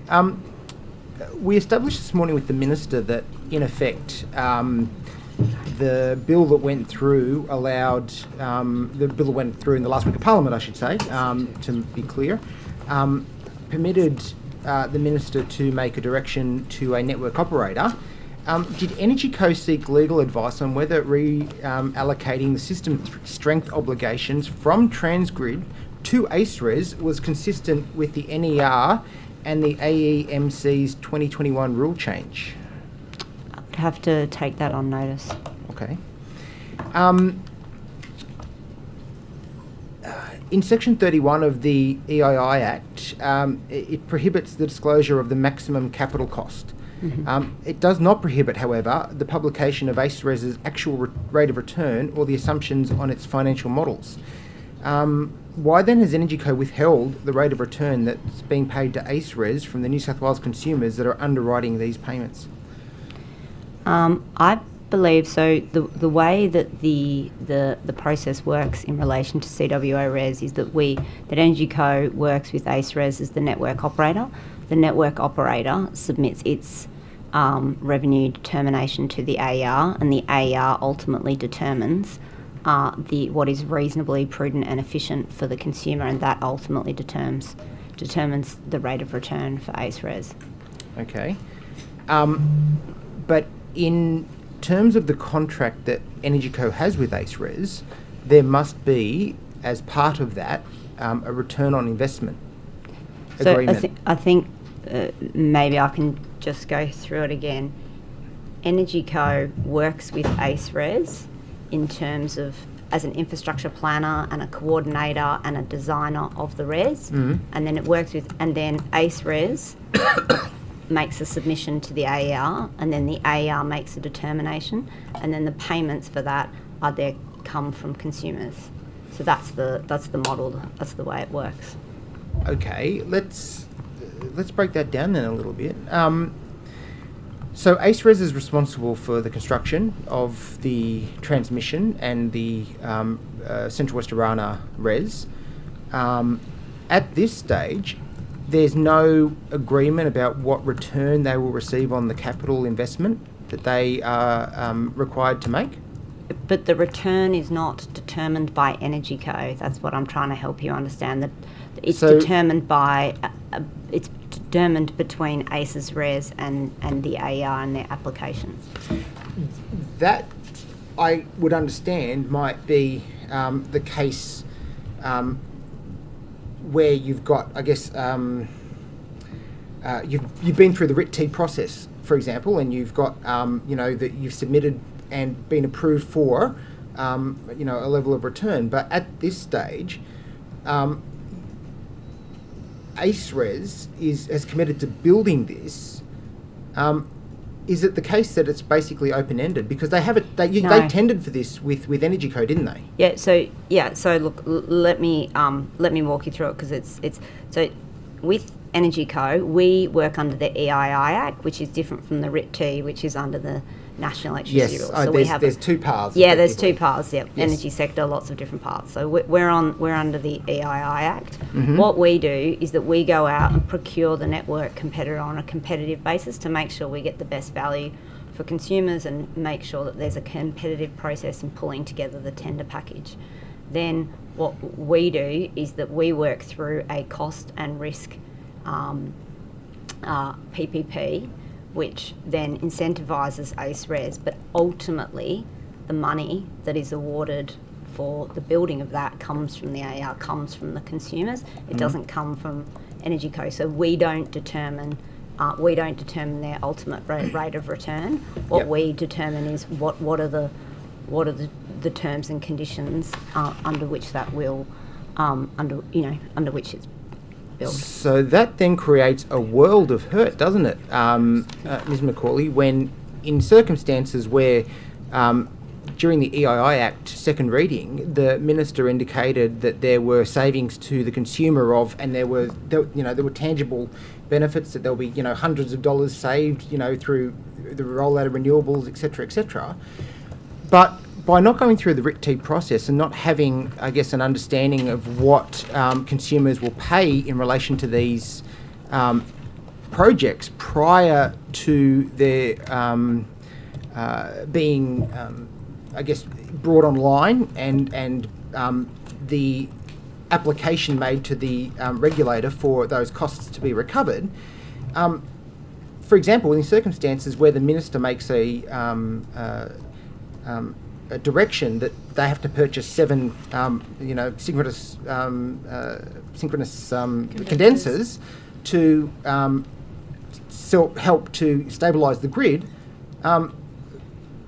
There's no guarantee that might then be recoverable by ACERES. That they've got no guarantee that the regulator will approve their figures afterwards, and the consumer's got no idea what they're going to pay at the end of it. Let me go back. So ACERES has put in a final determination to the AR, and that's now become a regulated asset. Included within that is 7 syncons. I'll pass to the department colleagues, but the 7 syncons that are being discussed, the ACERES deal, in other words, that's been done and it's all locked. It's now part of the AER determination. It's a public document. What the EII Act is for is potentially for future things, and that would be subject to its own AER process. Yeah, okay. There's I think I said this morning. There's no intention to direct ACERES in relation to the procurement of the 7 synchronous condensers, and that is because it is already part of the contractual arrangement or the PPP that's been agreed with Energy Co, in which the AER has made its price determinations on as well. Okay, where can the public find those price determinations? The AER, most recently the AER published its final determination of CWO res in the last month. Yes. It's on their website. It's on their website. And is that the document that has a whole column of zeros where it's where it has the capital return on capital?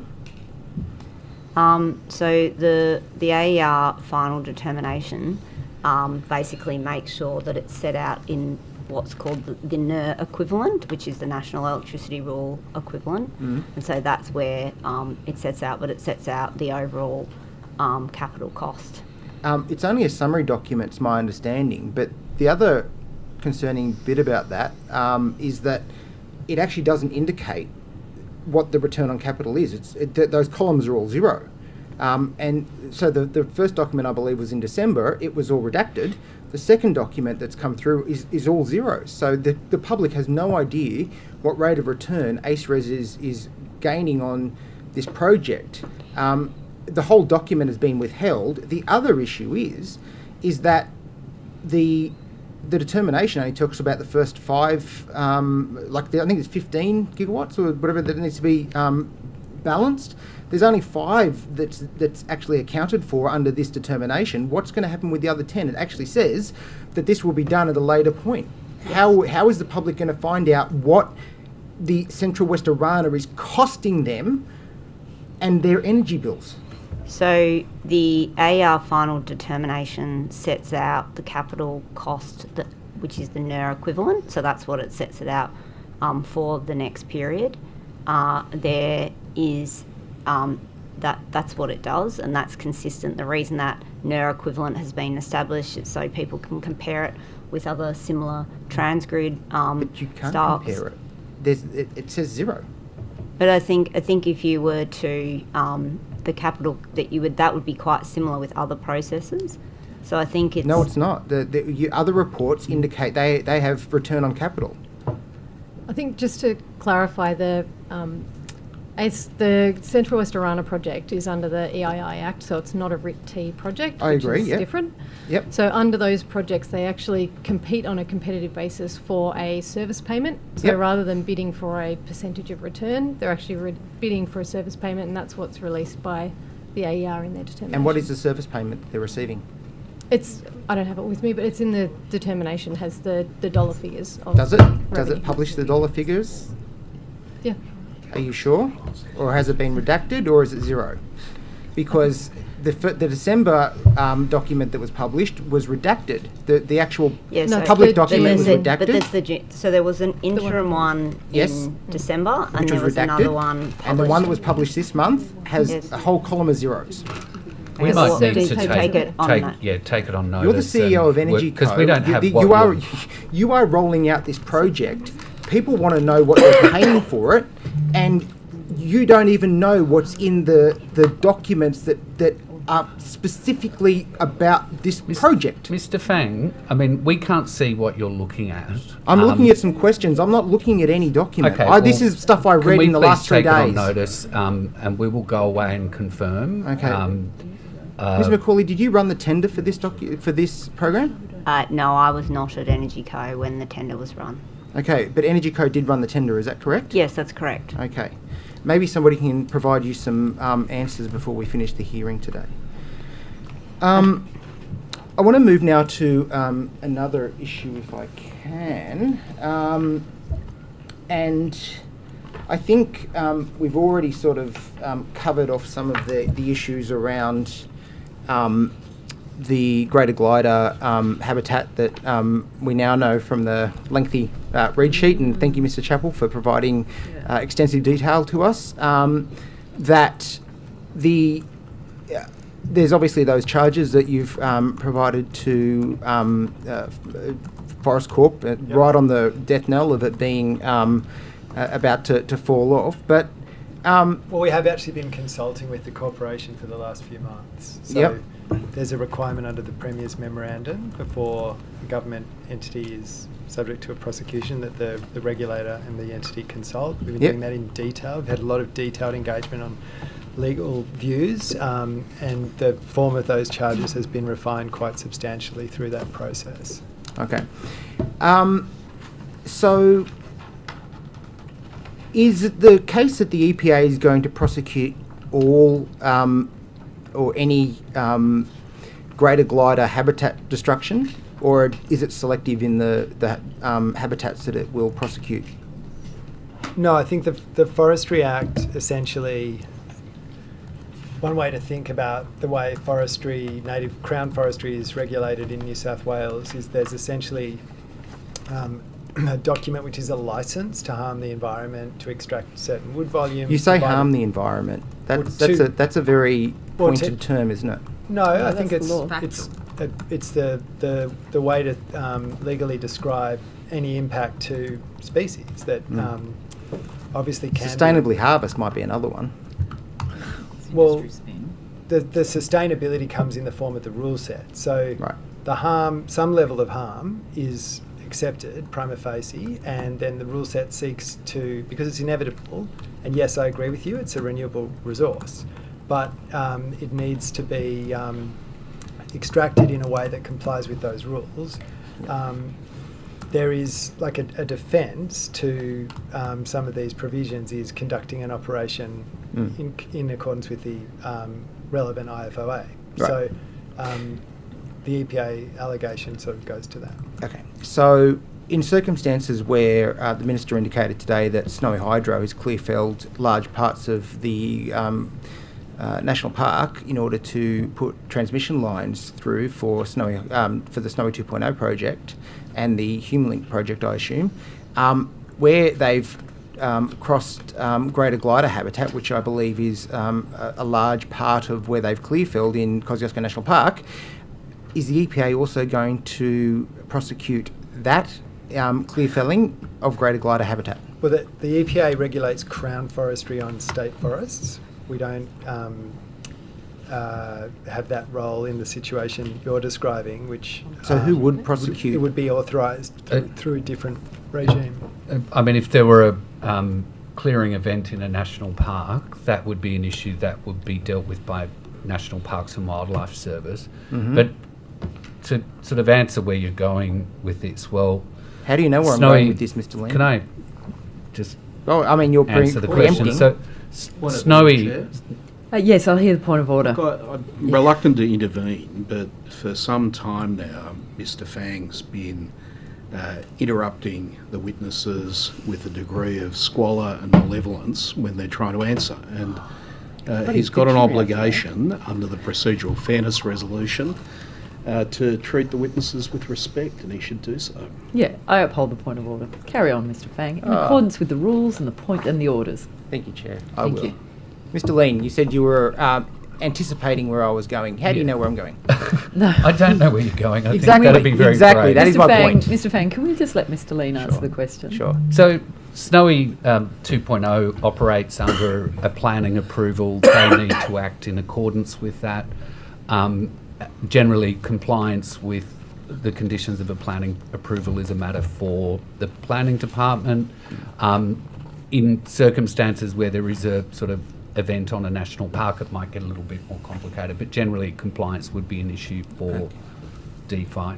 So, and not to sound flippant, but I mean, it's a genuine concern, I think, of the industry. Is it the case that National Parks is prepared to turn a blind eye where habitat is destroyed in Kosciuszko National Park because it suits them, yet they'll continue to prosecute Forestry Corp for alleged breaches and leave it literally until right at the end? Is that a fair assumption? No, because it's the EPA that's prosecuting Forest Corp, and I don't know what you're referring to by national parks turning a blind eye. I mean, there is a planning approval in place which authorises the clearing.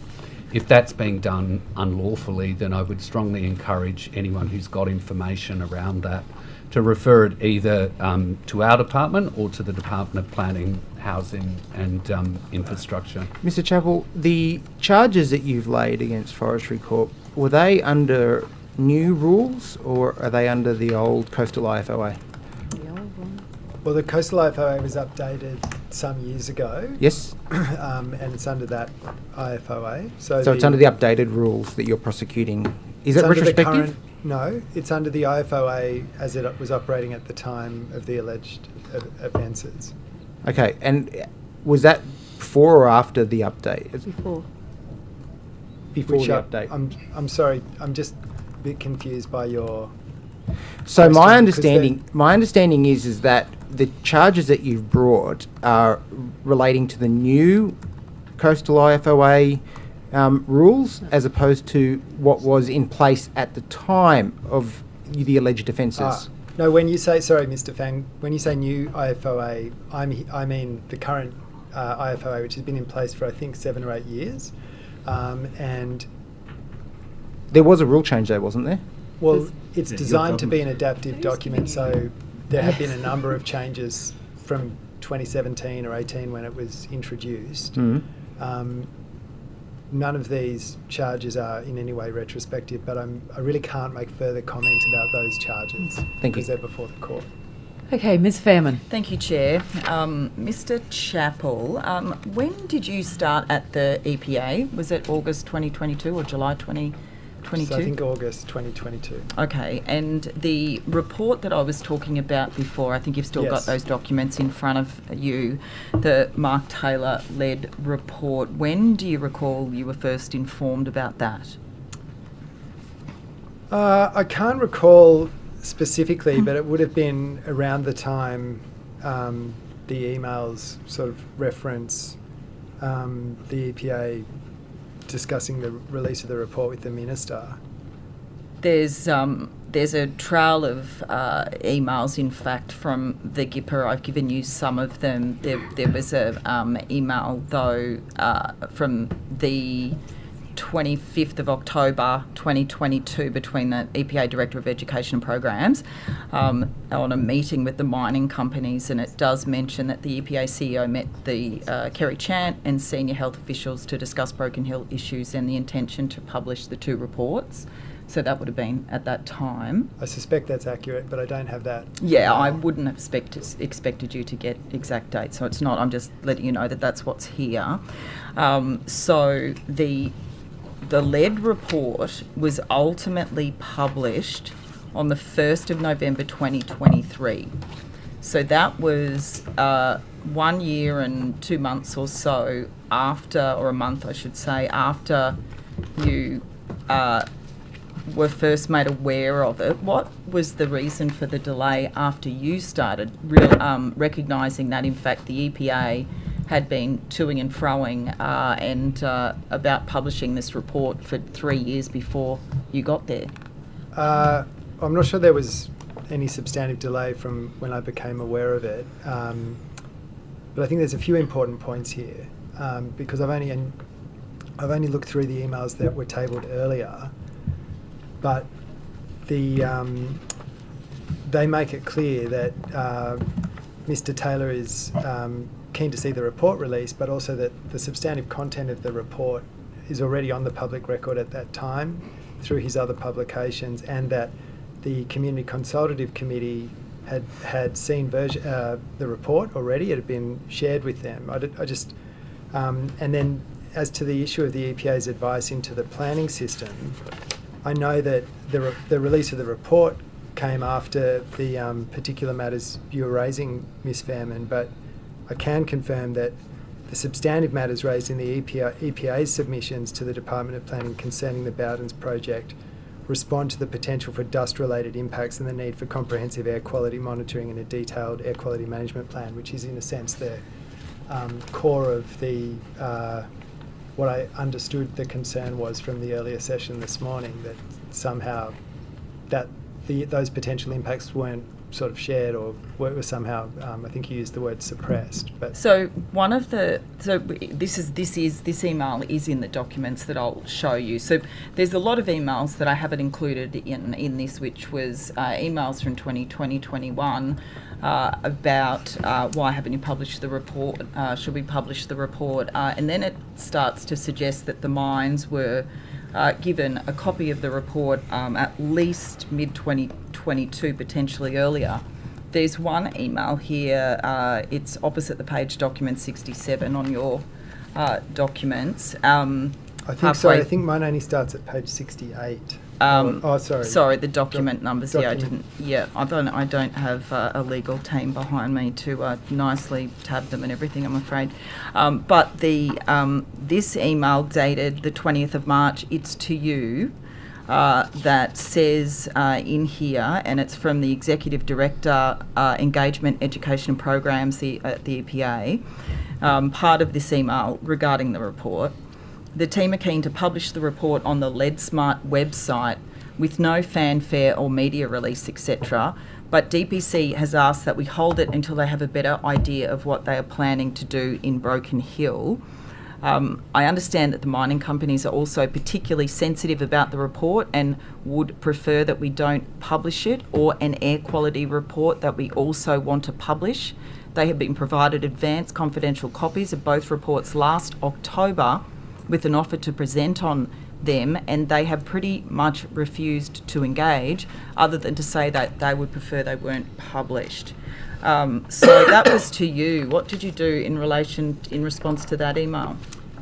I think I progressed the process to publish the report. I mean, let me be clear though, that it's not unusual for an impacted party to have an ability to be aware of a document or a report that goes directly to their operation before it's released, and they often express views about what they would like in terms of publication. But as you can see in this instance, and as the EPA does consistently, we work to protect the community and public confidence. Mr. Chappell, this is at the same time as funding for the Broken Hill environmental-led program was kind of in doubt. The research identified that both legacy and current lead emissions must be addressed. Yes. If children's blood lead is to be reduced in Broken Hill, and then some of the issues around it. And it does say children across the whole of Broken Hill are at risk from elevated blood lead concentrations. Issues. One of the issues here was timing re CADIA and parliamentary inquiry. Another one was timing re DPC whole of government work, reaction from the mines. I mean, this is some of the issues.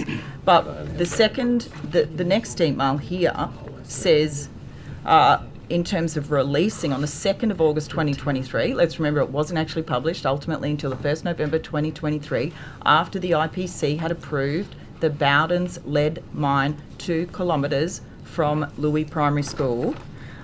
This one says, when we say release, we mean quietly load it onto the Lead Smart website and not tell anyone. Well, I don't have those emails. So well, yes, you do.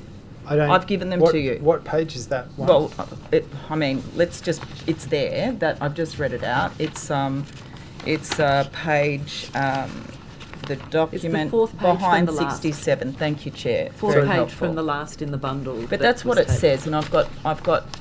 So this is the way the EPA treated that report. No, it's very hard for me to comment on. Why don't they want the truth about what lead mining is doing to communities? Because this is what it looks like, that the EPA, for 4 years, including at least a year after you started, were deliberately trying to suppress the information in this report, which shows how dangerous current lead mining is to children's health. Well, I just can't accept that. That any of that characterisation of the EPA staff and their work is accurate. I'm not actually on. How do you explain load when we say release? This report, which has the most shocking data in it, but particularly in terms of strategies, and the government's environmental lead program commissioned Professor Mark Taylor to do this work. And in his report, the strategies were around reducing emissions from current lead operations, or actually relocating the community and reducing the dust in the air in terms of air monitoring. So instead of kind of putting that out and acting on it and being truthful, the industry was protected. Tell me that doesn't say that the EPA acted to protect the industry over people's health. No, I can't accept that characterisation. The EPA has been running this program since bringing it to the attention of government over a decade ago, and the program has achieved meaningful results. I don't know the detail of the way this report was commissioned or the work with the industry, but it's not unusual, as in any other process, that impacted stakeholders are given an opportunity and procedural fairness to make a comment on a document or a report. I think that language is clearly unfortunate and inappropriate in the implication you're inferring from it. Because I suspect this is one of our staff who doesn't work in... Mr. Chappell, I'm prepared to give you quite a few emails that actually it's not just an isolated incident, because the emails document bringing the industry in. It's all about the mines and how they're going to react, and not doing proactive media and keeping the mines happy. Email after email after email, and when this goes out, it's buried, as opposed to taking it seriously and putting in place the strategies that are suggested. Let me be clear, this is about lead in children's blood. Yes, no, I know, and the EPA takes that extremely seriously. In fact, one of the first things I did as the CEO here was to write to the then Premier's department requesting whole of government action on consideration of the most effective interventions to shift. Now, that the Broken Hill Lead program has delivered some improvement, but it clearly still there is unacceptable impact, particularly for children in that community, and a large proportion of that population is obviously Aboriginal. So that is utterly unacceptable in many respects. And I'm happy to take on notice the broader implication you're sort of raising about those other emails, but I haven't had the benefit to review those, and I'm happy to discuss them further as well. Thank you. Perhaps an apology. Mr Ruddock. Thank you, Chair. My question is for Mr Lean, the Secretary of the Department of Climate Change. Mr Lean, your department's net zero modelling forecast for coal mining in New South Wales was for around 16.89 million tonnes in the year 2023 to 2024. Yet the actual data from the Commonwealth indicates, so yours was modelling, the Commonwealth has data, and they said that the actual number was about 13.7 million tonnes for the same period of time. So your modelling overestimated the carbon emissions from the coal industry by 20%. So what confidence can we have in the quality of your modelling? There are some differences between the way the Commonwealth does its modelling and the way New South Wales does its modelling, particularly around the different categories that they use. I'd need to take that specific example on notice and get some advice. If you leave that with me, I'll see if we can get something before the end of today's session. Well, my hunch, Mr Secretary, is that your department has an inclination to want to overstate these things. I completely disagree with that. Good. And can I also make this comment? The methodology that we use to do our modelling is also published, so we're quite transparent about what we do and how we do it. Publishing it. Well, that is modelling, and the Commonwealth is relying on data. So I would think that data trumps modelling. But anyway, when we were here 6 months ago, I had pointed out to you that the new administration in Washington had completely defunded all of the so-called global warming initiatives. Now, of course, if the private sector wants to fund them, that's fine, but the taxpayers wouldn't be. Now, you said 6 months ago that would be good for New South Wales because we could now attract more investment, more private sector investment, because they want to come to New South Wales to get all the generous government assistance. So you said that we would be attracting more investment in this amazing renewable rollout. Has that happened? I think at the time that I answered that question, I was a bit unsure about what the implications of that might be. So in some ways I was speculating about what could theoretically happen.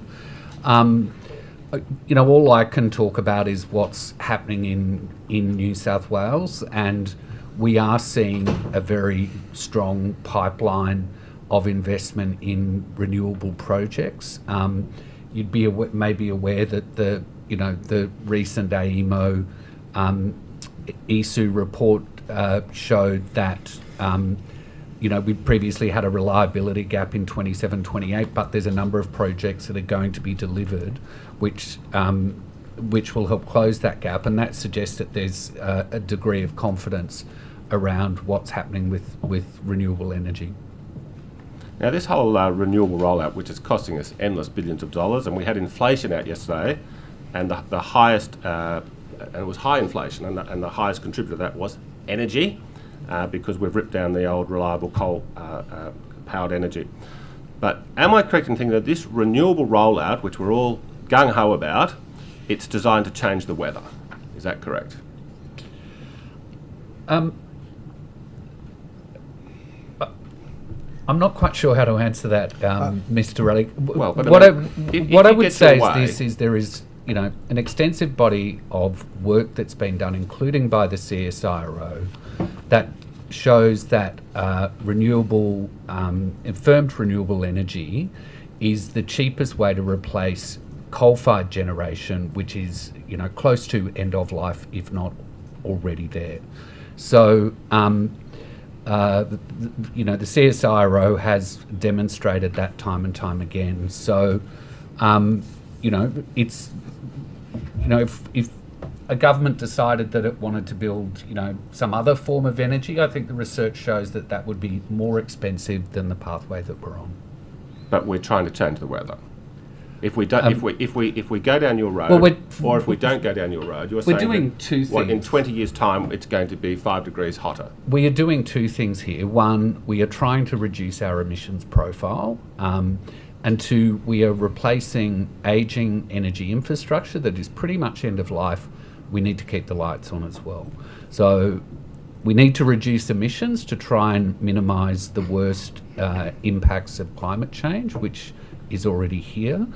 And we also need to ensure that we've got a reliable and secure power supply, and the cheapest way to do that, according to the CSIRO, is through renewable energy backed by firming. When you say that the coal-fired powered electricity is coming to its end of life and people aren't wanting to invest into it, which I accept is true, that's not because of the coal's no longer any good. It's because there's so much regulation against the coal industry, so that's why people aren't investing in it. Surely coal is going to be cheaper. It's just that the government has put so many roadblocks in the way, and so therefore the only option remaining under the current framework is renewables. I disagree with that. You know, CSIRO has done the work, and that demonstrates that renewables are the cheapest.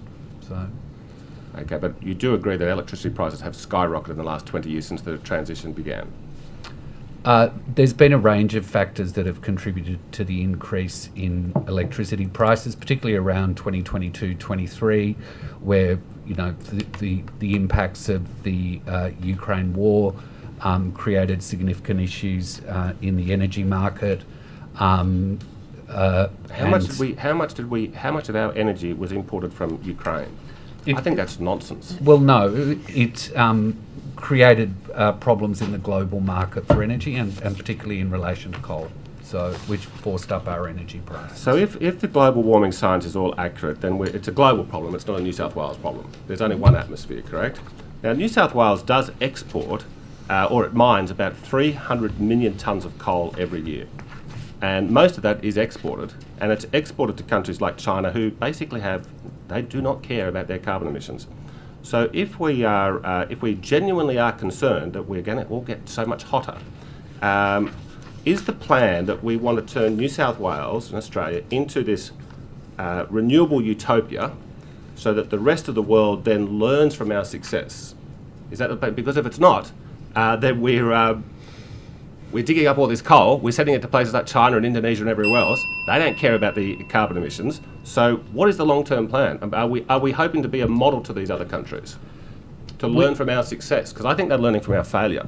We have our own plans in place around the roadmap around electricity infrastructure. We also have the net zero plan, which is currently being reviewed.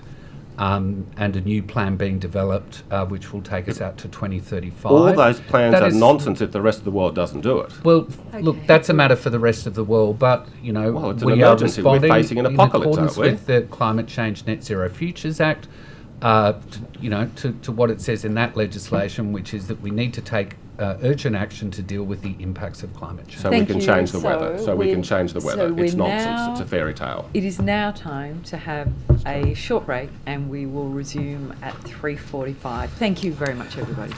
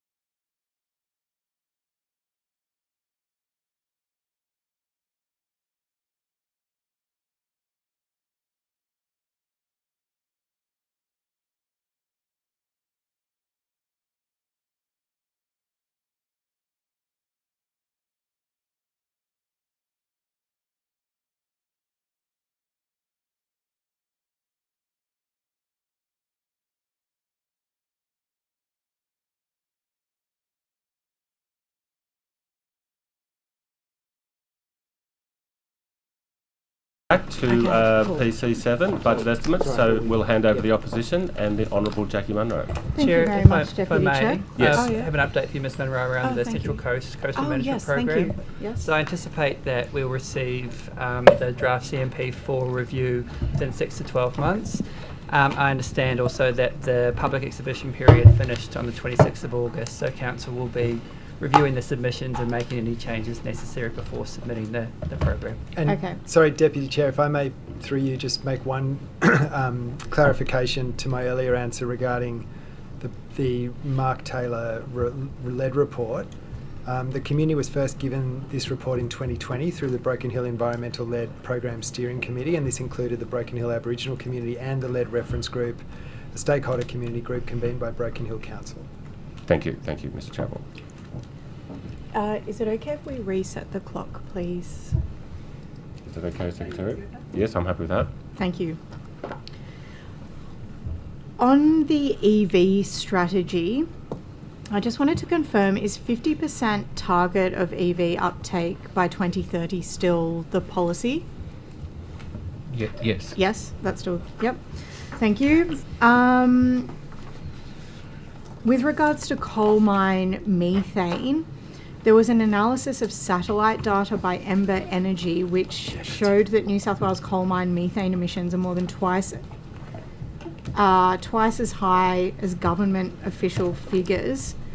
Has that been concerning to you, or are you looking at how those figures have been come to as opposed to the government figures? If I may, just on this, the Department and the EPA are jointly facilitating an expansion of the air quality monitoring network to actually monitor methane in a much more granular context, starting with the mining provinces. So there are a number of different approaches to monitoring, and various groups raise various methodological concerns, but we're confident we'll have a much more accurate set of monitoring data going forward with that expanded network. Okay.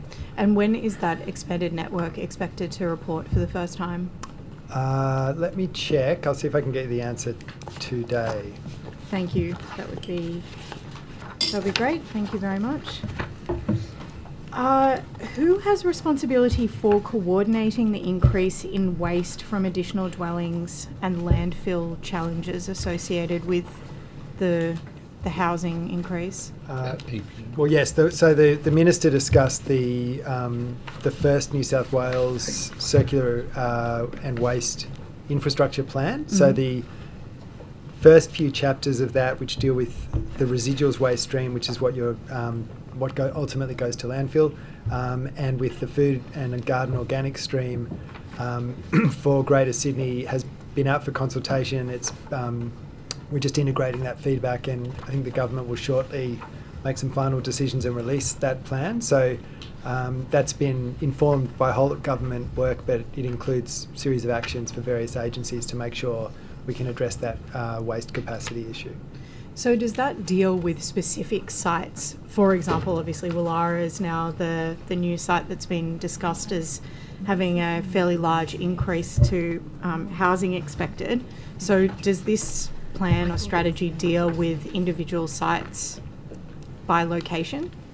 It's more about the infrastructure itself for processing or recycling or ultimately disposing of the residual stream. But it's adaptive. So it can deal with uptake no matter where it comes from. That's right. It's for the Greater Sydney region. Yeah. Okay. Is the modelling around the number of dwellings consistent with the 377,000 house target, or how is that? How are the number of dwellings calculated in terms of increase? As in, like, if you're dealing with an increase in capacity or mechanisms to deal with X amount of dwelling increase versus Y amount of dwelling increases, how have you made those determinations? Do you mean in terms of the waste from the construction process? Oh, no, sorry. In terms of, like, household waste.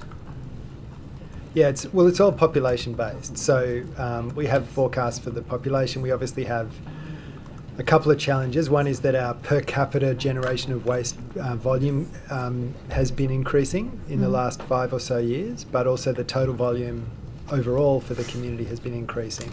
And we're looking to address both of those through a series of systemic policy shifts, which the Minister referenced earlier, but the plan is population-based. Okay. Have Parks and Wildlife staff working on the feral free zones been offered permanent roles when they expired in July? And how many staff were either let go or had their contracts continued?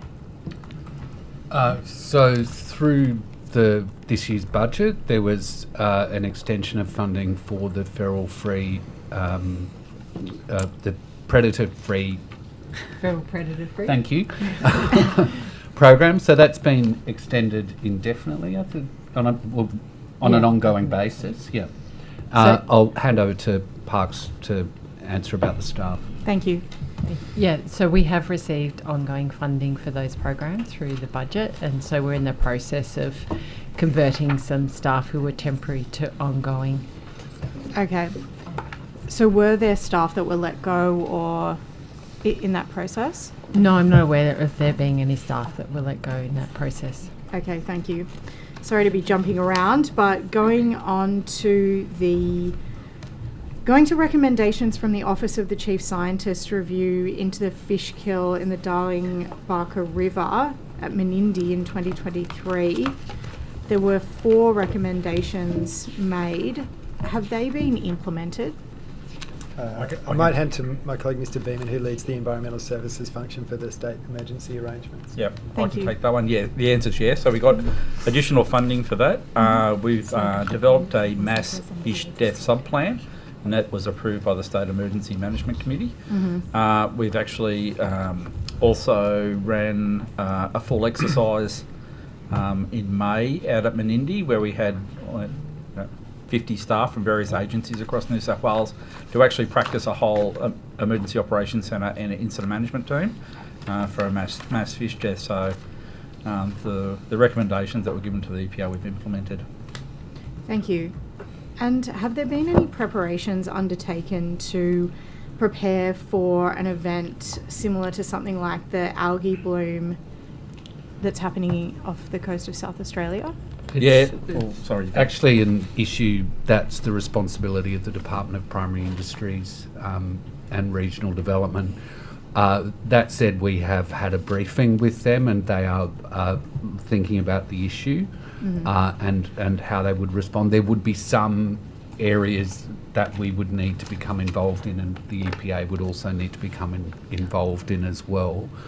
But there are some unique sort of circumstances around South Australia in terms of the coastal topography, which reduce the chance that such an event would happen here. But there's no doubt such an event could happen within an estuary or something like that. Steve, did you want to add? Yeah, sorry, Anthony. I was only going to add, we would also consider using the state's emergency management arrangements, and they are an all-hazard, all-agency approach. So the whole system's designed no matter what the event is. And so we would do that, and in consultation with the State Emergency Management Committee and the State Emergency Operations Controller, which is a Deputy Police Commissioner. But so there'd be a whole incident response structure that are available for us to use if we needed to use it. So, and all those plans are in place. So, but Anthony's correct. It's sort of our colleagues in DPIRD do that work, and then there's continual surveillance, I suppose, that people are keeping an eye out for these things to get on top of it. Does your team do any work on the likelihood of an algae bloom happening off the coast of New South Wales? They do much smaller occur from time to time, and I think the advice we've got similar to Anthony is these risks are actually relatively low, given the sort of the much more open coastline that we have than the Spencer Gulf in South Australia, and that's the problem in the they're not having that flushing event. So we think the advice is we think that risk is low, but you do need to be ready for it. Yeah. Okay. Going on to heritage, there was an Auditor General's report in 2023 that found that Heritage New South Wales had 111 publications that hadn't been updated in 10 years, some of them for 20 years, I'm advised. Is there work occurring to respond to that concern? Yes, Sorry. yeah, there is. There was a very large number of documents, and some of them dating back, as you said, into the 90s. We've had a program going for about 2 years now, where we're working through them. It obviously is going to take quite a bit of time to work through those. But yeah, it's in train and the work is being done. We're also looking at consolidating. That's obviously a lot of information for people in the public to take on. So we're making sure that we're consolidating, putting the most important information out, and information that is most relevant and can be maintained. Mm-hmm.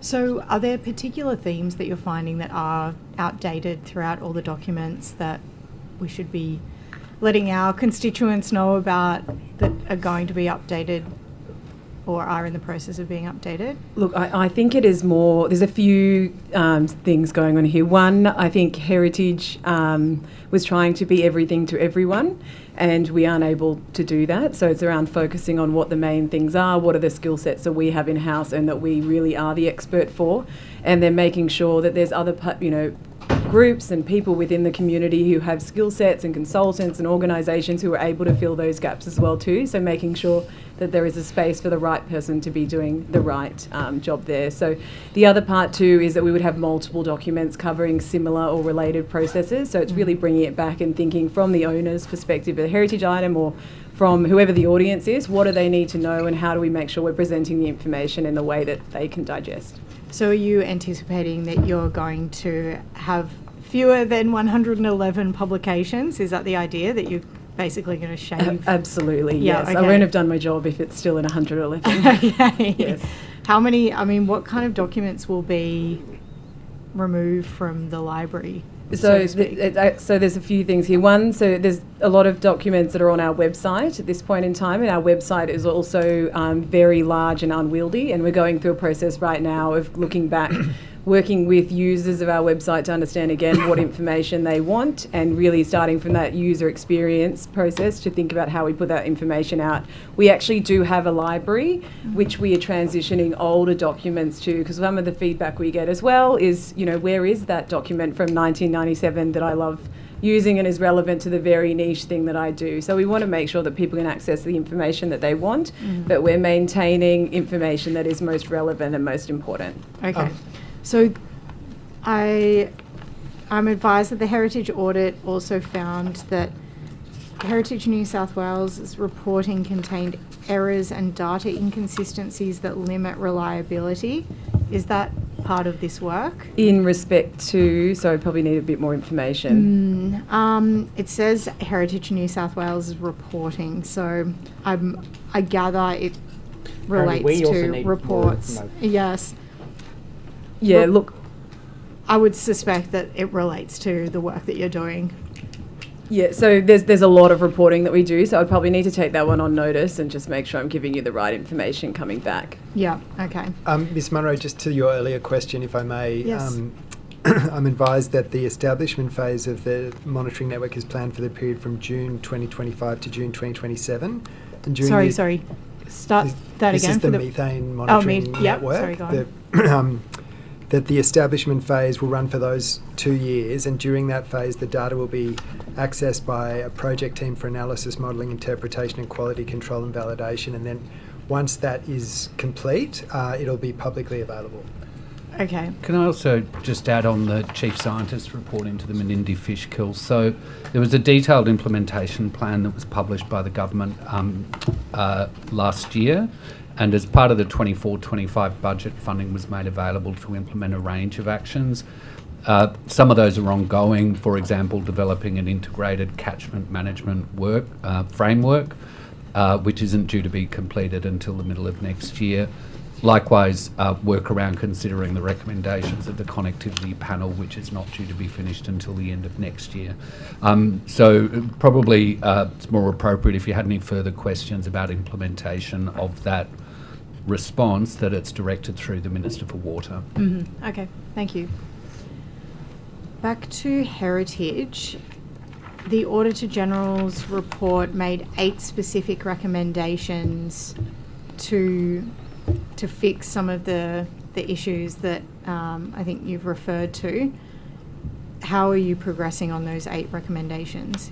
If you are working through those. Yeah, absolutely. So the 8 recommendations were all completed, but it would be fair to say that a lot of those were, I guess, the first step in the process, and we needed to continue delivery to make sure that we're meeting community expectations and really improving as an organisation. So the first one it was really around looking at our assessments process. How does that operate? How do we make sure it's consistent, and making sure that our staff are delivering the same service each time. We've reorganised our business into a functional model.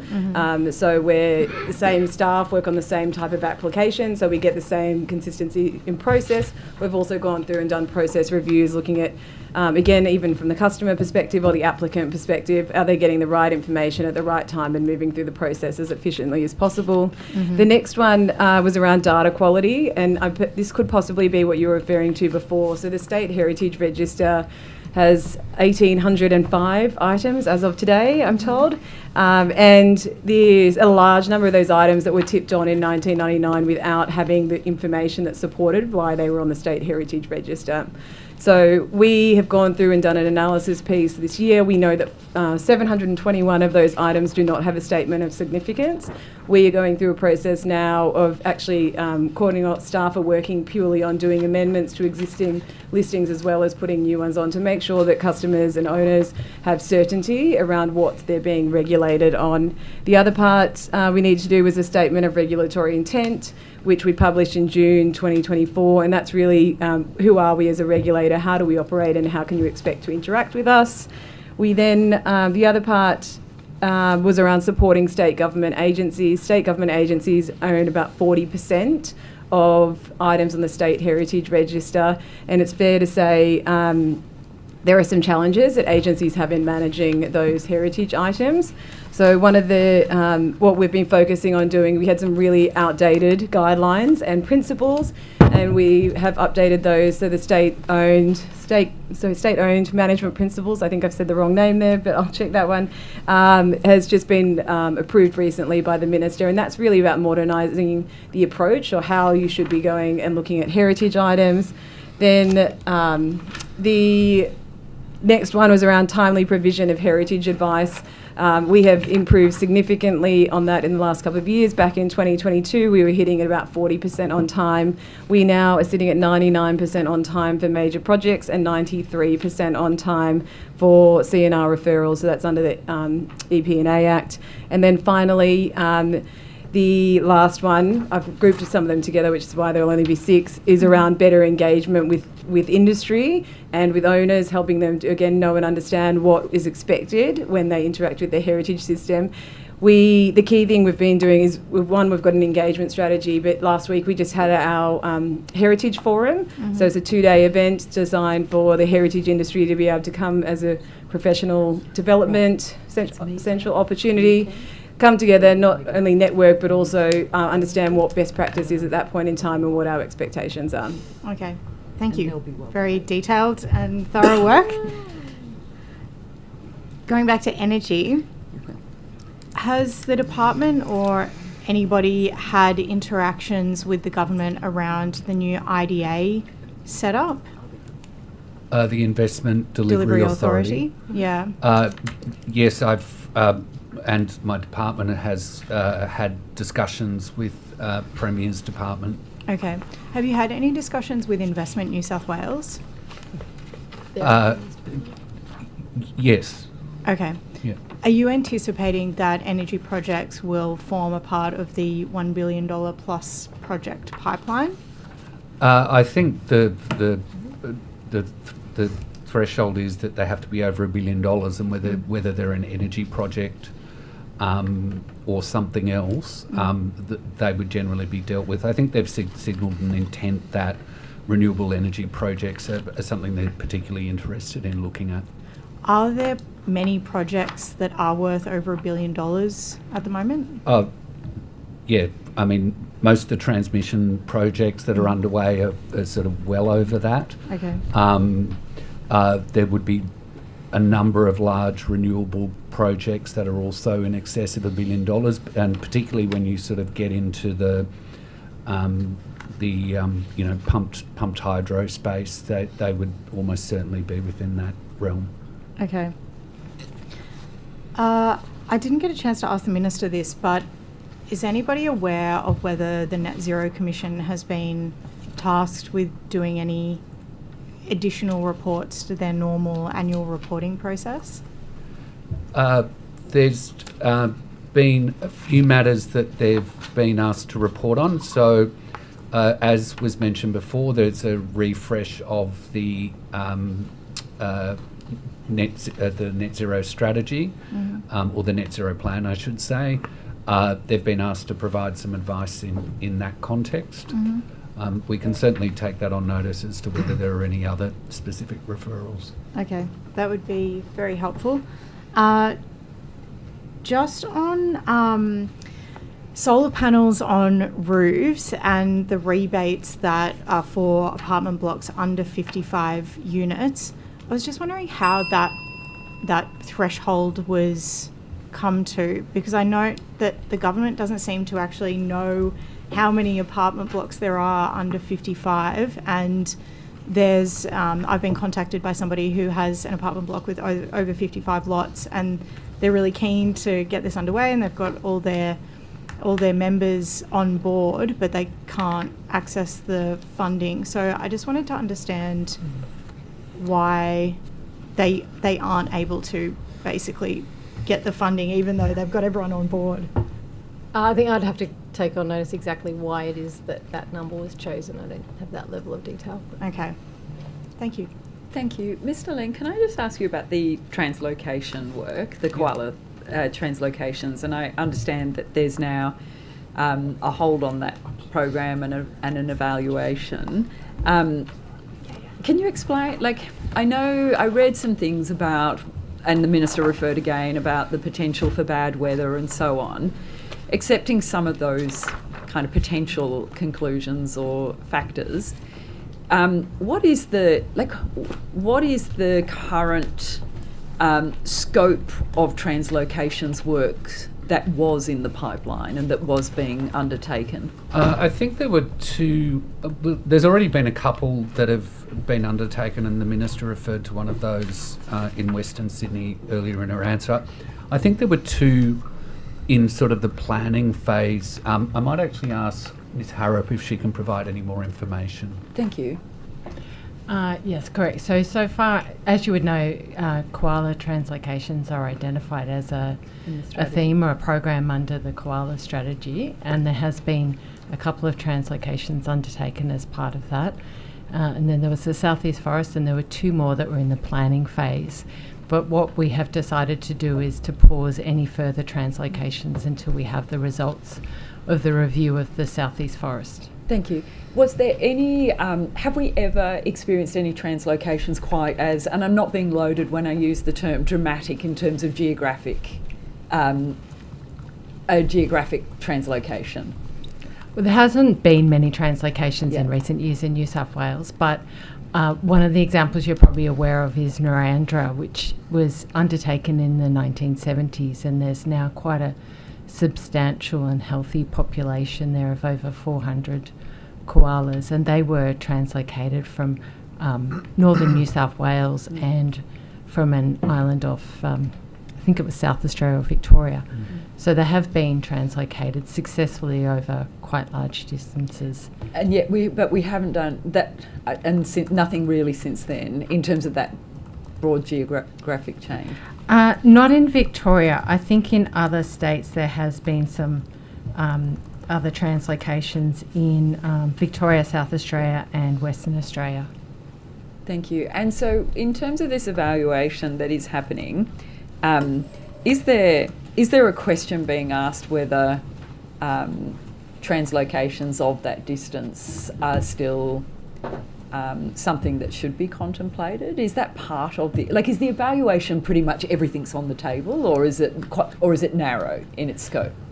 It's quite broad in its scope. We're looking at all of the aspects of the planning and the execution of the project, and we're looking at things like gut biome, the suitability of the trees that was assessed prior to the translocation as well, but also looking at disease as a factor as well. Thank you. And is that available? Like, is the evaluation terms and scope, is something available that might be publicly available for people to be able to know and understand more about what's happening? I'm not sure whether there's any information currently available about the scope of the review. I can take that on notice. The intention will be to make the findings publicly available. We'll go through an internal and an external expert review and are looking to have that done by the end of the year. Thank you. Just on that, where are we up to with the Koala strategy review? I know the Minister had a roundtable and there was a public process. Is that review still happening? So the Koala strategy runs until the middle of next year. There was obviously the Koala Forum, I think it was called, the Forum Summit early last year, and there's been various consultation papers released as part of that.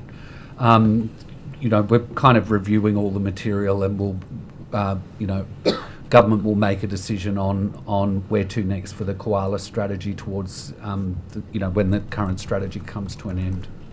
And is the idea of, because I understand the public forum was looking at, are the objectives of the Koala strategy still relevant? The idea that we were going to double the population, translocation was part of the... Is it all things are on the table in terms of looking at what a good fit-for-purpose Koala strategy in New South Wales would look like?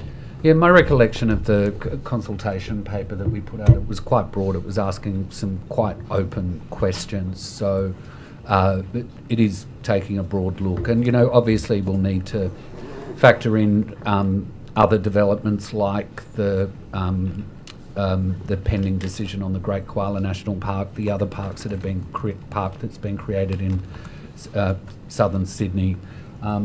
I don't know, Alison, did you want to add anything else? Yeah, I think the other thing that we would say is that obviously under the Plan for Nature there was really a commitment around putting nature on a path to recovery, and that includes sort of species, etc. And so any work to inform a new Koala strategy will be done around the work that we're doing around the nature strategy as well.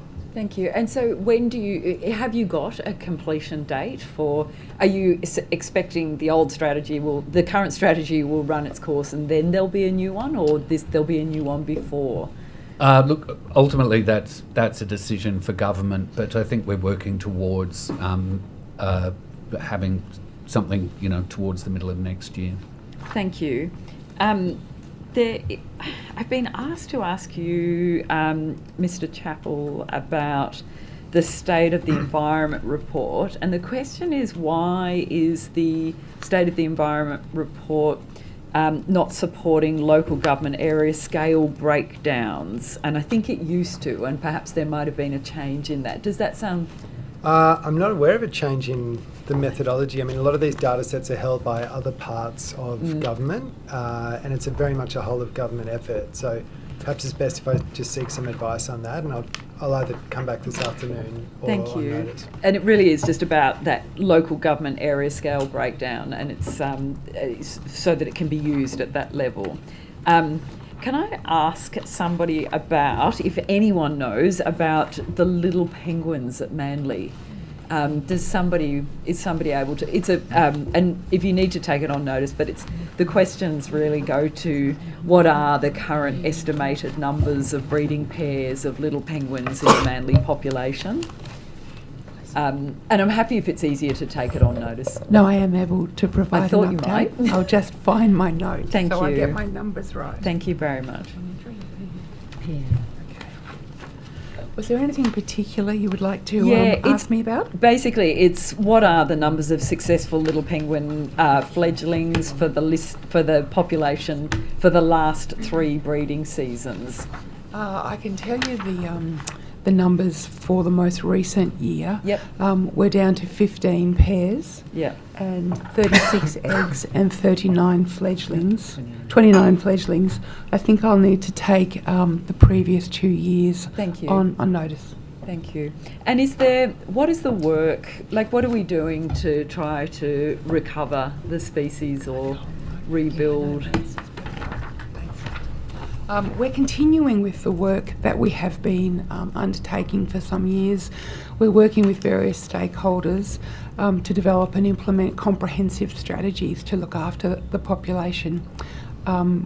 We've got 50 volunteer penguin wardens that continue to contribute to community education, habitat cleaning and issues reporting. We've got a penguin predation protection plan where we use remote cameras, fox baiting, intensive monitoring, and when we do have fox sightings, we have successfully detected those foxes and been able to control them.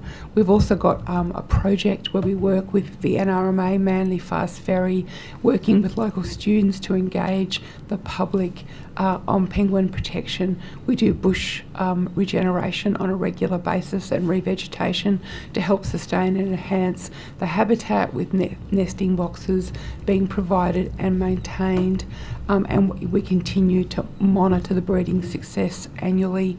And is the expertise that the population may survive, or is the expertise that the population is unlikely to survive in the long term? The expertise is that little penguin populations across Australia are continuing to decline. And as far as I'm aware, there's no indication that despite all the hard work that we've been doing since we had that incursion a few years ago, and the numbers fell at that time, since then the decline has continued, and there's no sign that at this stage that we can turn that around. Thank you. I've got a question very quickly in the last second about the gas, the decarbonisation roadmap.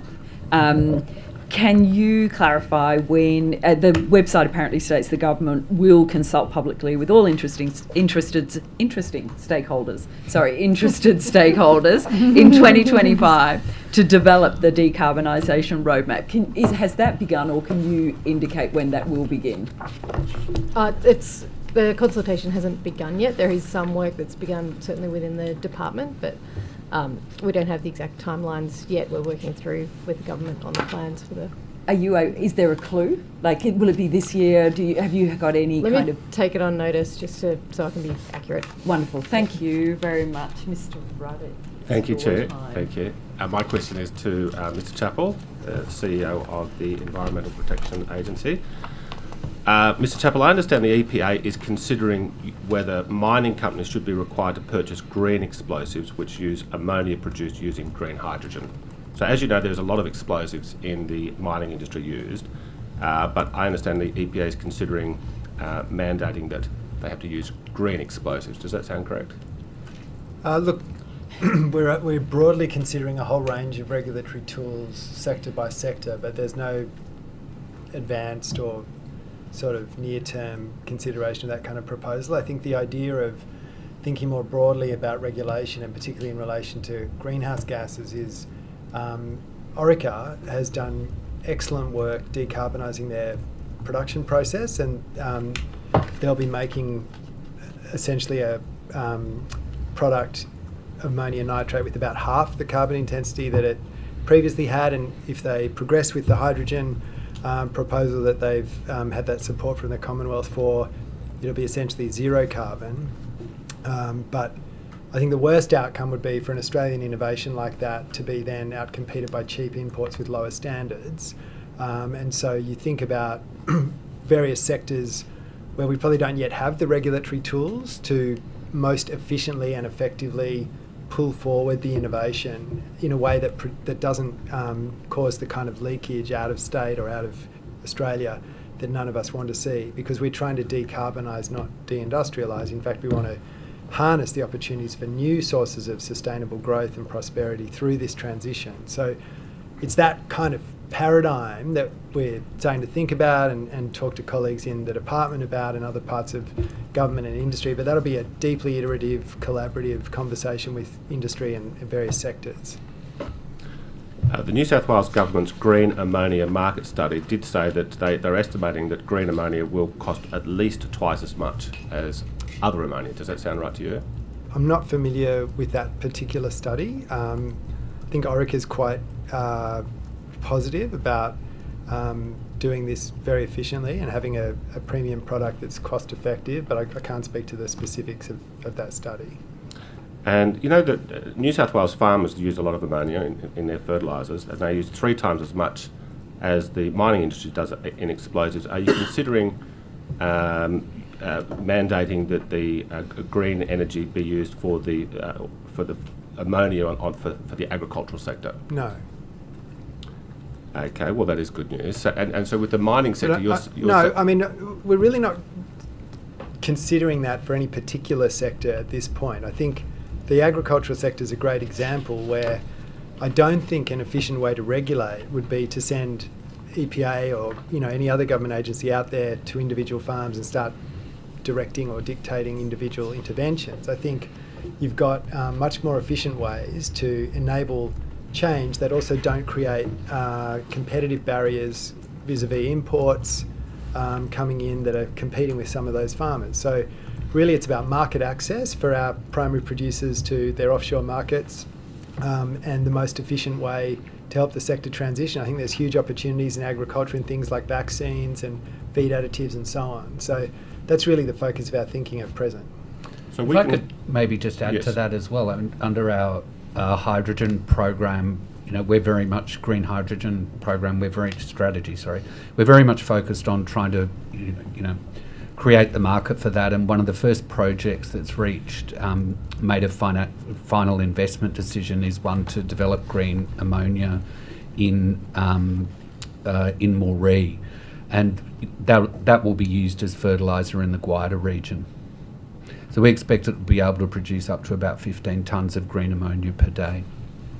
But we can say at this stage, in terms of the coal mining industry, that we don't have any firm plans to introduce any type of mandate around green explosives. No, I mean, I think we've discussed earlier the proposals we've progressed for consultation regarding coal mining sector specifically. The Minister's flagged the broader work underway across government looking at some of those other key sectors such as transport and the built environment.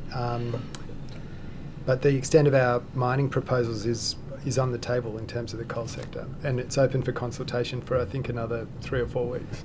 Thank you. The New South Wales Government released a renewable fuel discussion paper in August 2024. On page 21 of that discussion paper there's a proposal for possible actions to support demand for renewable fuels, including purchase targets for renewable fuels in hard-to-abate industries, and mandates, for example, green ammonia purchase requirements in mining and or other sectors, or renewable diesel and biodiesel blending in the transport sector. When will the renewable fuel policy be released? Well, that's obviously a matter for government. Government needs to make a final decision on the strategy or policy. It's under active consideration at the moment, and I expect there'll be a decision made imminently. Okay, thank you. Now, while the renewable fuel policy is not yet finalised, the New South Wales EPA recently released a draft greenhouse gas mitigation guide for New South Wales coal mines. Amongst other things, this document proposed a mandate use of renewable fuels at coal mines, starting with 5% in 2030, 10% in 2035, and 25% in 2040. Page 24 of that draft mitigation guide for New South Wales coal mines also states, quote, while this guide and these expectations apply to coal mines, the EPA intends to consider similar requirements for all mines and other sectors in the future. What other sectors are going to have renewable fuel mandates imposed upon them? Well, I can't really speak to that. There's been no decisions made in respect of other sectors. I think that work and all of the broader policy work that's been underway in recent years on renewable fuels, as well as the deep consultation the EPA has done in the last 12 months with the supply chain, with the Australian manufacturers of various biofuels on the East Coast, and the OEMs and other providers in that sector has informed these suggestions. But as I said, they're really proposals seeking feedback. So part of this consultation is to elicit various views in the sector and from other stakeholders about what is desirable, what's optimal, what's efficient, what's effective. I mean, when you look at small-scale mining vehicles and electrification, for example, in Western Australia there's some very competitive technology already being brought to bear. In the larger vehicles that our large mines here use, that isn't available. And so looking to blend fuel to achieve improved outcomes environmentally is one alternative, at least in the next few years, particularly as government more broadly seeks to catalyse new investment and growth in the renewable fuels sector. Would you agree that renewable fuels, at the moment at least, are twice as expensive or more as diesel fuels? I don't know that I would necessarily endorse that number, but I think what you see in this proposal is seeking to blend a fractional amount that is consistent with existing engine technology, but also doesn't impose, an undue cost burden. But it starts to pull forward that investment in the supply chain, which is how we drive down cost. I think when we look over the last 20 years, the regulation has just been going in one direction, and that's more regulation, which means more cost for producers. So are you in a position where you could rule out imposing expensive renewable fuel mandates across the New South Wales economy? Look, all I can say on that, Mr. Ruddock, is the EPA is not looking at a proposal of that kind. But I think if you look at rooftop solar, for example, where regulation has, and the rooftop solar system has seen very dramatic falls in cost, it's that kind of pull factor that we need to consider when we want to catalyse new industries such as renewable fuels. Okay, and I have a question for the Energy Co CEO, Hannah McCoe, who I understand you've been the interim CEO since last November, or you're now the CEO? I'm now the permanent CEO. Okay, now I've heard reports that there's been how many staff would Energy Co have at the moment, full-time staff? At the moment, it has 212, and I just wanted to correct what I said earlier. I said by the end of the year we'd have 170, and I meant by the end of the year we'd have 270. So just to correct what I said earlier. Right, so we're going from 170 to 270. Yes. Principally, what areas would those new employees be involved in? Actually, it's across the board, and it's to make sure that we have more permanent staff and reduced reliance on contractors, and that's been a continual theme to maintain an important, IP in-house and keep it government owned. And my final question is, I do speak to quite a few people in these proposed res areas, and some of them have referred to you as Hannah the Ghost because they haven't seen you in the regions since your appointment. So I'm keen to, and now that may be unfair, so I'm happy to hear what you say. What community consultation sessions and other community engagements have you personally attended, and what ones are planned? So I do go to the regions regularly. In fact, last week I was in Mudgee at the opening of the Mudgee Community Centre, and that was a really great opportunity to meet members of the community, and I do go regularly. The Arts Centre? No, it's a community engagement centre for the res. So it's where community members can come and get information and learn about and give feedback and all those things. And I was at that event, which was attended by many community members, and it was a very positive and good event. I've also been to a consultation process for our social impact management plan in the renewable energy zones. But I do make sure that with all of the community consultations that we have, they are led in region by our team, and that's a consistent thing that we do across all our reses. And it's very important that we have those people empowered at that level, that they lead all the community consultations. Thank you. Okay, so the crossbench time has expired, so I'd like to invite the opposition to speak, and I understand the Honourable West Fang is leading. Yes, thank you very much, Deputy Chair. The issue of Brumbies. We haven't discussed this for a bit. Just in relation to the aerial culling process, is that continuing? If you just give me a moment to step through this. So, there's the three zones: the prevention zone, the retention zone, and the removal zone. We're not conducting sort of widespread aerial culling. However, we are continuing as part of broader aerial pest control programs. We are continuing to remove horses where they're in the removal zones or in the prevention zones. Okay. When you say removal, is that a euphemism for we shoot them? Yes. Okay. So, euphemistically, how many have you removed this year? If you just give me a moment, I'll have a look at my notes, unless one of my colleagues up there gets to it first. Surely you must have anticipated this question from me. I mean, it's... Anthony, I've got a figure, which is total removed since the 2024 survey, which was the 10th of November 2024, Yep. and 177 horses have been removed from Kosciuszko since that date. Okay, and were they all euphemistically taken care of, or were they some rehomed, or...? I can tell you that 65 were aerially controlled.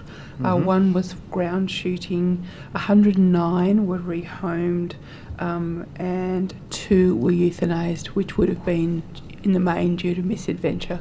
Right. The 65 that were aerially culled, was that a aerial culling program that was specifically for brumbies, or were they part of a wider feral animal cull that were then... Yes. No, it was part of a wider aerial cull. So we also removed 290 pigs, 551 deer, 2 dogs, and 23 foxes. Excellent work. So, since the minister became the minister in March 2023, are you able to tell me how many have been aerially culled since then, or since the start of the aerial culling process, perhaps? I have a figure that tells us how many have been aerially culled since the 21st of October 2023. And that was the commencement of the aerial. That was the trial commenced. Trial from yes, memory. thank you. Yes, perfect. And that figure is 6,034. Okay, and in relation to total removals since the start of the aerial culling process, do you have that figure by any chance? The total removed since the 21st of October 2023 is 6,570. Okay, and that includes those 177 that we spoke about a little bit earlier since the survey. Is that correct? Okay, so those figures are accurate there. Now, that's interesting because obviously when the minister proposed the matter of aerial culling be, I guess, progressed, there was, a range of figures around the Brumby count that were bandied about, but certainly there was sort of indicated there was in the region of around 20,000, give or take. Well, no, I think there was a range. Yes. Specified. And I think... the lower end was much, much lower. I think it was around 12,000 from 14,000, I think, at the time that Maybe lower. the trial was brought in, but I'll stand to be corrected if I am. But in any case, let's go with your figure of 12,000, I think it is, if that's the lowest figure. Yes, 12,797 was the lower figure. Sorry, what was the lower 12,797. So 12,797 was the lowest figure, right? We removed 6,500 from that, and that still gives us 6,200 odd horses, correct? That should be in the park now. I don't... Give or take the birth rate, the death rate, but usually the Mr. birth Fang, rate... this is an aerial survey methodology. and it's underpinned by a 95% confidence interval. We in fact did 3 different methodologies this time around as well, which produced a range of figures, which just highlights some of the uncertainty. But I think we said that at the time, didn't we? But I think various parties were saying at the time that the numbers were actually much lower. Down in the 2,000 or 3,000 or something like that, and we've That was actually after you removed 6,500. So clearly, they're an aerial survey methodology. There is, they can only be confident to a certain degree. So in relation to that aerial survey methodology then, could I ask,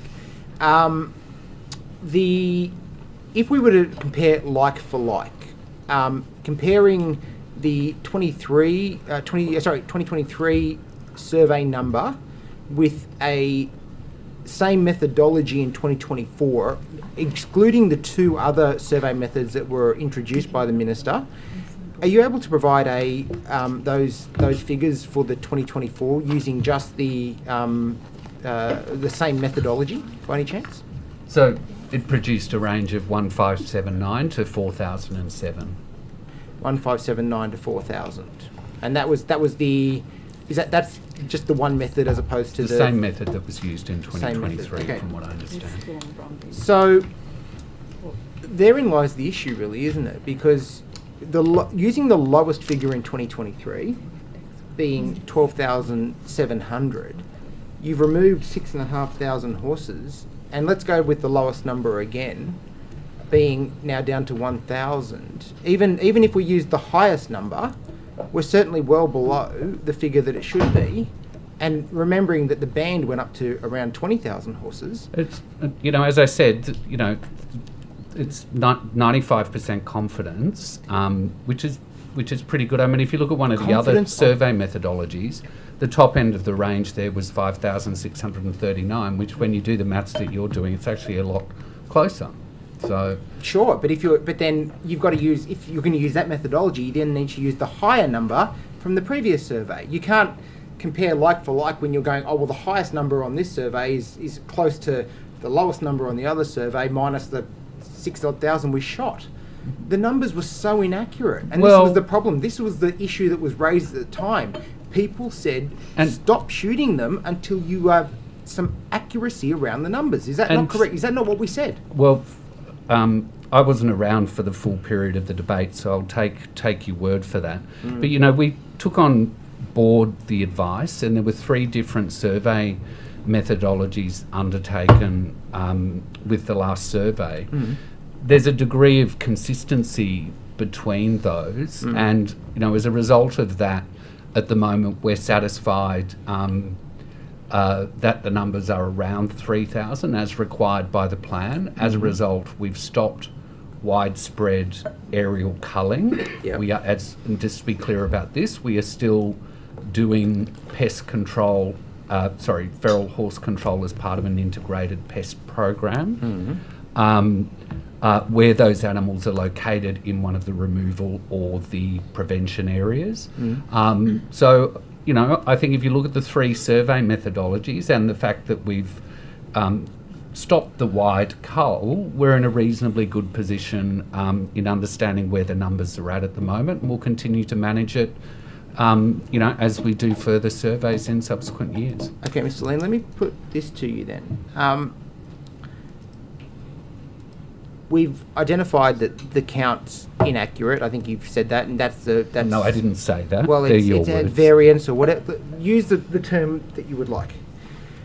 But there was already concern that the numbers post the survey were around or under 3,000. Why then have you continued culling brumbies in Kosciuszko National Park, given that I already believe the Minister may have breached legislation by going below 3,000, and you say around 3,000, why remove more? Well, the plan requires us to have removal areas and prevention areas where horses are to be removed. We are not removing horses from the retention area. where, the only time that we are taking that action is where they are in the areas where we are legally required to remove them. Okay. We also have horses continuing to make horses. Yeah. So They generally when don't we stop. get to June 2026, we're aiming to have, consistent with the legislation, 3,000 horses in the retention areas. It's very hard for a mummy horsey to love a daddy horsey when daddy horsey's been shot, though. I can guarantee mummy horses don't love daddy horses. It's a very different function. I mean, it's not just horses, let's be honest. The issue of Skyville. I spoke about it a bit with the Minister earlier, but now that I've got some of the officials from Heritage here, I might seek to better understand some of the interactions that you may have had with your cross-department colleagues, although you are under the same Minister, with National Parks in relation to issues such as the Commandant's Health.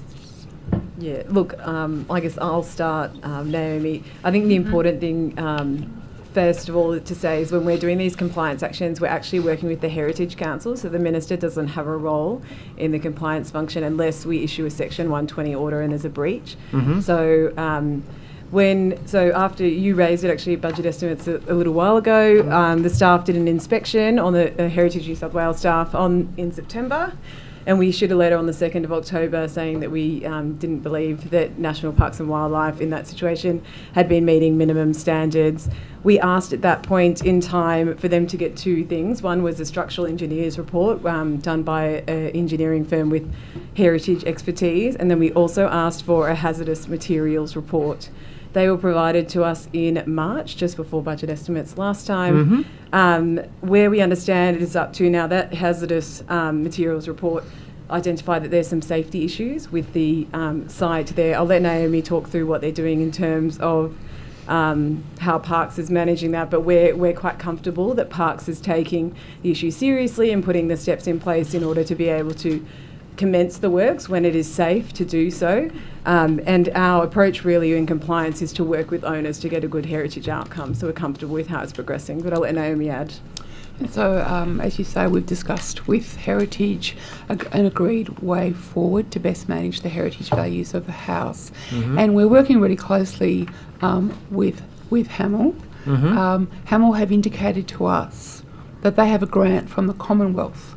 And if they're successful in getting a licence to occupy the house that they're seeking from us, that they will undertake the work with that grant. The work could also be undertaken by Parks if Hamel is not successful in getting that licence. Hamel has commenced planning and heritage approvals, with MPWS providing advice and support, and in fact we met with them this morning to discuss that. We have funds allocated if required, should Hamel not get the licence. But at this stage, they've declined our offer to do some of the planning and structural work as they have sufficient funding available. Right. Now, just in relation to this matter, I'm not sure what the gestation period of a horse is, but I think we could have had a few horses born in the time that it's taken, given that, I mean, the estimates periods that I've raised this has been multiple estimates. I mean, we're now, I think, at least 12 months plus since this has become an issue. That's one horse. Sorry? That's one horse. One horse, there you go. Okay. Well, there's something to shoot at later. Why is it taking so long? Because I have grave concerns about the way we are managing this, and I say this as somebody who has trained and served in the Australian Army. There is a heritage value there that needs to be protected. The people, including former Deputy Prime Minister Tim Fischer, trained at Skyville. That place produced a number of leaders. We've recently had Vietnam Veterans Day. The delay in seeing this site protected, which has a heritage order on it, I think is disgraceful that we're now 12 months in and nothing of material improvement has occurred. What does it take to actually issue a breach notice to National Parks and Wildlife Service in relation to this? Because whilst I accept that you've met again with Hamel today, certainly, this isn't the only time I've raised this issue. I've been raising it in terms of through the House, in questions to the Minister, and my engagement with Hamel in particular around this matter has been that there are issues continually with National Parks and Wildlife Service. They've requested that works be done to at least shore up the site so that the house does not fall down. And you're saying now that there's money set aside, but you're not prepared to actually spend that because they've said they might. How are we at this point where the house is still potentially about to fall down? Yeah, just to clarify first, we haven't issued a Section 120 order under the Heritage Act. So at this point in time, we've written and working with National Parks. That's in line with our statement of regulatory intent. We work with the owner to be able to get the outcome, and we also do the minimum intervention needed to get movement here. So I'll let Naomi speak through the timing of it. But at this point, as I said, we're comfortable with the reports and the information that's come out of the hazardous material report that it is not safe for the works to progress, and it's really on Parks to be able to make sure that's moving forward. Okay. So I would observe that the site has deep heritage significance that really starts back with obviously First Nations people, and then there's various activities that have been done by various people along the way, including the important military history. It's state heritage listed, and there's a lot that needs to be done, undertaking planning and assessment to make things happen. We've been working with Hamel now, as you say, for some time. They have an occupation licence to use part of Skyville for the operation of a public museum and associated community activities. I've been out and seen the work that was done by Hamel. It's brilliant. And I think it's fair to say that's had a really great outcome. They also have a licence to undertake refurbishment works to Longtown Place House, and they'll be granted an occupation licence for that house on completion of the works. They've now requested to license additional buildings, and one of them is the farm manager's house, also known as the commandant's house, which I think is the one we're talking about. We've asked them for a detailed proposal, which is sort of how we operate. We need the information, and we do intend to work with them. In fact, when we got advice from the heritage consultant to say that they thought that the house should be stripped back to sort of a minimum to bring out the original fabric, we immediately met with Hamel, concerned that it might not be what Hamel had in mind. And in fact, what they said was, yes, we agree, that's exactly what we want to do. And we've been working with them ever since in a really, I guess I would say, good collaborative way to get that work done. Are you sure that's how you would describe it, a good collaborative way? Because I often receive emails where I can see that it appears to me on a prima facie case anyway that National Parks will come to staff from National Parks will come to estimates and tell me that we're working collaboratively with them, that we're hoping to see an outcome, that we will protect this site, that we will not let it fall down. And then I see the emails and the email traffic where it appears that National Parks is acting like a roadblock.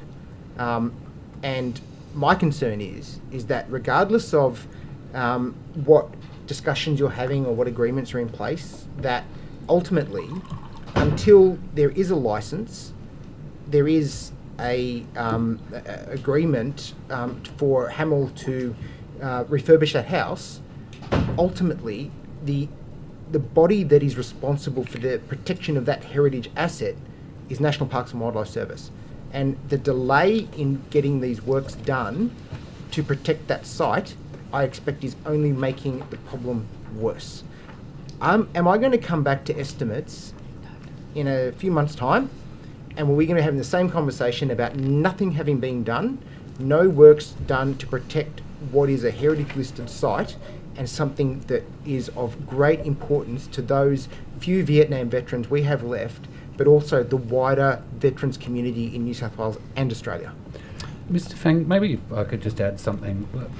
Since this has been raised at estimates a couple of times before, there has actually been significant progress. I mean, Ms. Stevens ran through the 2 agreements that we've already reached with Hamel and the work that's already been undertaken under one of those agreements. And the second one, they've got approval to do works, and that will turn into a licence as well. And I think it's quite a long-term licence. what I would just say is that, we are working within the framework of the National Parks Act. It's also a state heritage item. So we have to be very careful to make sure that we're meeting all of the legal requirements. Now, if that's being interpreted as being difficult, that's unfortunate, but it does sound as if there is quite a good collaboration happening with Hamel at the moment. So if there are specific concerns, I would encourage them to refer them to me and I can look specifically at them. Thank you. We're now over to Dr. Conn. Thanks very much, Chair. I had a few things to follow up on after I rudely cut off Mr. Chappell this morning. The first one was I was talking to the Minister about the Product Lifecycle Responsibility Act and wondering what you see as potentially the low-hanging fruit or the opportunities for that framework to be applied to other waste streams. It's frankly a transformational framework. So when the EPA did the regulatory impact statement, we deliberately included all the Treasury guidelines of all the states and territories and the Commonwealth so it can be replicated. And I understand from colleagues in other jurisdictions, a number of them are now progressing the legislation in an analogous way to the way it was adopted here, so that you might imagine a national stewardship scheme, say for solar panels, but domiciled in one state, but operating across Australia in a consistent way. So that's the sort of future we're hoping to help enable. In terms of our list of, areas for reform, obviously packaging, and there's been some discussion of the container deposit scheme and reform of that. That's a different piece of legislation, but it is a notable, very successful stewardship scheme. Our first priority is batteries, lithium-ion batteries in either micro-mobility devices or embedded categories, because they're posing a significant fire risk. But we've also said we'll look at the other battery categories once those are done, including those in homes and vehicles. There's been a long debate nationally about tyres and stewardship of those and how that might operate more effectively. It's a case that potentially is applicable here, perhaps again domiciled in another state, doesn't have to be New South Wales, but some sort of national solution. We also looked at some chemical solvents where we do see potentially a viable benefit of this kind of stewardship. And of course, the Minister took to Energy and Climate Change Minister's recent meeting a proposal to look at national stewardship arrangements for solar panels, so that instead of disposing of panels when they come off people's roofs as they upgrade but they still operate, they can we can have a second-hand market, or we can have a viable reprocessing, remanufacturing sector. And there are probably a number of other sectors that are not at the top of my mind, but I'm happy to take on notice any others that we consider prospective, and also hear other suggestions from stakeholders in the community. Yeah, please. I'd love to hear that list of yours and what you're hearing from other states as well. Thank you. I think you were also trying to tell me this morning about the changes to ICHEMS. In respect of? I was talking to Minister Sharpe about reducing waste at its source. We talked about the plastics plan. We talked about... oh, yes. So one of the proposals the government's consulted on in that plan is quite a groundbreaking proposal in terms of the chemistry used for packaging that we're exposed to. It's fairly well known now. There are about 40,000 chemicals that we sort of use in society, and they operate on the basis of innocent until proven guilty. And what we find is over time, as knowledge catches up for something that's bioaccumulative and persistent, it can be very problematic in the environment. We see that with PFAS, we've seen it with triclosan, galaxolide is another one we've identified. So we also have seen well-intentioned reforms such as phasing out BPA, leading to the replacement of that chemistry with something equally unsafe in some cases. So this proposal is to essentially flip that onus and have a demonstrably safe set of chemistry that industry is encouraged to utilise, and a contrasting sort of red list of prohibited chemicals, and then there'll be an ability for industry, if they want to use something not on that green list, to make the demonstration either through other data or approvals in other jurisdictions or some other process that it is able to be safely used, and it's safe when it gets into the environment. So that would be that would be something that we'll also be working with the Commonwealth to ensure that their reforms to packaging take that into account, and that really sort of sets a bar for what we hope national reform looks like. Thank you. I'm very interested in this, and it occurs to me as a former medical practitioner when you look at the framework for pharmaceuticals, having to go through preclinical trials, clinical trials, but there's also for pharmaceuticals kind of an aftermarket surveillance where if things are being picked up as an issue, there's a framework for a very prompt response to investigate that further. Is that also being considered as part of this reform? I think my colleague Mr. Beaman can probably add some detail. Please. I think that's the modernisation nationally. It's happening with the ICAMS framework. So I think at a national scale, I think the previous system was sort of the wrong way around. And so there's a much more proactive approach by the Commonwealth and the states to look at chemistry that comes into the country and do those risk assessments and do that analysis before those chemicals are released on the market. The issue I was going to raise is we built this really awesome tool with some colleagues in New Zealand called Hazel, and it's a hazard evaluation tool, a visualisation tool for industrial chemicals. So we can prioritise and risk rank industrial chemicals in relation to each other, what their hazards are, in terms of toxicity, bioaccumulative and persistence in the environment. And the way we've used it recently is to look at compostable food packaging and saying if it's coming in from China, what's been approved, what chemicals have been approved in China that gets used to make that virgin material. And so we can run our Hazel model over that and identify chemicals that we can target for testing in product as it comes into the country. So for us, it's actually quite groundbreaking, and it sort of puts us in a much more proactive space. Okay, it's very helpful. It didn't quite answer my question, which was kind of aftermarket. There are often instances where something might only come to light as being harmful because of persistent bioaccumulation for decades.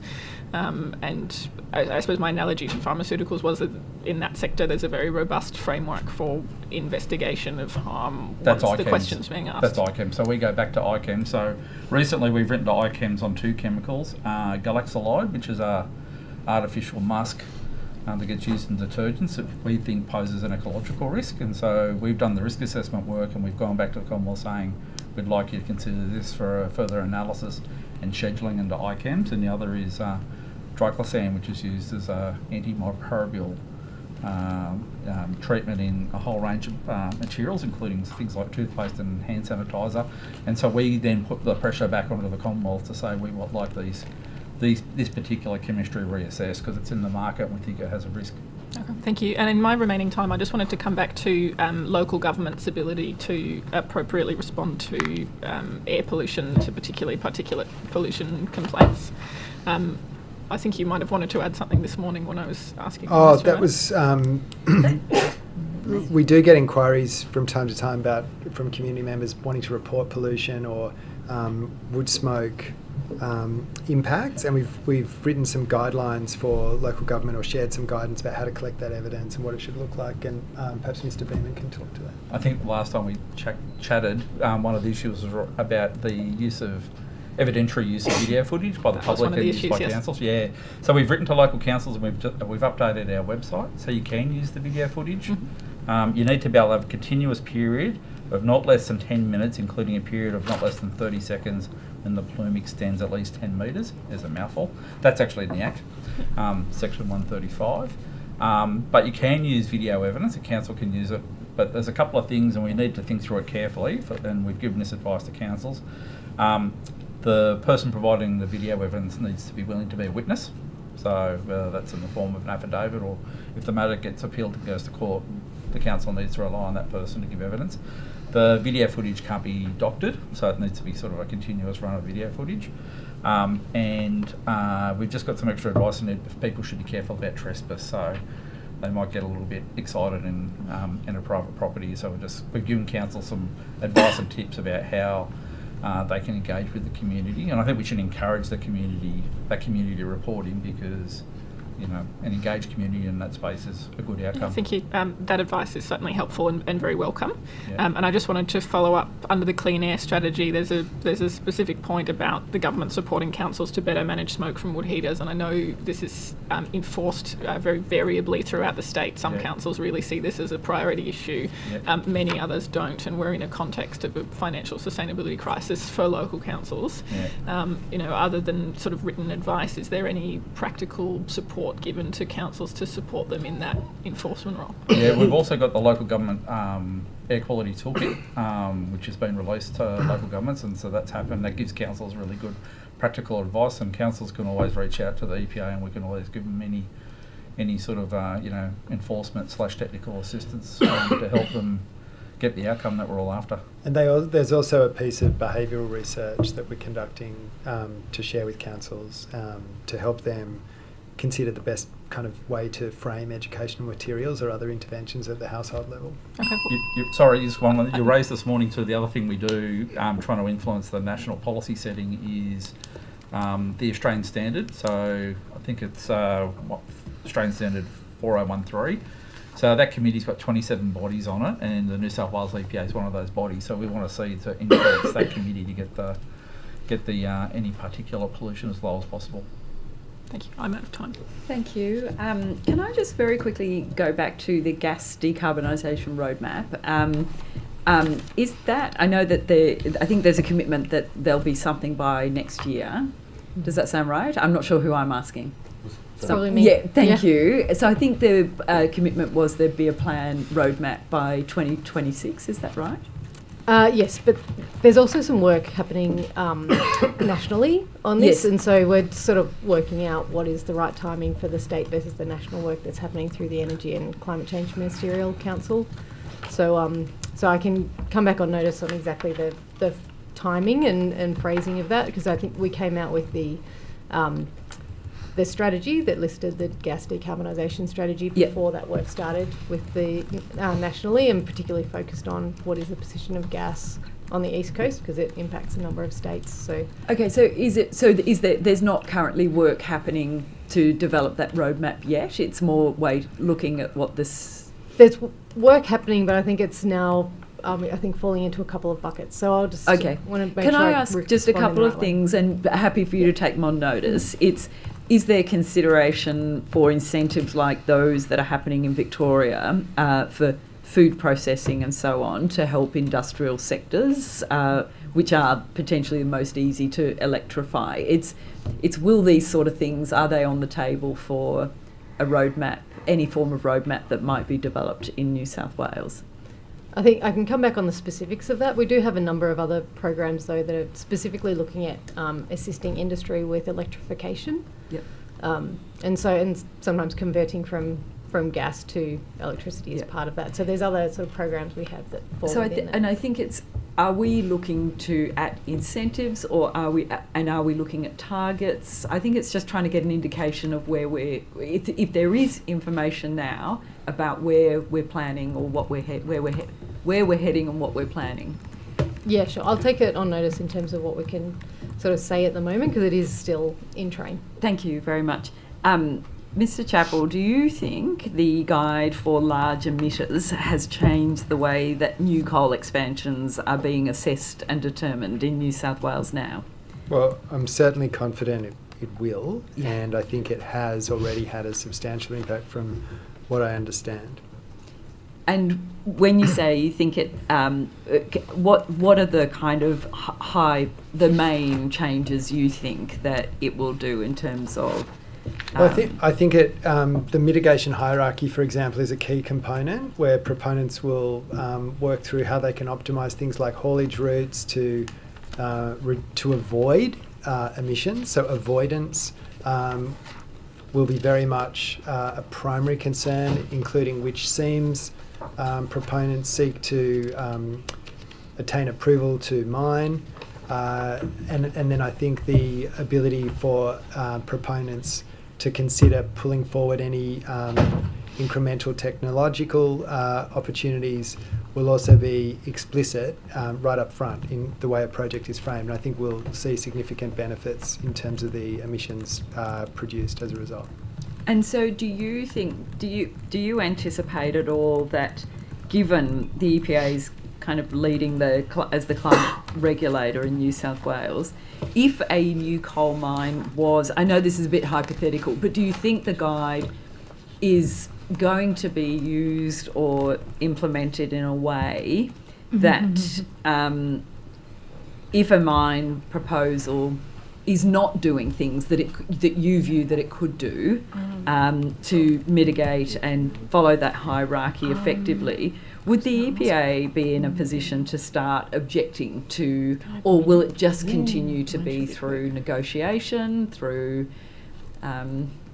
persuasion? I mean, the planning department will seek our advice on the way the proponent has sought to apply. And I think that's my question. So in that advice, would you be in a position now with the guideline to say, no, look, we object, that's just not...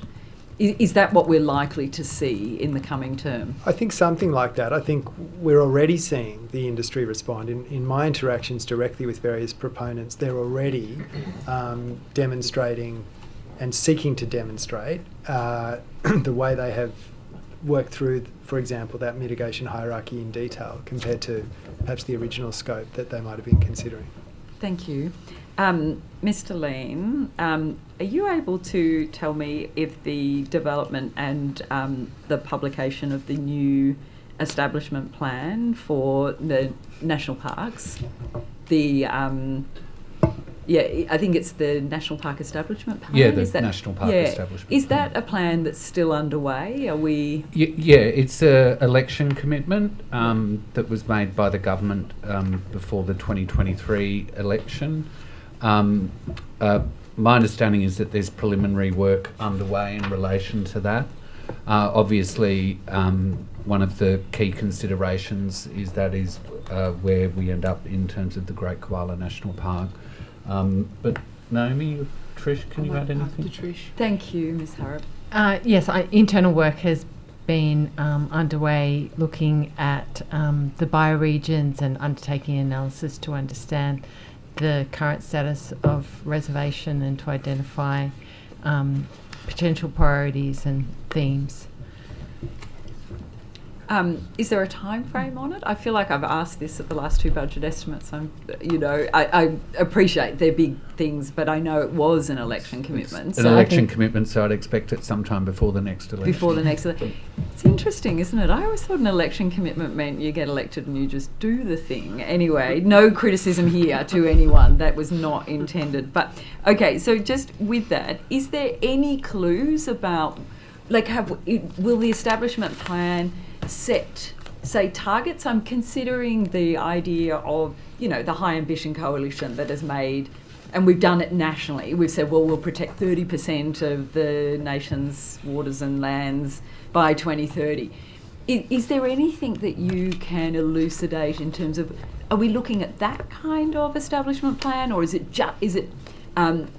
with percentages, with the adding to the comprehensive adequate representative reserve system? Are there criteria? Is something in there that you can share with us? We're definitely looking at all the criteria that parks would apply in assessing land and identifying whether it's a priority for inclusion in the national park system. Whether or not the plan will include targets, I think, would be a decision for government. Right. But I think the other thing is that the reserve establishment plan will also interact with the nature strategy, which is under development.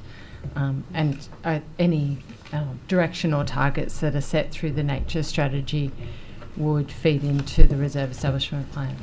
And so that leads to the next question. Where are we looking with the nature strategy? How's that going? Because I know the Minister's very committed to the nature strategy. Yeah, so we've started doing some preliminary work on the development of the nature strategy. You will have seen in the plan for nature, and as Ms Harrop was talking about, it's both to guide both public and private investment, and so that is the interaction with the plan that Ms Harrop was talking about. The nature strategy is going to include, goals and targets for conservation and restoration, and so we are doing work around looking at the information that we have around all of our biodiversity indicators and working sort of across all of DQ to do that. there is also a commitment in the plan for nature that we will consult with, government experts and the broader public during the strategy development. We're not in a position where we're at a stage to consult that. We're at the early development stages at the moment. And is there a time frame? Like, as in, have you got a kind of even a vague time proposal? I think that the plan for nature sort of committed to it being a sort of nature strategy and making that a legal requirement under the Biodiversity Conservation Act. Yeah. And I think the timing of that is a matter for government at the moment. Oh gosh, thank you. Thank you, Ms. Giuliani. With the Biodiversity Conservation Trust, is there works happening within the?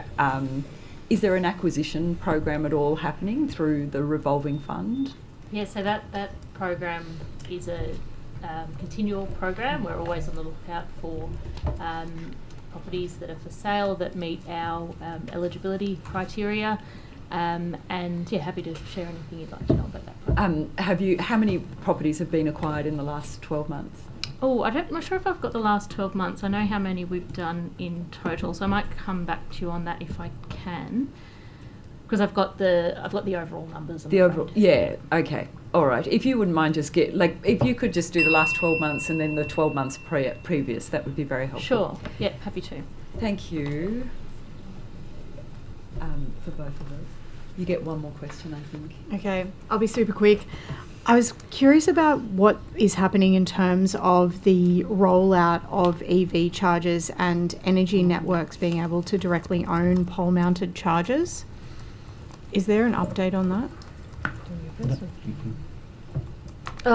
There's a number of different programs we've got generally for rollout of chargers, but specifically for the distribution networks, a proposal's been released, and we're sort of looking into that and looking at doing some consultation. Okay, thank you. Just in relation to an article in the Weekly Times of the 19th of August, CHEW entitlements are being delivered through about 10 regulators and other works across the basin that do not comply with metering regulations. Apart from Tyrrell Station, are there any other regulators amongst those 10 which are operated by the Conservative Program, Heritage and Regulation Group, National Parks and Wildlife Service, or any other organisation with the Environment Minister's remit?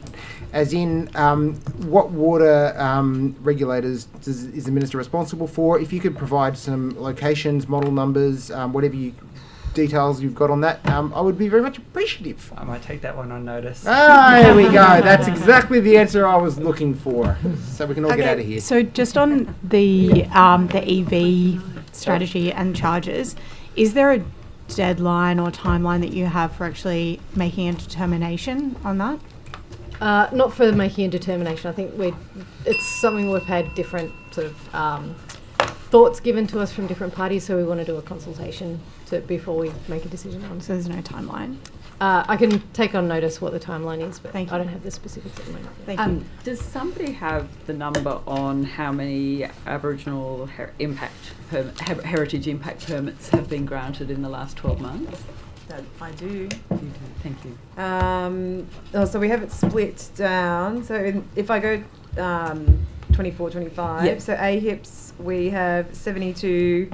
AHIP variations, we have 28. AHIP surrenders, we have 8. AHIP transfer, we have 2. AHIPs we haven't accepted is 5, and then 9 AHIPs withdrawn. Thank you. What's the main basis for a surrender? Good question, actually. I need to check with these ones. I'll take that on notice. All right, thank you. Even just generally is, what the main basis for surrenders would be. And is there to you, Mr. Lane, have you received, or is there concerns about the wildlife carer sector and how things are being played out in New South Wales around the enforcement of the licences for wildlife carers? Is that something? It's not something that's been raised with me, but I might ask Trish. Not specifically that I'm aware of. We do license the wildlife rehabilitation And so sector. with the review, there's a current review that's being undertaken. Is the department providing assistance for that current review that's being undertaken? Yes, the review's being led by the Parliamentary Secretary, and the department is providing support for that. There's been a number of public consultations, and there will be a report due to be delivered to the Minister in October, I think. Okay, thank you. Yeah, October. Thank you. We're now in government time.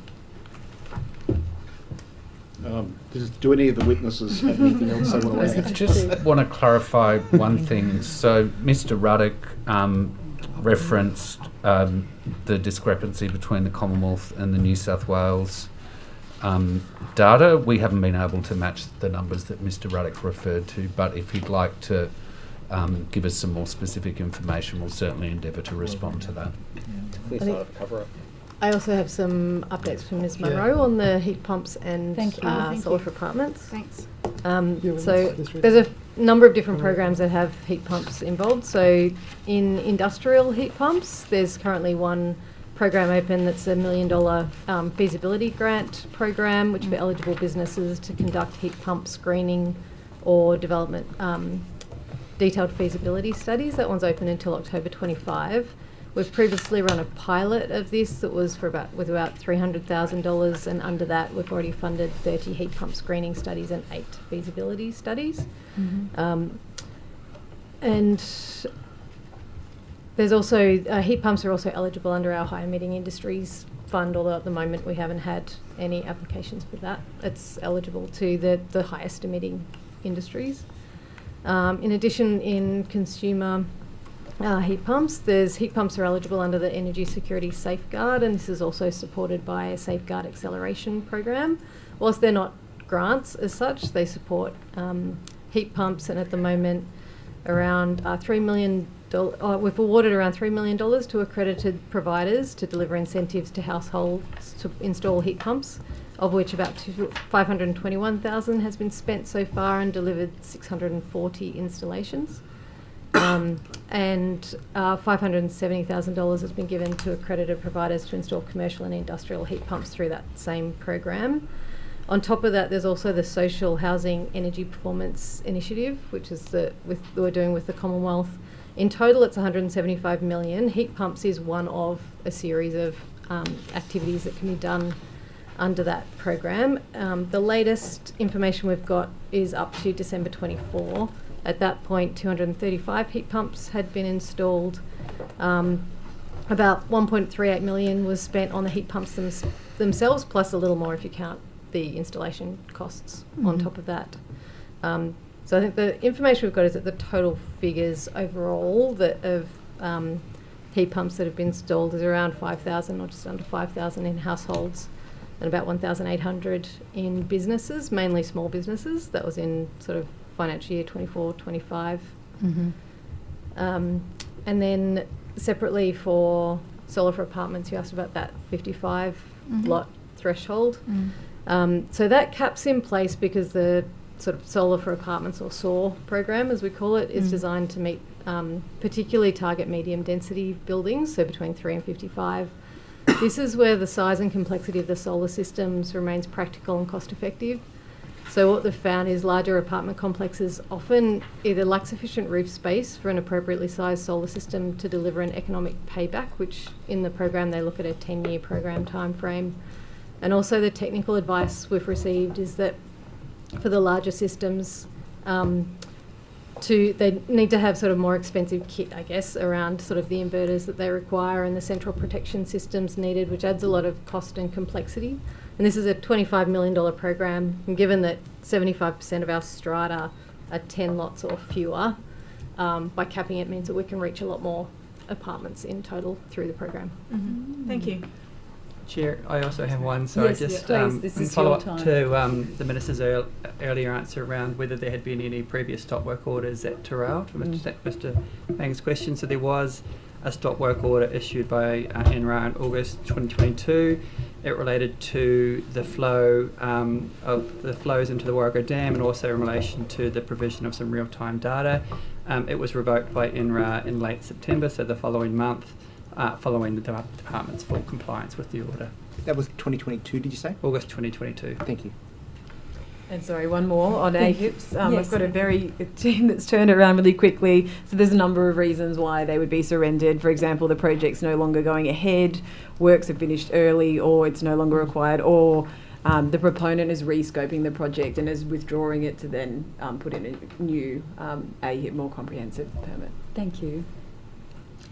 I have the Manly Little Penguin figures if you'd like those. Well, I do want them, but I feel they're sad. Please do. 2022-23 there were 29 breeding pairs. Yep. In 2023-24 there were 19 breeding pairs with 39 eggs, 37 fledglings. There were 19 active nests. And then in 24-25, I think we got those figures, that was 15 breeding pairs, 36 eggs, 29 fledglings. Thank you very much. I might just thank all the witnesses for their evidence and say there are no more government questions, Chair. Fantastic. And I too, on behalf of the committee, say thank you very much to all of you. We are very grateful. We know how much time goes into this and how much effort, and it takes you away from the day that you would have had otherwise. We are very, very grateful. So as you know, if there are further questions that were taken on notice that haven't been responded to, the tremendous Secretariat will be in touch with you in due course. Thank you all of you. I hope you have a good evening.